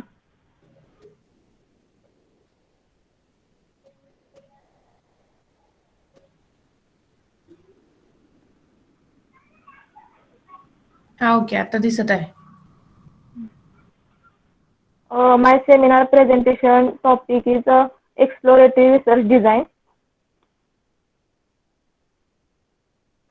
Introduction. Exploratory research design is conducted for a research problem when the researcher has no past data or only a few studies for reference. Sometimes this research is informal and unstructured. It serves as a tool for initial research that provides a hypothetical or theoretical idea of the research problem. Exploratory research is defined as a research used to investigate a problem which is not clearly defined. The primary objective or purpose of exploratory research design is that of formulating a problem for more precise investigation or of developing the working hypothesis from an operational perspective. Historical review, basic research. First research paper is Consequence of Violence on Exploratory Study of the Industries of Goa. Publication Goa University, Goa. Publication Institute, Department of Management Studies. Institutional address and author's name Raikar Vinay, Goa University. Work done. This paper presents in brief the contribution of the present study to knowledge in the area of industrial violence. The results indicate that industrial violence is a rare phenomenon in Goa. In the present day, constant the most important insights from this study are the reluctance of violence to arise between those who are familiar to each other, the motivation for violence being located in a feeling of hurto dignity among. म्हणजेच इथं गोवा हा research paper Goa युनिव्हर्सिटीमध्ये publish झाला असून violence म्हणजे हिंसा आणि consequences म्हणजे परिणाम. तर हिंसाचाराचे परिणामावरती एक्सप्लोरेटिव्ह स्टडी करून हा पेपर त्यांनी पब्लिश केलेला आहे. The second paper is natural language versus controlled vocabulary in information retrieval, a case study in soil mechanics. Published in Savitribai Phule, Pune University, Pune, Department of Library and Information Science. Published author's name Rao Mudhamale Manikya. Work done. It is concluded that limitations of individual retrieval technique, a combination of both the methods should be adopted for best retrieval results. The existing the source which is modified by the author needs updating periodically for the retrieval to be successful. One needs only to ask does the system answer the inquired questions correctly.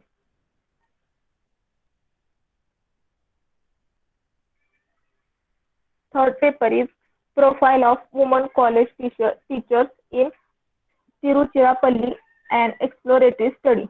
This paper published in Bharati Dasan University, Tiruchirappalli, Department of Social Work, and author's name is Umesh Samuel Jebaselan A. Work done.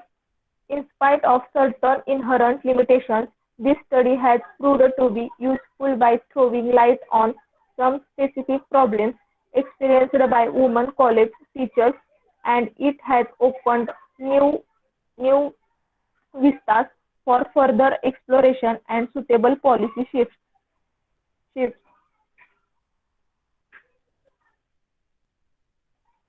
Fourth paper is Learning Styles and Organization Structure on Exploratory Study. Tata Institute of Social Science, Mumbai. Author's name is Joseph George, and work done in this study examines the association between organization structure and learning styles in a sample of 160 managers from a southern and western India. An entrepreneurial or orientation scale that includes a structural dimension to measure Autonomy was developed and operationalized on the strategic, posterior, and organization structure scales used in this study. Hello? Hello? हा येतोय आवाज, बोला.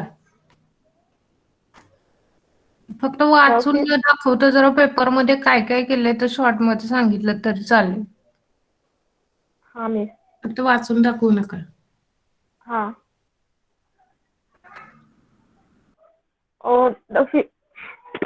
The fifth paper is effects of environmental enrichment and impoverishment on behavior and brain 80 phase activity, published University Utkal University Bhubaneswar Department of Physiology. The author's name is Sven Maheshwar, and work done is result of the present investigation indicates that the PLE rats there is a significant reduction in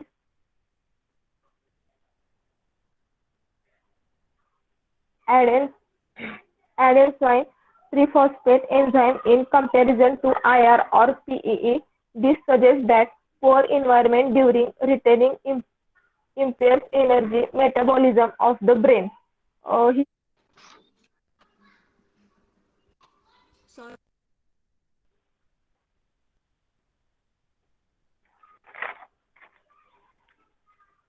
hello. हाँ ma'am. Current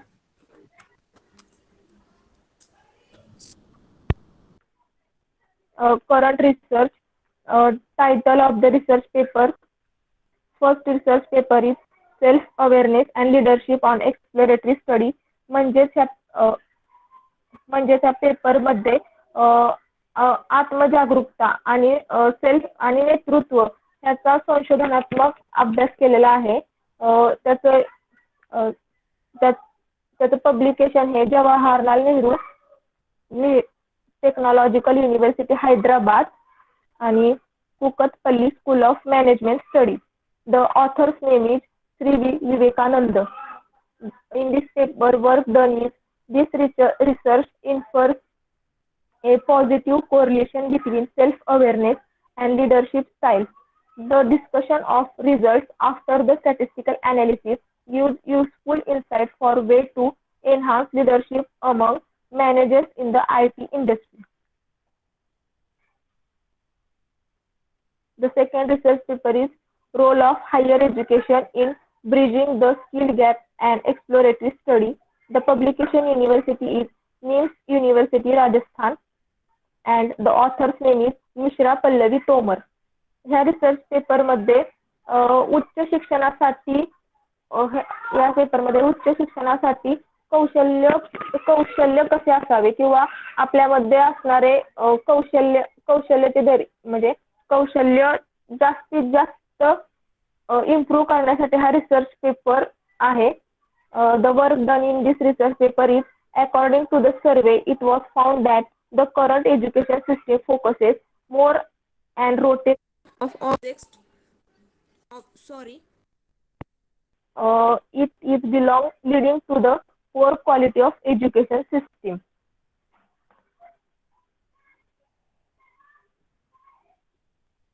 The third research paper is designing and testing a predictive model for post-stroke recovery on exploratory study.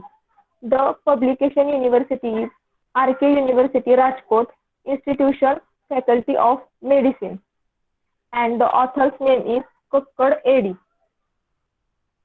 And the work done is designing and testing a predictive model for post-stroke recovery was exercise that was tested by investigator and external validators. Length of hospitalization is the most significant factor followed by the type of stroke and post-stroke duration to predict post-stroke recovery. ह्या पेपरमध्ये असं सांगितलं आहे की जेव्हा हॉस्पिटलमध्ये patient admit होतात तेव्हा त्यांच्या फर्स्ट रिकव्हरी पासून ते लास्ट स्टेज पर्यंत जी काही प्रोसेस होते त्याचं एक्सप्लेनेशन ह्या पेपरमध्ये केलेलं आहे. The fourth paper is evolving a library into a learning hub an exploratory study in Gujarat. The publication university is Rai University, Ahmedabad, Department of Library and Information Sciences, and the author's name is Pandya DM. And in this paper, work done is current research exactly aims to find out the points listed by reviewing the various literatures and collecting data from the library users of the universities. Public libraries researchers are trying to find out what is the current situation of libraries. Collecting data from libraries helps to find out what are the precautions they are taking to attract their users. And the last paper is life-centered career education for students with mental retardation in Karnataka State and exploratory study. The publication university is Mysore University and the author's name is Vanita C. And the work done is there is need to identify the results for dependent level of work readiness skills and moderate level of vocational competency among the students with mental retardation. For their difficulty in certain skill, more training is required to enhance their level of performance. म्हणजे त्या paper मध्ये असं explain केलेलं आहे की जे dependent students आहेत त्यांनी डाटा हा कर्नाटकामधला घेतलेला आहे, तर त्याच्यामध्ये जे डिपेंडंट स्टुडंट्स आहेत त्यांच्यावरती त्यांनी वर्क केलेलं आहे की त्यांना कोणत्या कोणत्या प्रकारच्या स्किल्स मध्ये डिफिकल्टी येतात, म्हणून त्यांना जास्तीत जास्त ट्रेनिंग देण्याचा प्रयत्न केलेला आहे. करण्यासाठी त्यांनी हा पेपर पब्लिश केलेला आहे. The future scope for the study is the exploratory research is defined as the initial research into a hypothetical or theoretical idea. This is where a researcher has an idea or has observed something and seeks to understand more about it. And exploratory research is an attempt to lay the groundwork that will lead to future studies or to determine if that is being observed might be explained by a currently existing theory. Most often, exploratory research lays the initial groundwork for the future research. Future scope, you राहिलाय माझा. Future scope attracts innovators and innovation seekers. It aims to identify collaboration opportunities between startups, scale-ups, teach multinationals, innovations, Irish enterprise and the research community and the investors. Thank you. Hello. Okay. What is exploratory research? Exploratory research. Exploratory research म्हणजे ज्याच्यामध्ये exploratory म्हणजे असं संशोधनास उपयुक्त असा research. म्हणजे ह्याच्यामध्ये म्हणजे एक्सप्लोरेटरी म्हणजे एखादा जर का प्रॉब्लेम इन्व्हेस्टिगेट तो क्लिअरली डिफाईन केलेला नसेल तर त्याच्यासाठी एक्सप्लोरेटरी रिसर्च हा यूज होतो एखादा प्रॉब्लेम डिफाईन करण्यासाठी. बरं, सगळे पेपर वाचलेत का? हा मॅम, पण त्याची लँग्वेज खूप टफ आहे, ते प्रत्येक वर्डचं मिनिंग समजून घ्यायला लागतं इथे. पुन्हा एकदा वाचा ते पेपर सगळे व्यवस्थित. हा मॅम. हॅलो हॅलो हा मॅम. धनश्री, हा. रिसर्च म्हणजे काय? हॅलो हॅलो, आवाज येतोय माझा? हा हा येतोय मी. मॅडम आवाज. रिसर्च डिझाईन म्हणजे काय ते समजलंय का तुम्हाला? मग एक्सप्लोर रिसर्च डिझाईन मध्ये तिथं 4 पार्ट होते, तर त्यातला एक म्हणजे एक्सप्लोरेटरी. म्हणजे मी गुगलला सर्च केल्यानंतर तिथं असे 4 टाईप आले आणि त्याच्यामध्ये एक हा एक्सप्लोरेटरी आहे, म्हणजे जो मी घेतलेला आहे सब्जेक्ट. ते आहे की रिसर्च डिझाईनचाच एक टाइप आहे एक्सप्लोरेटरी रिसर्च डिझाईन. पण रिसर्च डिझाईन म्हणजे काय ते समजलंय का तुम्हाला, असं विचारते मी. What is the meaning? Research design म्हणजे डिझाईन इज अ प्लॅन. म्हणजे डिझाईन म्हणजे आपण प्लॅनिंग करतो ना. म्हणजे समजा आता जेव्हा आम्हाला मॅमने सेमिनारसाठी मंडेला आम्हाला सांगितलं तेव्हा मी प्लॅनिंग केलं की आता आपला सेमिनार आहे तर किती रिसर्च पेपर आपल्याला सर्च करायचे. म्हणजे सेमिनारसाठी जे आधी प्लॅनिंग आम्ही केलं म्हणजे डिझायनिंग ना. बरं, मग रिसर्च मध्ये प्लॅनिंग काय असणार? म्हणजे रिसर्च मध्ये प्लॅनिंग म्हणजे जो आपल्याला डाटा मिळालाय त्याचा आपण पुढं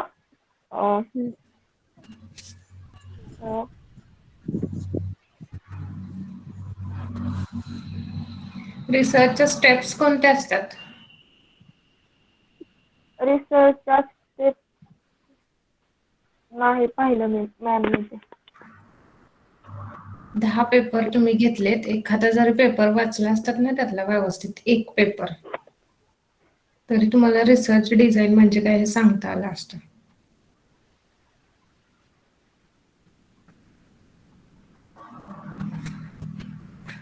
चालेल. नंतर टर्म्स, आता हे टॉपिक्स बघितलेत ना तुम्ही, त्या टॉपिकशी रिलेटेड जेवढ्या काही टर्म्स असतील ना त्या व्यवस्थित बघून घ्या. आणि त्याच्यानंतर आता रिसर्च पेपर रेफर करताय ना तुम्ही, तर मग रिसर्च पेपर एक जरी पेपर तुम्ही व्यवस्थित बघितला ना, म्हणजे बाकीचे तुम्ही रेफरन्स साठी द्या, पण एक जरी व्यवस्थित स्टडी केला ना. हा, ओके मॅम. चालेल. हा, ओके, ठीक आहे. नेक्स्ट.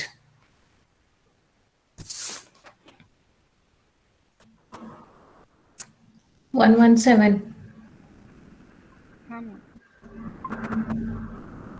गौरी आहे का? हो आहे मॅम. ओके.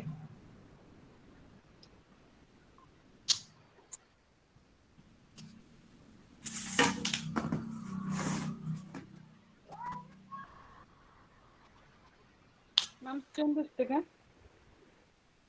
हा, दिसत आहे. हॉरिझॉन्टल करा फक्त.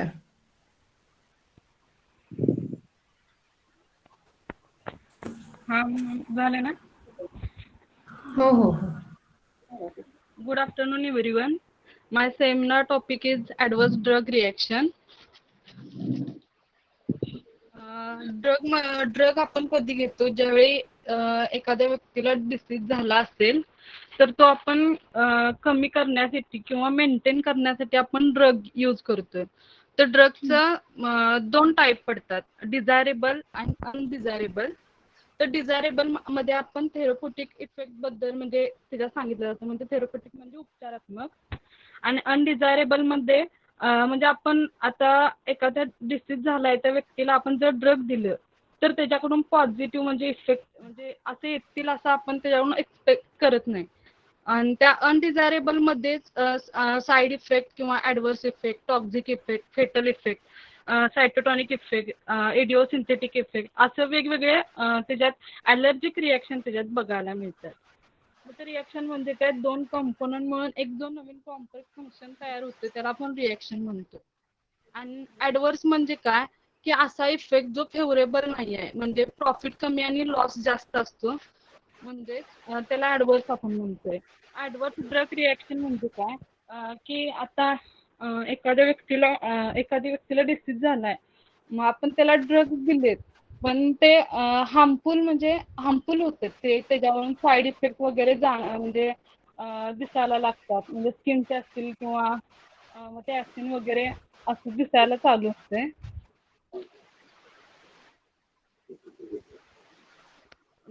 अकॉर्डिंग टू DJP बारकर यांच्या म्हणजे त्यांनी जो सर्वे केला ह्याच्यात नॉर्थ इंडियामध्ये जो सर्वे झाला टर्शरी केअर हॉस्पिटलमध्ये, तिथं त्यांनी सगळ्या एज मधल्या लोकांना त्या लोकांच्यावर सर्वे केला. तर त्या सर्वेमध्ये त्यासने असं दिसून आलं की 21 ते 30 या वयोगटातील जे पेशंट आहेत त्यांच्यात ते इफेक्ट जास्त जाणवले त्यांना. आणि त्यांनी त्यात 3 रिएक्शन सांगितल्या की the one you want, the one you don't want and one you don't know about that. म्हणजे काही जे आहेत ते तुम्हाला म्हणजे इफेक्ट आहेत ते तुम्हाला माहीत असतील, पण काही आहेत ते म्हणजे त्याच्याबद्दल तुम्हाला हे इफेक्ट असं उद्भवतील हे पण काही म्हणजे माहीत नसते. असे त्यांनी त्या सर्वेतून ते 3 इफेक्ट काढले. मग ते सर्वे केल्यानंतर त्यांनी ते ओव्हरऑल इन्सिडेंट वगैरे करून ते सगळं त्यांनी रिझल्ट दिले त्यांचे. आणि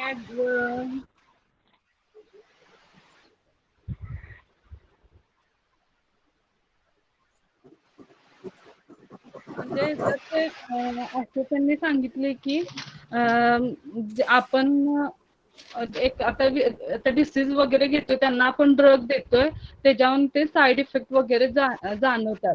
मग आता आपल्याला जे इफेक्ट माहीत आहेत आणि जे इफेक्ट माहीत नाही आहेत त्यांच्यावर आता आपण म्हणजे संशोधन करणं गरजेचं आहे असं त्यांनी ह्या रिसर्च पेपरमधून सांगितलं. Broad area of research, clinical trials, specific area of research, adverse drug reaction. Title of research paper, evaluation of suspected adverse drug reaction and antimicrobial and anti-diabetic drugs. आता antimicrobial म्हणजे an antimicrobial is an agent that kills microorganism or stop their growth. म्हणजे पावसाळ्यात वगैरे आपल्याला पोटाचे वगैरे आजार होतात तर त्यासाठी आपल्याला मेडिसिन वगैरे देतात. ते मेडिसिन म्हणजे ते अँटी मायक्रोबायोलचेच असतात. अँटी डायबेटिक्स म्हणजे anti diabetic drug are medicine developed to stabilise and control blood glucose level among people with diabetes. म्हणजे अँटी डायबिटीज म्हणजे ब्लड मधली ग्लुकोजची लेवल कंट्रोल करते. मग त्यांनी हे 2 हे घेतल्यात केसेस अँटी डायबेटिक्सची आणि अँटी मायक्रोबायोलची आणि त्यांच्यावर त्यांनी स्टडी केलाय. आणि हे त्यांनी जो स्टडी केलाय possible cases and probable cases त्या 2 आहेत त्या आणि त्याचे हे रिझल्ट सांगितले त्यांनी सर्वे करून. आणि या सर्वेमध्ये असं लक्षात आलं की डायबेटिसचे वगैरे तर ते एल्डर पेशंटमध्ये जास्त दिसून येतात. Research paper prescription pattern and dermatology outpatient department at a tertiary care technology hospital.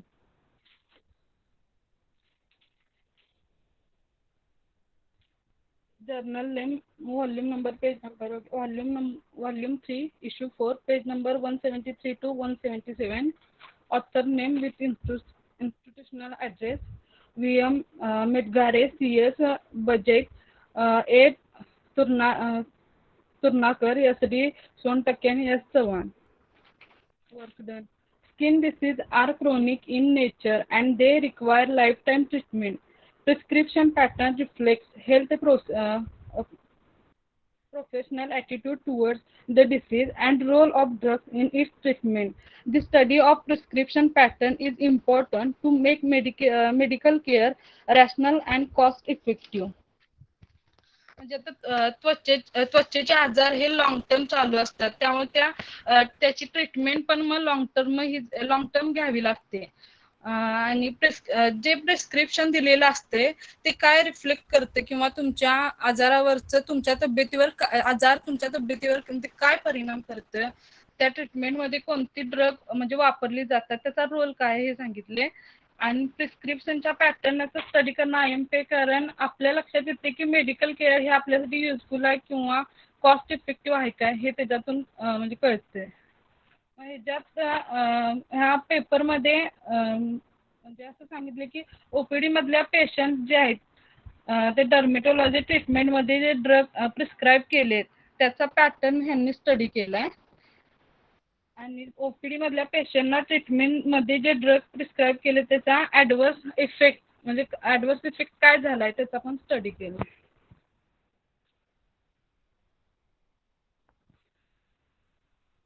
Hello.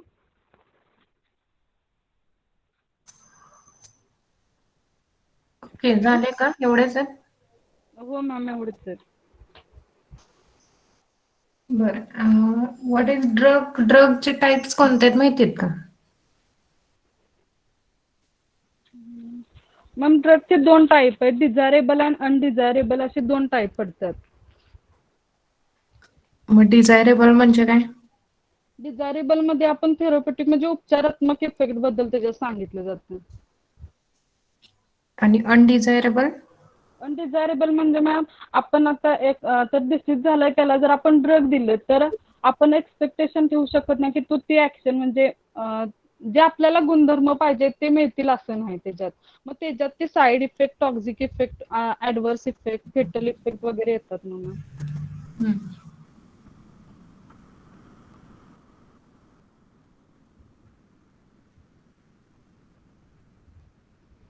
ठीक आहे, चालेल, असू द्या. वाचा पेपर व्यवस्थित. हो मॅम. कारण की ऍडव्हर्स ड्रग रिॲक्शन तुम्ही ऑलमोस्ट म्हणजे वेगवेगळ्या ट्रीटमेंट्स जर दिल्या हा. तरी तिथं तो चेक करू शकता. त्यांचा इफेक्ट हा टॉक्सिक इफेक्ट आहे, ऍडव्हर्स ड्रग रिॲक्शन आहे. हो मॅम, कोणत्याही म्हणजे 2 वेगवेगळ्या केसेस घेऊन जरी केलं तरी आपण सांगू शकतो. हा, येस, ठीक आहे. Thank you ma'am. नेक्स्ट. हा, येस मॅम. 118.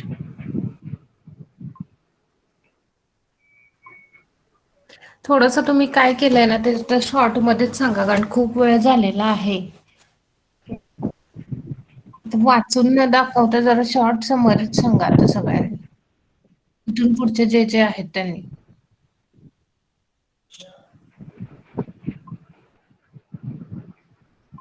मॅडम आज किती आहे तो? आज आता अजून 22 पर्यंत आहेत.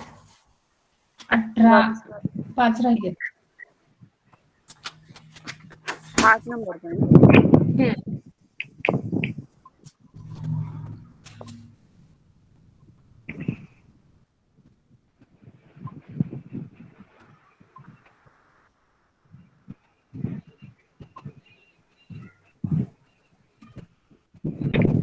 Hello ma'am.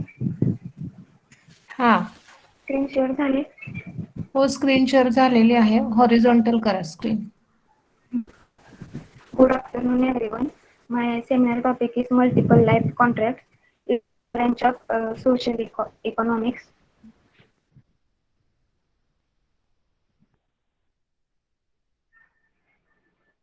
Basic research paper. First one is an empirical study on alternative banking and its impact on customer satisfaction. A case study of public and private sector bank in Satara city. Author's name Kumbar Vijayam. या पेपरमध्ये त्यांनी पर्यायी banking आणि ग्राहकांच्या समाधानावर होणारा impact या यांचा परिणाम संबंधित अनुभव सादर केलेला आहे. Second one is study of predicament of women in the cross cultural encounters in the selected works of Bharti Mukherjee, Jhumpa Lahiri and Sean Singh Baldwin. Author's name Ranware Ravindra Arun Rao. Work done is या पेपरमध्ये त्याने राजकीय आणि भौगोलिक चिंता cross cultural स्थलांतर शतकांमुळे सुरू आहे आणि मागील 2 शतकात ते वाढले आहे. यामुळे ओळख, जागरूकता आणि समाज कल्याणाच्या पैलूंशी संबंधित समस्या उद्भवू शकतात. अशा प्रकारे स्थलांतरित लोकांमध्ये त्यांना भेटी दिलेल्या भूमीसह विविध समस्यांना सामोरे जावे लागते, ज्याचा परिणाम त्यांच्या आयुष्यातला त्रास होतो. या संदर्भात सांस्कृतिक स्थलांतरामुळे उद्भवणाऱ्या समस्यांसह समकालीन सुशिक्षित तरुण पिढीला परिचित करणे आवश्यक आहे. क्रॉस कल्चरल स्थलांतरित येणाऱ्या प्रॉब्लेमची शक्यता आणि त्याबद्दल उद्भवणाऱ्या या समस्यांविषयी तरुण पिढीमध्ये जागरूकता वाढवणे काळाची गरज आहे, हे त्यांनी सर्च केले आहे. Third one is development of development of the remedial program for the improvement of English language ability of 6th standard student. Author's name Todkari Ajay Sidram. English शिकण्याच्या बऱ्याच पद्धती आणि नवीन लाईन टेक्निक आणि बऱ्याच काळातील धोरणांसह इंग्रजी शिकवले जाते. पारंपरिकपणे तंत्रज्ञानानं नवीन लाईन तंत्र आणि साधने जोडल्या गेल्या आहेत. इंग्रजी विविध हॅलो किंवा प्रतीक्षा, हा एक मिनिट. हे पेपर्स आहेत का? हा कुठून घेतलेले तुम्ही? सोलापूर युनिव्हर्सिटी शोधगंगावरून. ओके, शोधगंगावरून घेतलेले आहेत का? हम्म. ठीक आहे ठीक आहे. शॉर्ट मध्येच सांगा जरा काय केलं प्रत्येक पेपर मध्ये. हा शॉर्ट मध्ये. आणि इंग्रजी विविध न्यूलाईन किंवा रणनीतीद्वारे शिकवले जाऊ शकते. मग 6वीच्या विद्यार्थ्यांना इंग्रजीमध्ये बोलणे, वाचन करणे आणि लिहिण्याची कौशल्य सुधारण्याची अनेक प्रकार आहेत. त्यांनी या पेपरमध्ये सिद्ध केलेला आहे. Fourth one is development of library college library services information sources. Author's name Jagtap Alka Ganpat. महाविद्यालयीन ग्रंथालयांमध्ये तंत्रज्ञानामध्ये आधुनिकीकरणाचा अनुकूलन करून त्यांची कार्यक्षम भूमिका किती चांगल्या प्रकारे पार पडतात आणि सर्व वरिष्ठ महाविद्यालयीन ग्रंथालयांच्या तपशील. मला असं वाटतंय प्रतीक्षा, हॅलो, हे पेपर्स आणि तुम्ही टॉपिक वेगळा आहे तुमचा आणि तुम्ही पेपर जे सांगताय ना ते वेगळे आहेत. तुमच्या टॉपिकशी रिलेटेड पेपर नाहीत हे. तुम्हाला आधी मला हे सांगा की तुम्हाला मल्टिपल लाईफ कॉन्ट्रॅक्ट म्हणजे काय ते समजलंय का? एकाचे जीवनाचे प्रकार. सॉरी, जीवनाचे प्रकार. मराठीत मी अर्थ नाही विचारलेला त्याचा. What is the definition of multiple life contract? Types कोणकोणते आहेत त्याचे?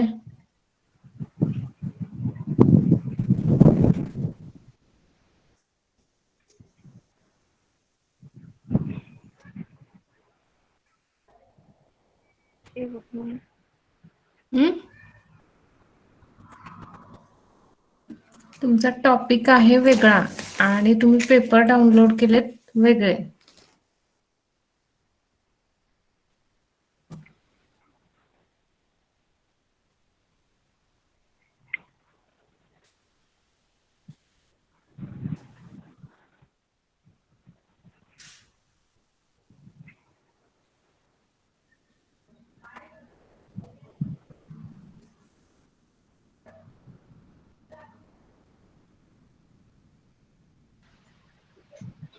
हॅलो प्रतीक्षा. हॅलो. हा, टॉपिक समजलंय का तुम्हाला? टॉपिक काय आहे ते?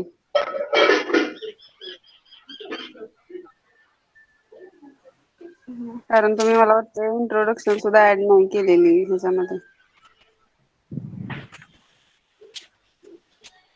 इंट्रोडक्शन गुगलला येत नाही. इंट्रोडक्शन मध्ये काय टाकायचं तुम्हाला? गुगलला येत नसले तरी पहिल्यांदा तुम्ही जो टॉपिक घेतलाय ना तो तरी ऍटलिस्ट मिनिंग तरी सर्च करायचा त्याचा. काय सांगतो तो टॉपिक आणि मग रिसर्च पेपर बघायचे. बरोबर आहे ना? हा.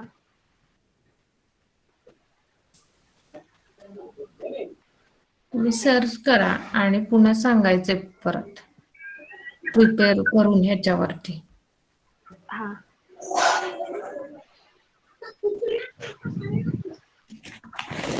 नेक्स्ट कोण आहे? तुम्हाला जर एखादा टॉपिक समजला नाहीये तर तुम्ही विचारा ना की नक्की नेमका कशातला आहे हा टॉपिक.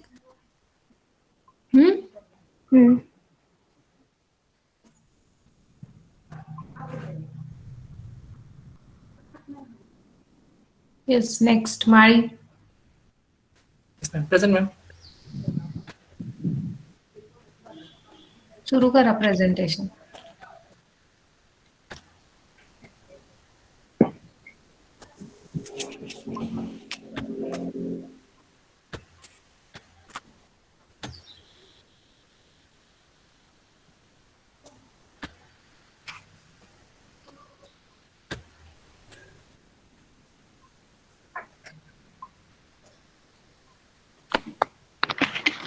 स्क्रीन विजिबल आहे?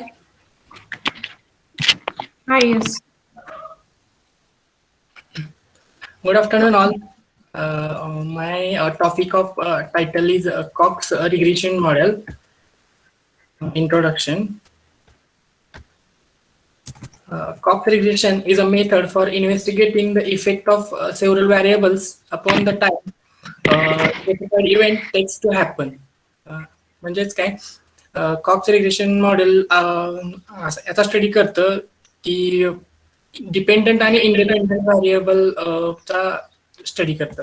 त्याला अजून it also called as a proportional hazards model, म्हणजे त्याला अजून प्रपोर्शनल हजार्ड्स मॉडेल असंही म्हटलं जातं. And these models are a class of survival models in a statistics.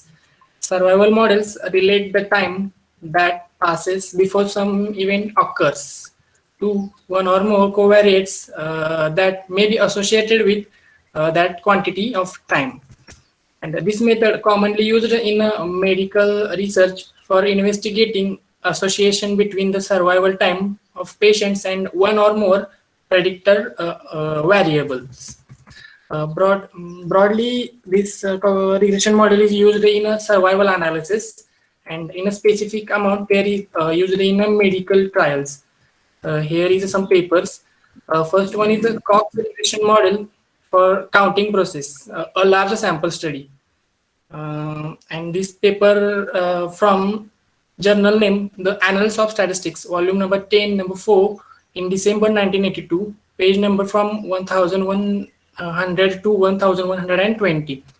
Authors are E.K. Anderson and R.D. Gill, published by Institute of Mathematical Statistics. Actually या पेपरमध्ये regression मॉडेलचा large sample घेऊन त्याचा study केलेला आहे.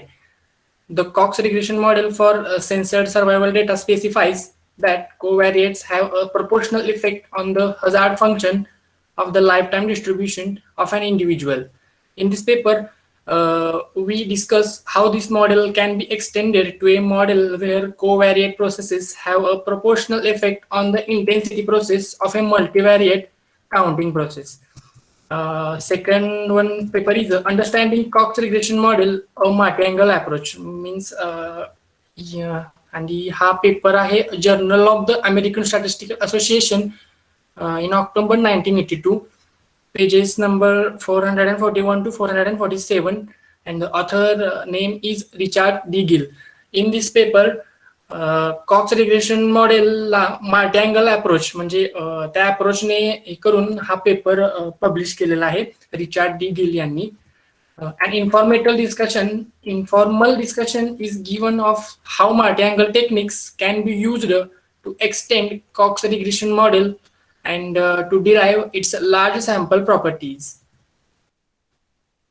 Third one is Cox regression model, computing a goodness of fit statistic, and journal name Computer Methods and Programs in Biomedicine, volume 22, in June 1986, pages from 253 to 256, and authors name are J.O. Quigley and T. Morio. इथे Cox regression model जे आहे regression model त्याला data घेऊन goodness of fit केलेला आहे. A simple test for goodness of fit of the proportional hazards regression model has recently been proposed. This article indicates how a large number of programs in a current use to fit this model can be easily adapted to incorporate this goodness of fit statistics. Fourth one paper is a testing for a time-dependent coefficient in a Cox regression model. Journal name is the Scandinavian Journal of Statistics, volume 20, number 1, in 1993, page number from 35 to 50. And author is S.A. Murphy and published by Wiley. And work done is this paper discuss a commonly used test to detect a non-proportional hazard. The test can be viewed as an example of the method of Siew's approach to hypothesis testing. In this framework, the test can be shown to be consistent against a wide class of alternatives to proportional hazards. However, there is a price exacted for such a consistency. This price is that the test cannot detect local alternatives of order 1 over the square root of the sample size. And the last one paper is an extension of Cox regression model. Journal from International Statistical Review, volume 51, number 2, in August 1983, page number from 165 to 174. And the author is Sorian Johnson, published by International Statistical Institute, ISI. या पेपरमध्ये regression मॉडेलचा पुढचा part show off केलेला आहे. It is shown how one can construct a model for a jump process depending on an arbitrary intensity measure with the property that if the measure is absolutely continuous, it reduces to Cox regression model for survival data. The model has the property that the maximum likelihood estimator of the parameters are Cox estimate for the regression parameter and the Nelson-Allen estimate for the measures. Cox partial likelihood for the regression parameter becomes a partially maximized likelihood, and the model has a property corresponding to singularity which explains the partial likelihood.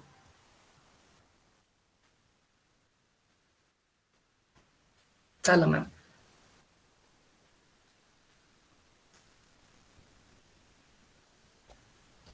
Okay, हे basic paper होते सगळे. हो ma'am, म्हणजे नेटवरती तेच सापडले आणि त्याच्या फक्त फर्स्ट पेजेस आहेत, त्याला साइन इन वगैरे मागतायत ऑथर्सचे वगैरे, फुल पेपर्स यूज करण्यासाठी. पण मला एवढं सांगा आता की कॉक्स रिग्रेशन मॉडेल कधी यूज करतात? सॉरी मॅम, समजलं नाही. कॉक्स रिग्रेशन मॉडेल यूज कधी करतात?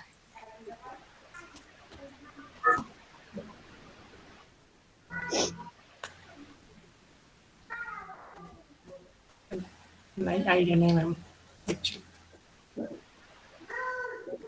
आपले सिंपल रिग्रेशन टेक्निक जे आहेत तुम्ही रिग्रेशन मध्ये जे शिकता ते आणि हे कॉक्स रिग्रेशन ह्याच्यामध्ये काय डिफरन्स आहे?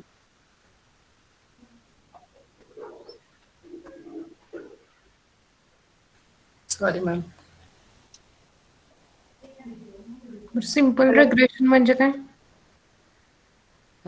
सिंपल रिग्रेशन म्हणजे प्रेडिक्ट करतो आपण, अनालिसिस म्हणजे चालू जो डेटा आहे त्याच्यावरून आपण प्रेडिक्ट करतो नेक्स्ट. कोणत्या डेटावरून? आपल्याकडे जो डेटा आहे आता, म्हणजे एखादं एक्झाम्पल असेल तर आपण त्या डेटावरून नेक्स्ट समजा काय आहे ते प्रिडिक्ट करू शकतो रिग्रेशन मध्ये बाय युजिंग रिग्रेशन कन्सेप्ट. असे बरेचसे टाईप आहेत रिग्रेशनचे, त्यात पण सेमच टेक्निक यूज केली जाते.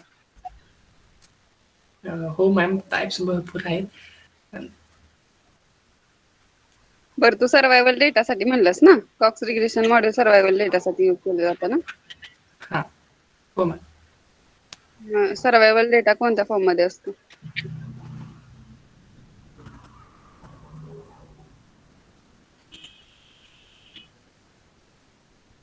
प्रश्न समजला का तुला? हो मॅम.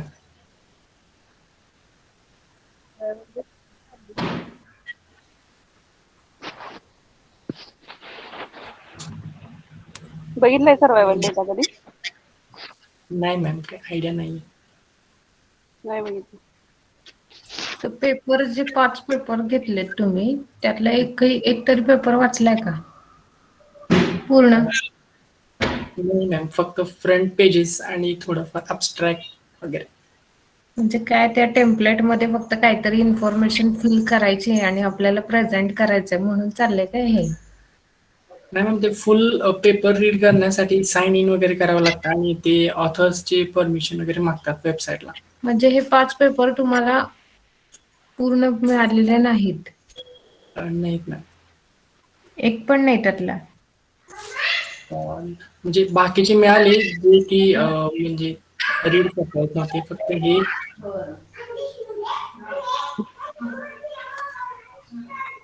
सगळ्यांसाठीच एक हे आहे की जर तुम्हाला रिसर्च पेपर पूर्ण डाउनलोड करायचे असतील, जर तुम्हाला मिळत नसेल असा रिसर्च पेपर, तर साय हब त्या वेबसाईटला जाऊन तुम्ही तिथं त्याचे DOI म्हणून असतो रिसर्च पेपर वरती, तर तो जर टाईप तिथे दिला तर मग तुम्हाला तो रिसर्च पेपर पूर्ण डाउनलोड होऊ शकतो.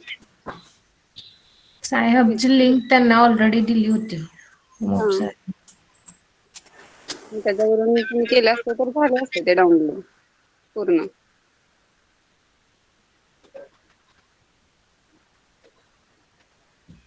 ओके चालेल. जे काय करताय ते ऍटलिस्ट स्वतःसाठी तरी करा. हो मॅम. आता तुम्हाला टास्क दिलाय म्हणून काहीतरी करू नका की नुसतं वाचायचं समोरच्याला काही कळत नाहीये असं नको व्हायला. तुम्ही आता त्याच्यासाठी एवढे 4-5 दिवस काहीतरी मेहनत केलेली आहे ना, मग ऍटलिस्ट त्याच्यातून त्याचा आउटपुट तरी येऊ देत. तर आपलं एकदा प्रेझेंटेशन दिलं की काम संपलं असं नाही ना.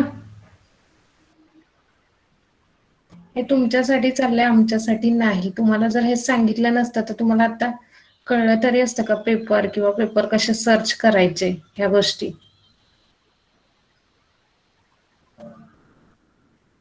त्यामुळे जे काही करणार आहे ते थोडंसं मनापासून करा. सगळ्यांनाच जरा रिक्वेस्ट आहे.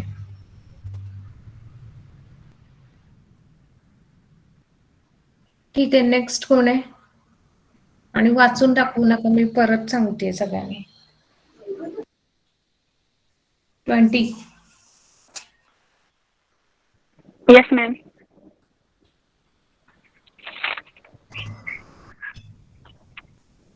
येस आरती. झाली मॅम स्क्रीन शेअर. हा होत आहे.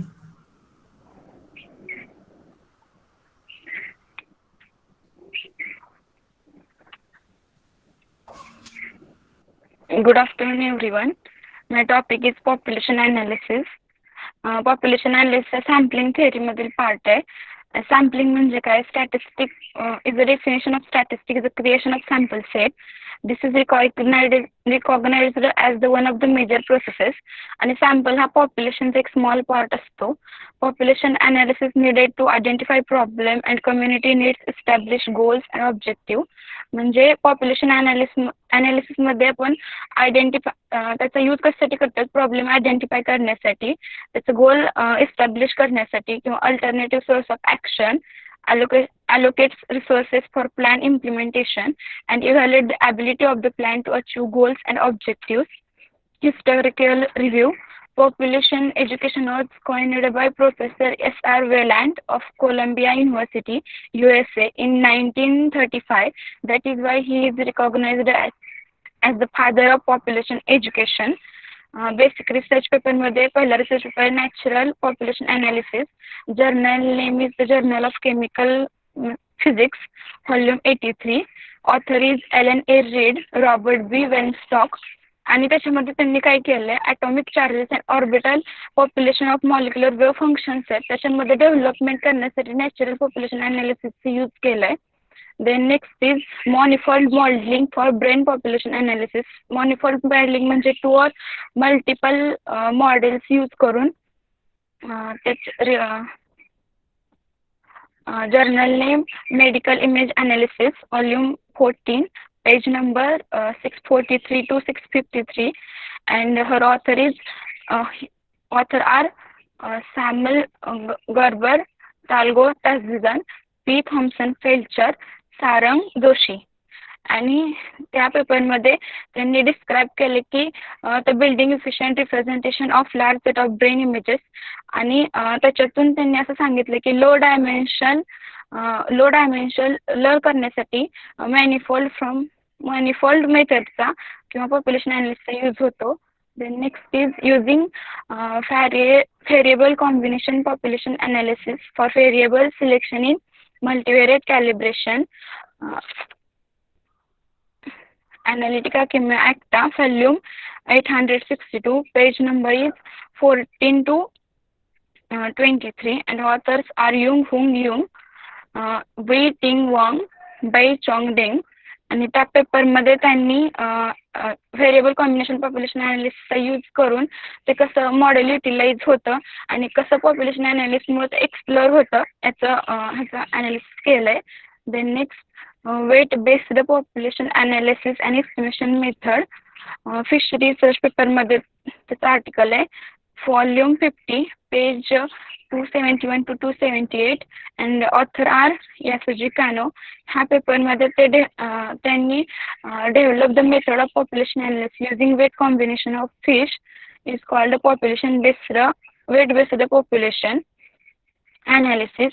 Current research are first research paper is population analysis of space traveler. Journal name is Life Science in Space Research, volume 27, page 1 to 7. Author are Tengsuya Colette, Maria Stavnikach.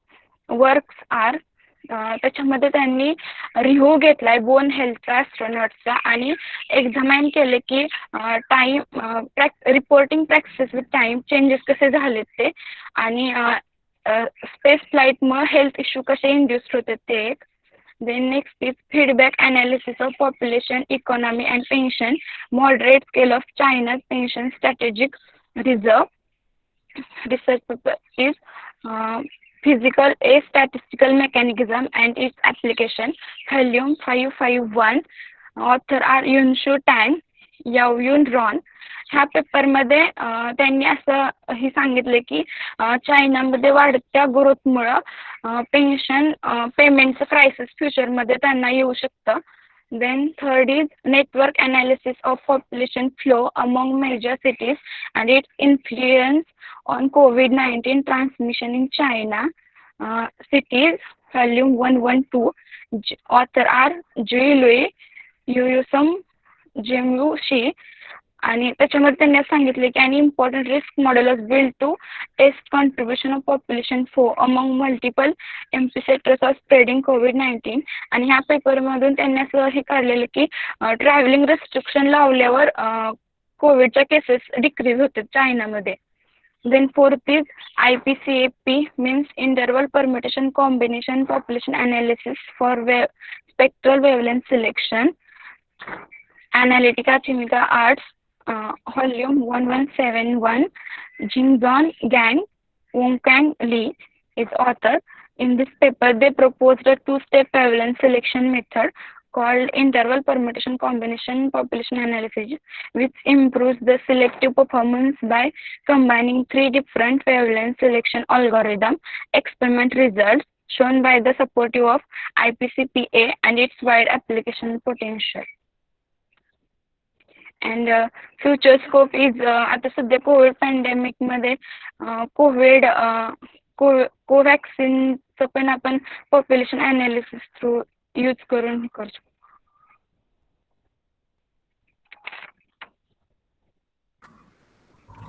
Techniques किंवा tools कोणते use केलेत मग analysis साठी? ते नाही ma'am मी बघितलं फक्त तिथं रिसर्च पेपर ॲब्स्ट्रॅक्ट तेवढंच पेपर मध्ये असेल ना अनालिसिस साठी काहीतरी टूल्स वापरले असतील की त्यांनी? पेपर नाही पाहिले मॅम मी कम्प्लीट सगळे. एकही पेपर पाहिला नाही रीड करून? नाही. बघा ते पेपर मध्ये पॉप्युलेशन अनालिसिस साठीचे टेक्निक्स कोणकोणते आहेत. हा बघते. आहेत माझ्याकडे 2-3 रिसर्च पेपर मी एकच माझ्याकडे डाउनलोड झालता आणि बाकी परचेस PDF म्हणत होतं ते खूप मोठं होतं म्हणून मी वाचलं पण मला ते जेवढी लँग्वेज पण समजली नव्हती. आता पुन्हा बघा एकदा जसं वेळ मिळेल तसं ते रीड करा पेपर्स. ही टेक्निक किंवा ते अनालिसिस कसं केलं जातं वगैरे हे बघा. आता हे वाईड म्हणजे पॉप्युलेशन अनालिसिसचा एरिया जो म्हणू शकतो रिसर्च एरिया म्हणजे वेगवेगळ्या याच्यात आपण हे यूज करू शकतो.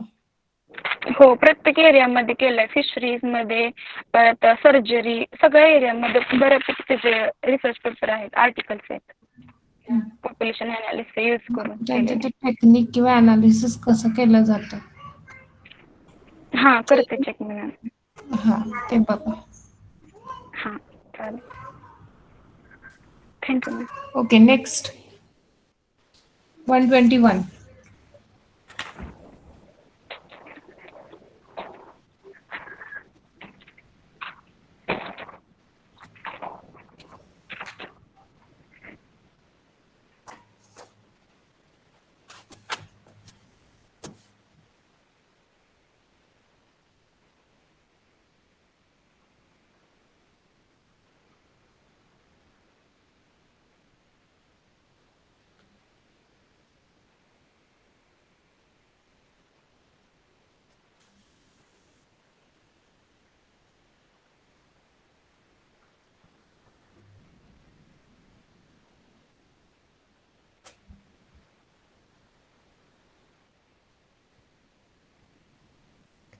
हॅलो काजल.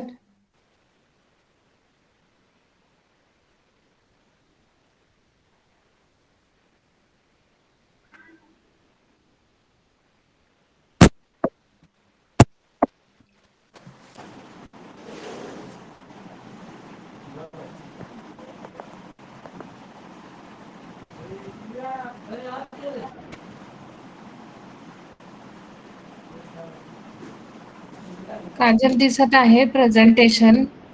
हॉरिझॉन्टल करा फक्त. हॉरिझॉन्टल करा. दिसतंय मॅम. हा yes. My topic name is genetic algorithm, a broad area of research, operational research. Operational researchचा यूज हा बिझनेस किंवा सायंटिफिक प्रॉब्लेम सॉल्व्ह करण्यासाठी आणि डेव्हलपमेंटसाठी केला जातो. ऑपरेशनल रिसर्च आणि कॉम्प्युटर सायन्समध्ये जेनेटिक अल्गोरिदम हे नॅचरली प्रोसेस करून डेव्हलप केले जातात. Specific area of research. Genetic अल्गोरिदमचे मेन ऑपरेटर्स हे रिप्रोडक्शन म्हणजे एखाद्या प्रोडक्टचे पुन्हा एकदा उत्पादन करणे किंवा क्रॉस ओव्हर आणि म्युटेशन म्हणजे असावे ज्यामध्ये न्यू व्हेरिएशन स्पेसिसमध्ये एंटर करतात. जेनेटिक अल्गोरिदमचे ॲट्रिब्यूट्स हे integer coding, uniform cross over, anti insect matting म्हणजे इंटर रिलेटेड नसणारे, व्हेरिएबल मॅटिंग आणि म्युटेशन रेट्स म्हणजे नव्याने भेटणाऱ्या प्रोडक्टचा रेट पाहण्यासाठी ते वापरले जातात. जेनेटिक अल्गोरिदममध्ये ज्या व्हॅल्यू असतात त्या एका पॉईंटपासून नाहीत भेटत. त्यामध्ये प्रोबॅबिलिस्टिक ट्रान्झिशन रूलचा यूज करून ते व्हॅल्यू फाइंड केले जातात कारण ते असं फंक्शन नाही जे एक्झॅक्टली एकच रिझल्ट देईल. ते one or mower possible outcomes provide करेल आणि डिटर्मिनिस्टिक मॉडेल हे इनिशियल स्टेटपासून सेमच आउटपुट देईल त्यामुळे ते मॉडेल आपण नाही यूज करत. Basic research paper. First research paper multi objective optimisation of axial flow compressor using genetic algorithm. Multi objective optimisation problem हा बेस्ट ट्रेड ऑफ म्हणजे टू अपोजिंग सिच्युएशन बॅलन्स करण्यासाठी आणि नॉन डॉमिनंट सोल्युशन सेट करण्यासाठी म्हणजे असं solution भेटण्यासाठी ज्यामधील एका सोल्युशनचे objective improve केलं जाईल without reducing other objective function. Genetic अल्गोरिदमचा यूज करून नॉन डॉमिनेटेड सोल्युशन इम्प्लिमेंट केले जातात. त्यावरून ऑब्जेक्टिव्ह फंक्शनच्या व्हॅल्यू भेटतात त्या ॲप्रोक्झिमेट टू फायनल रिझल्ट अशा असतात. Second novel analytic method of power quality using extension genetic algorithm and wavelet transform. Author Meng Hu Wang, E Feng Seng. ह्या पेपरमध्ये पॉवर क्वालिटी ॲनालिसिस केला आहे बाय युजिंग वेवलेट ट्रान्सफॉर्म आणि genetic algorithm. त्यामध्ये wavelet ट्रान्सफॉर्मची fundamental theory, current application आणि extension genetic अल्गोरिदमचे theoretical framework सांगितले आहे. ते ॲप्लिकेशन ते जे ॲप्लिकेशन टूल प्रोव्हाइड करतात त्याचा उपयोग हा रिसर्चसाठी डेटा क्लासिफिकेशन करण्यासाठी आणि पॉवर क्वालिटी ॲनालिसिस करण्यासाठी केला जातो. Third hybrid genetic algorithm for production and distribution. Authors Felix TS Chan, Sai Chung, Subhash वाढवा.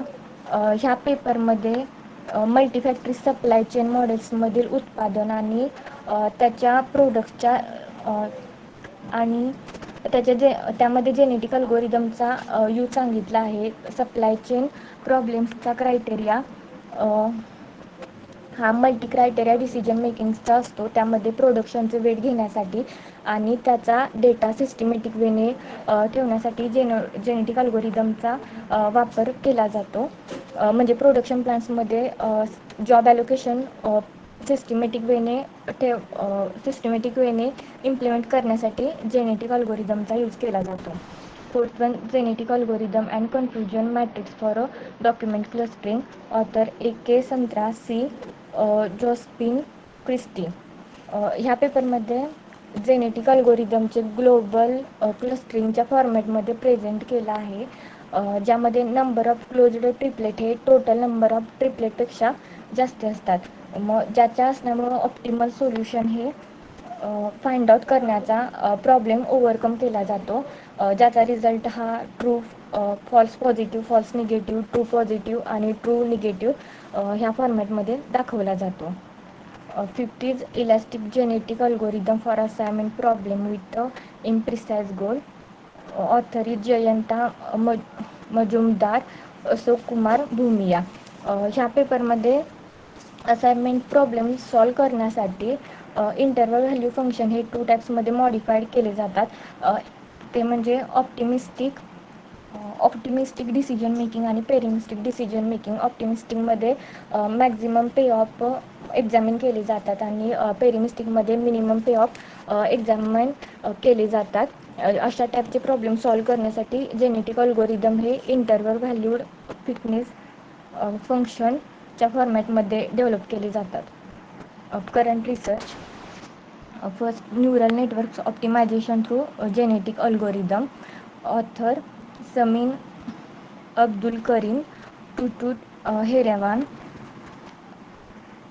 ह्या पेपरमध्ये ऑप्टिमायझर्स हे जे जेनेटिक अल्गोरिदम आहे त्याचा यूज हा न्यूरल नेटवर्कमधील ॲट्रिब्यूट चेंज करण्यासाठी केला जातो. आणि न्यूरल नेटवर्कमध्ये हे अल्गोरिदम आपण यूज करून कॉम्प्लेक्स किंवा चॅलेंजिंग प्रॉब्लेम सॉल्व करू शकतो.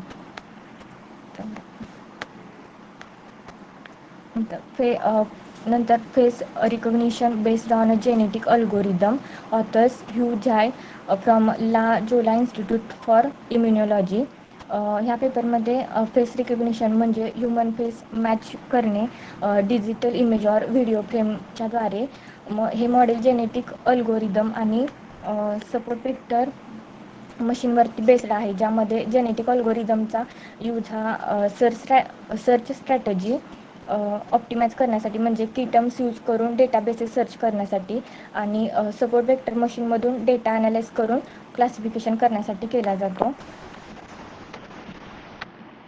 Future scope of studies stock marketing based on genetic algorithm.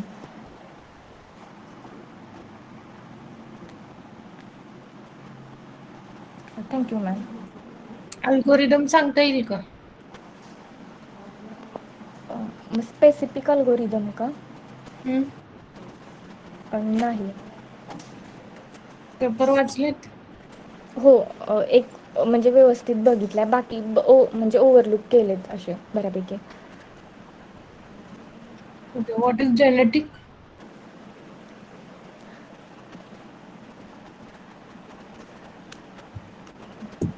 काय काय दिलंय एखाद्या पेपरमध्ये नेमकं सांगा बरं, एखाद्या कुठल्याही एका पेपरमधलं काय केलेलं आहे त्यांनी? जेनेटिक अल्गोरिदम म्हणजे कन्स्ट्रेंट असतील किंवा नसल्या किंवा अनकन्स्ट्रेंट असलेले एखाद्या एक्झाम्पलमध्ये तरी त्याचा ऑप्टिमायझेशन म्हणजे फायनल व्हॅल्यू त्याची फाइंड आउट करणे. म्हणजे जेनेटिक अल्गोरिदमचा यूज करून आपण with constant or without constant example असेल तरी त्याचे ऑप्टिमायझेशन व्हॅल्यूज काढू शकतो. ओके, ठीक आहे, असू द्या. वाचा ते सगळे पेपर्स पुन्हा. हो. Next.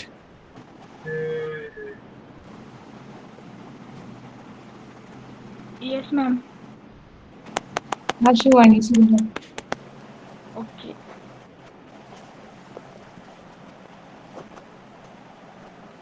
This time I'm screen. हो, दिसते, स्क्रीन दिसते. Okay. Good afternoon, everyone. Today I am presenting seminar on Leontief inter-industry model of an economy. Board of area research. This model is widely used in planning and forecasting input-output flow table. Leontief imagines an economy in which goods in like iron, coal, alcohol, etc. are produced in their representative industry by means of a primary factor, while labor, and by means of other inputs such as iron, coal, alcohol, etc. A specific area of research, input-output is a novel technique invented by Professor Vasily V. Leontief in 1951. It is used to analyze inter-industry relationships in order to understand the interdependencies and complicities of the economy and thus the condition for maintaining equilibrium between supply and demand. म्हणजे काय, Leontief inter industry model of economy याला input output model पण असं म्हटलं जातंय. म्हणजे काय, दोन इंडस्ट्री किंवा त्यापेक्षा जास्त इंडस्ट्री जर इंडस्ट्रीचा विचार केला तर त्या दोन्ही एकमेकांच्यावर म्हणजे डिपेंड असल्या पाहिजे, इंटरडिपेंड असल्या पाहिजे, त्या तिथे रिप्रेझेंट केल्या जातात. आता मी ॲग्रिकल्चर इंडस्ट्री आणि दुसरी त्याच्यावर डिपेंड असणारी एक इंडस्ट्री घेतली, म्हणजे त्या दोन्ही एकमेकींवर डिपेंड असल्या पाहिजे. जर ॲग्रिकल्चरचा एक त्यांनी प्रोडक्ट प्रोड्यूस केले ते तिथं आउटपुट म्हणून यूज केलं जाते आणि ते ॲग्रिकल्चर मधलं प्रोडक्ट इंडस्ट्री सेक्टरमध्ये इनपुट म्हणून यूज केलं जाते. त्यालाच लिओनटिफ इंटर इंडस्ट्री मॉडेल असं म्हटलं जाते. Historical review in economic and input output model is quantitative economic model that represent the interdependence between different sector of a national economy or different regional economy. Vasily Leontief 1906 to 1999 is credited with developing this type of analysis and earned the Nobel Prize in Economics for his development of this model. Basic research. पहिला आहे the economic impact industrial and regional of an arms cut. August 1965 ला publish झालाय. A review of economics and statistics आणि त्याचे author आहेत Edward Tower, Duke university. Work done in a paper published 4 years ago. Input-output analysis was used to estimate the effect of such a change in the structure of final demand on the industrial distribution of the labor force for the country as a whole. The present study carries that inquiry one step further. The impact of the hypothetical shift from military to civilian demand is projected here not only in inter-industrial but also in inter-regional terms. Specifically, the territory of the continental United States has been subdivided into 90 distinct regions, and the shift in the industrial composition of out and employment was assessed for each one of them. Second है Vasily Leontief in Appreciation, European Journal of the History of Economic Through. त्याचे author आहेत थिस्टेनरा, युट्रेक्ट university आणि William Baumol, New York university. In this paper, we brightly review the work of Vasily Leontief in represent for this memory and appreciation of his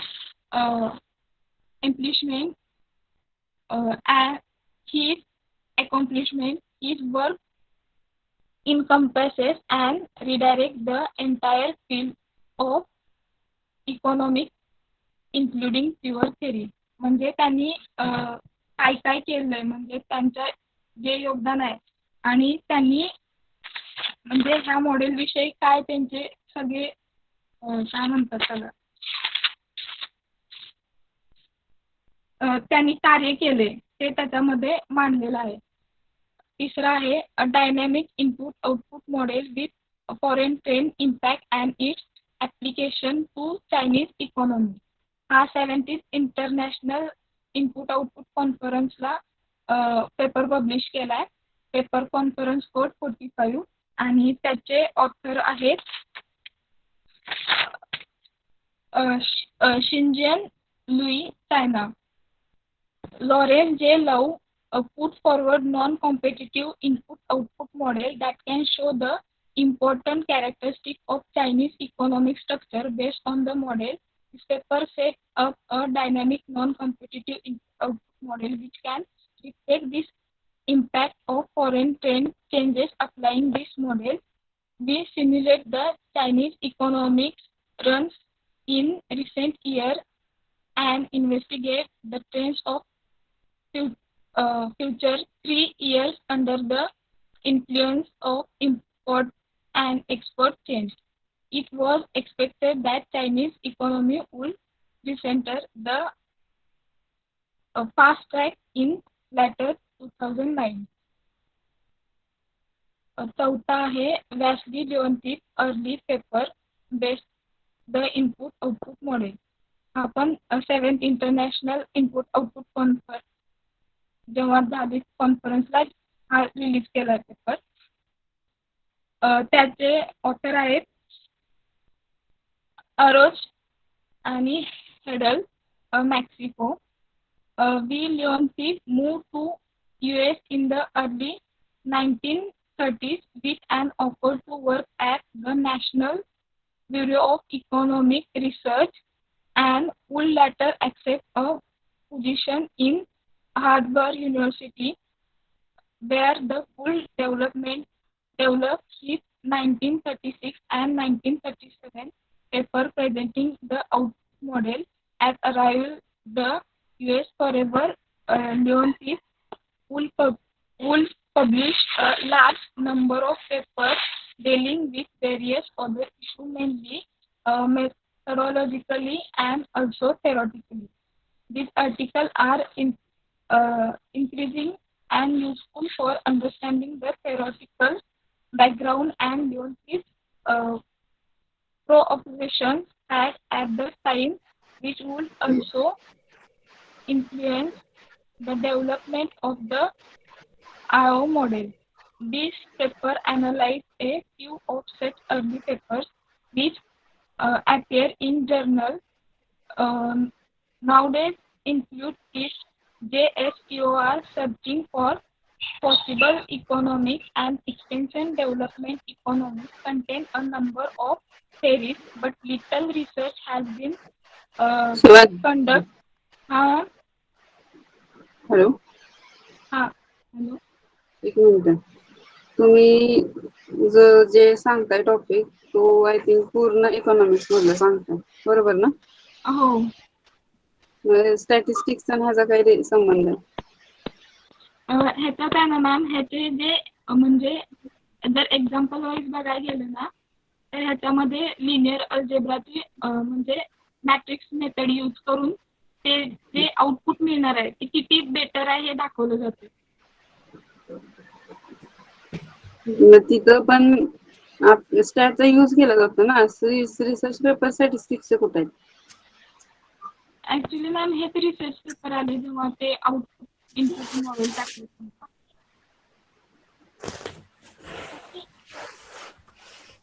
बरं, main की ते लिओन्टिफ model काय use केलं जातं, कधी यूज केलं जातं, मेन पर्पज काय आहे त्याचं? एखादं त्याचं म्हणजे प्रोडक्ट आहे ना ते किती बेटर करता येईल हे दाखवण्यासाठी. जर इंडस्ट्रियल प्रोडक्ट जे आउटपुट मिळणार आहे ते दाखवणार कसं? ते मॅथमॅटिकली मॅडम मॅट्रिक्स मेथडनं सॉल्व करून जे ते आता म्हणजे कसं त्याच्या दोन हे दिले जाणार, इनपुट आउटपुट मॅट्रिक्स आणि फाईन डिमांड. मग ती डिमांड फाईन करून ते मग सांगितलं जाणार.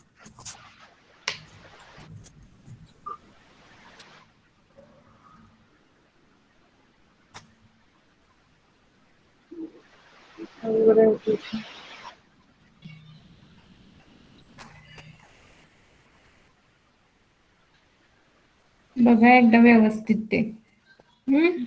हा.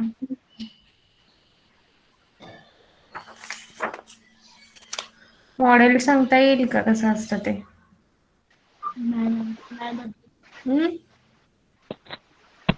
नाही बघितलं. अजम्पशन काय असतं इथे या मॉडेलसाठी?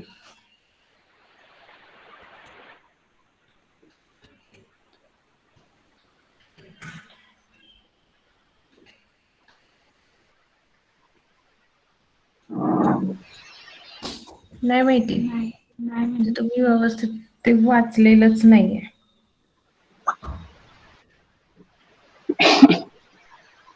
मॅडम पेपर इकॉनॉमिक्स मधलेच दिसते. हा. ते मॉडेल कधी यूज केलं जातं मेन क्वेश्चन माझा हा आहे आणि त्याच्यासाठी अझम्पशन्स काय काय आहेत.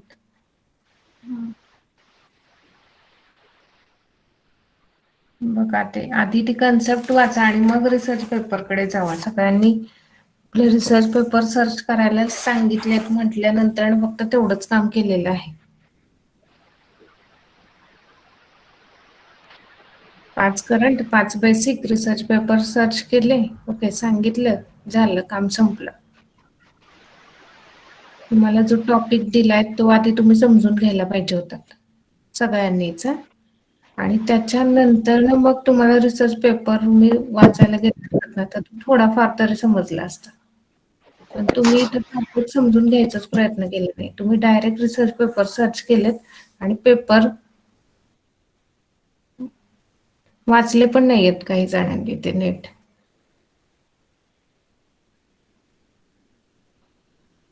आधी तुम्हाला काही जो पॉइंट दिलाय तो तुम्ही बघायला पाहिजे होता, तो समजून घ्यायला पाहिजे होता. मग त्याच्याशी रिलेटेड पेपर मग पेपर वाचले असते तर ते समजलं असतं.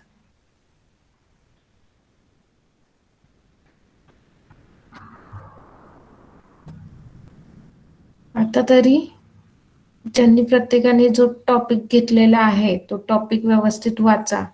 ते रिसर्च पेपर एवढे कष्ट करून डाउनलोड केलेत ते वाचा, व्यवस्थित समजून घ्या.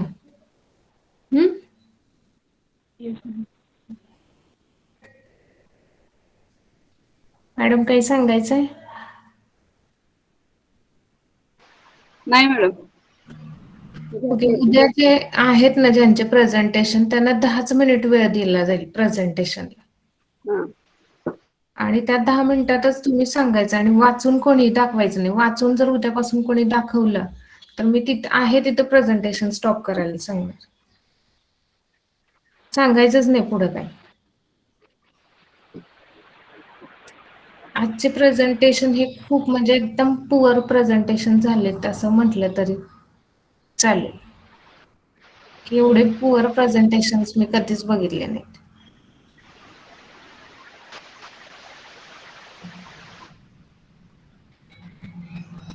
उद्यापासूनचे आता जे आहेत बरेच जण आता लेफ्ट पण झाले, तेवढे पण बाकीच्यांचे ऐकायला तेवढे 2 शब्द वेगळ्या कानावर पडले असते ते ऐकायला सुद्धा कोणी थांबले नाही. जे उद्याच्या बॅच मधले स्टुडंट आहेत त्यांनी लक्षात ठेवायचं की तुम्हाला 10च मिनिट वेळ मिळेल. आपल्याला 12 ते 1 पर्यंत संपवायचे प्रेझेंटेशन. 10 मिनिटात तुम्हाला जेवढं काही समजलं आणि वाचून दाखवायचं नाही कोणी. वाचून दाखवायला अलाउडच करणार नाहीत. आता तुम्हाला तुमची इम्प्रूव्हमेंट कशी करायची आहे ते बघा उद्याच्या बॅचनी. जेवढा वेळ आता इथून पुढे शिल्लक आहे त्याच्यात व्यवस्थित प्रिपरेशन करा आणि उद्याचे प्रेझेंटेशन होप सो की तुम्ही चांगले द्याल.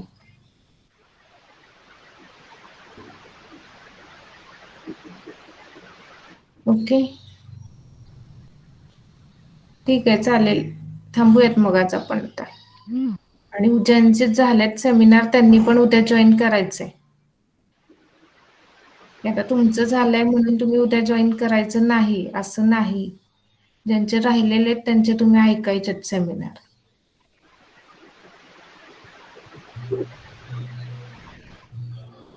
ठीक आहे चालेल, थांबूयात आपण. राहिलेल्यांनी व्यवस्थित प्रिपरेशन करा. ठीक आहे मॅडम, थांबूयात ना मग. हो थांबूयात मॅडम. 10 झाले ना आज का नाही झालं? आज 20 झाले म्हणजे ऍक्च्युली 22 व्हायला पाहिजे होते पण 2 जणांनी दिलं नाही. होय. तर 20 झालेत. बरं चालतंय. चालतंय. ओके, ठीक आहे चालेल.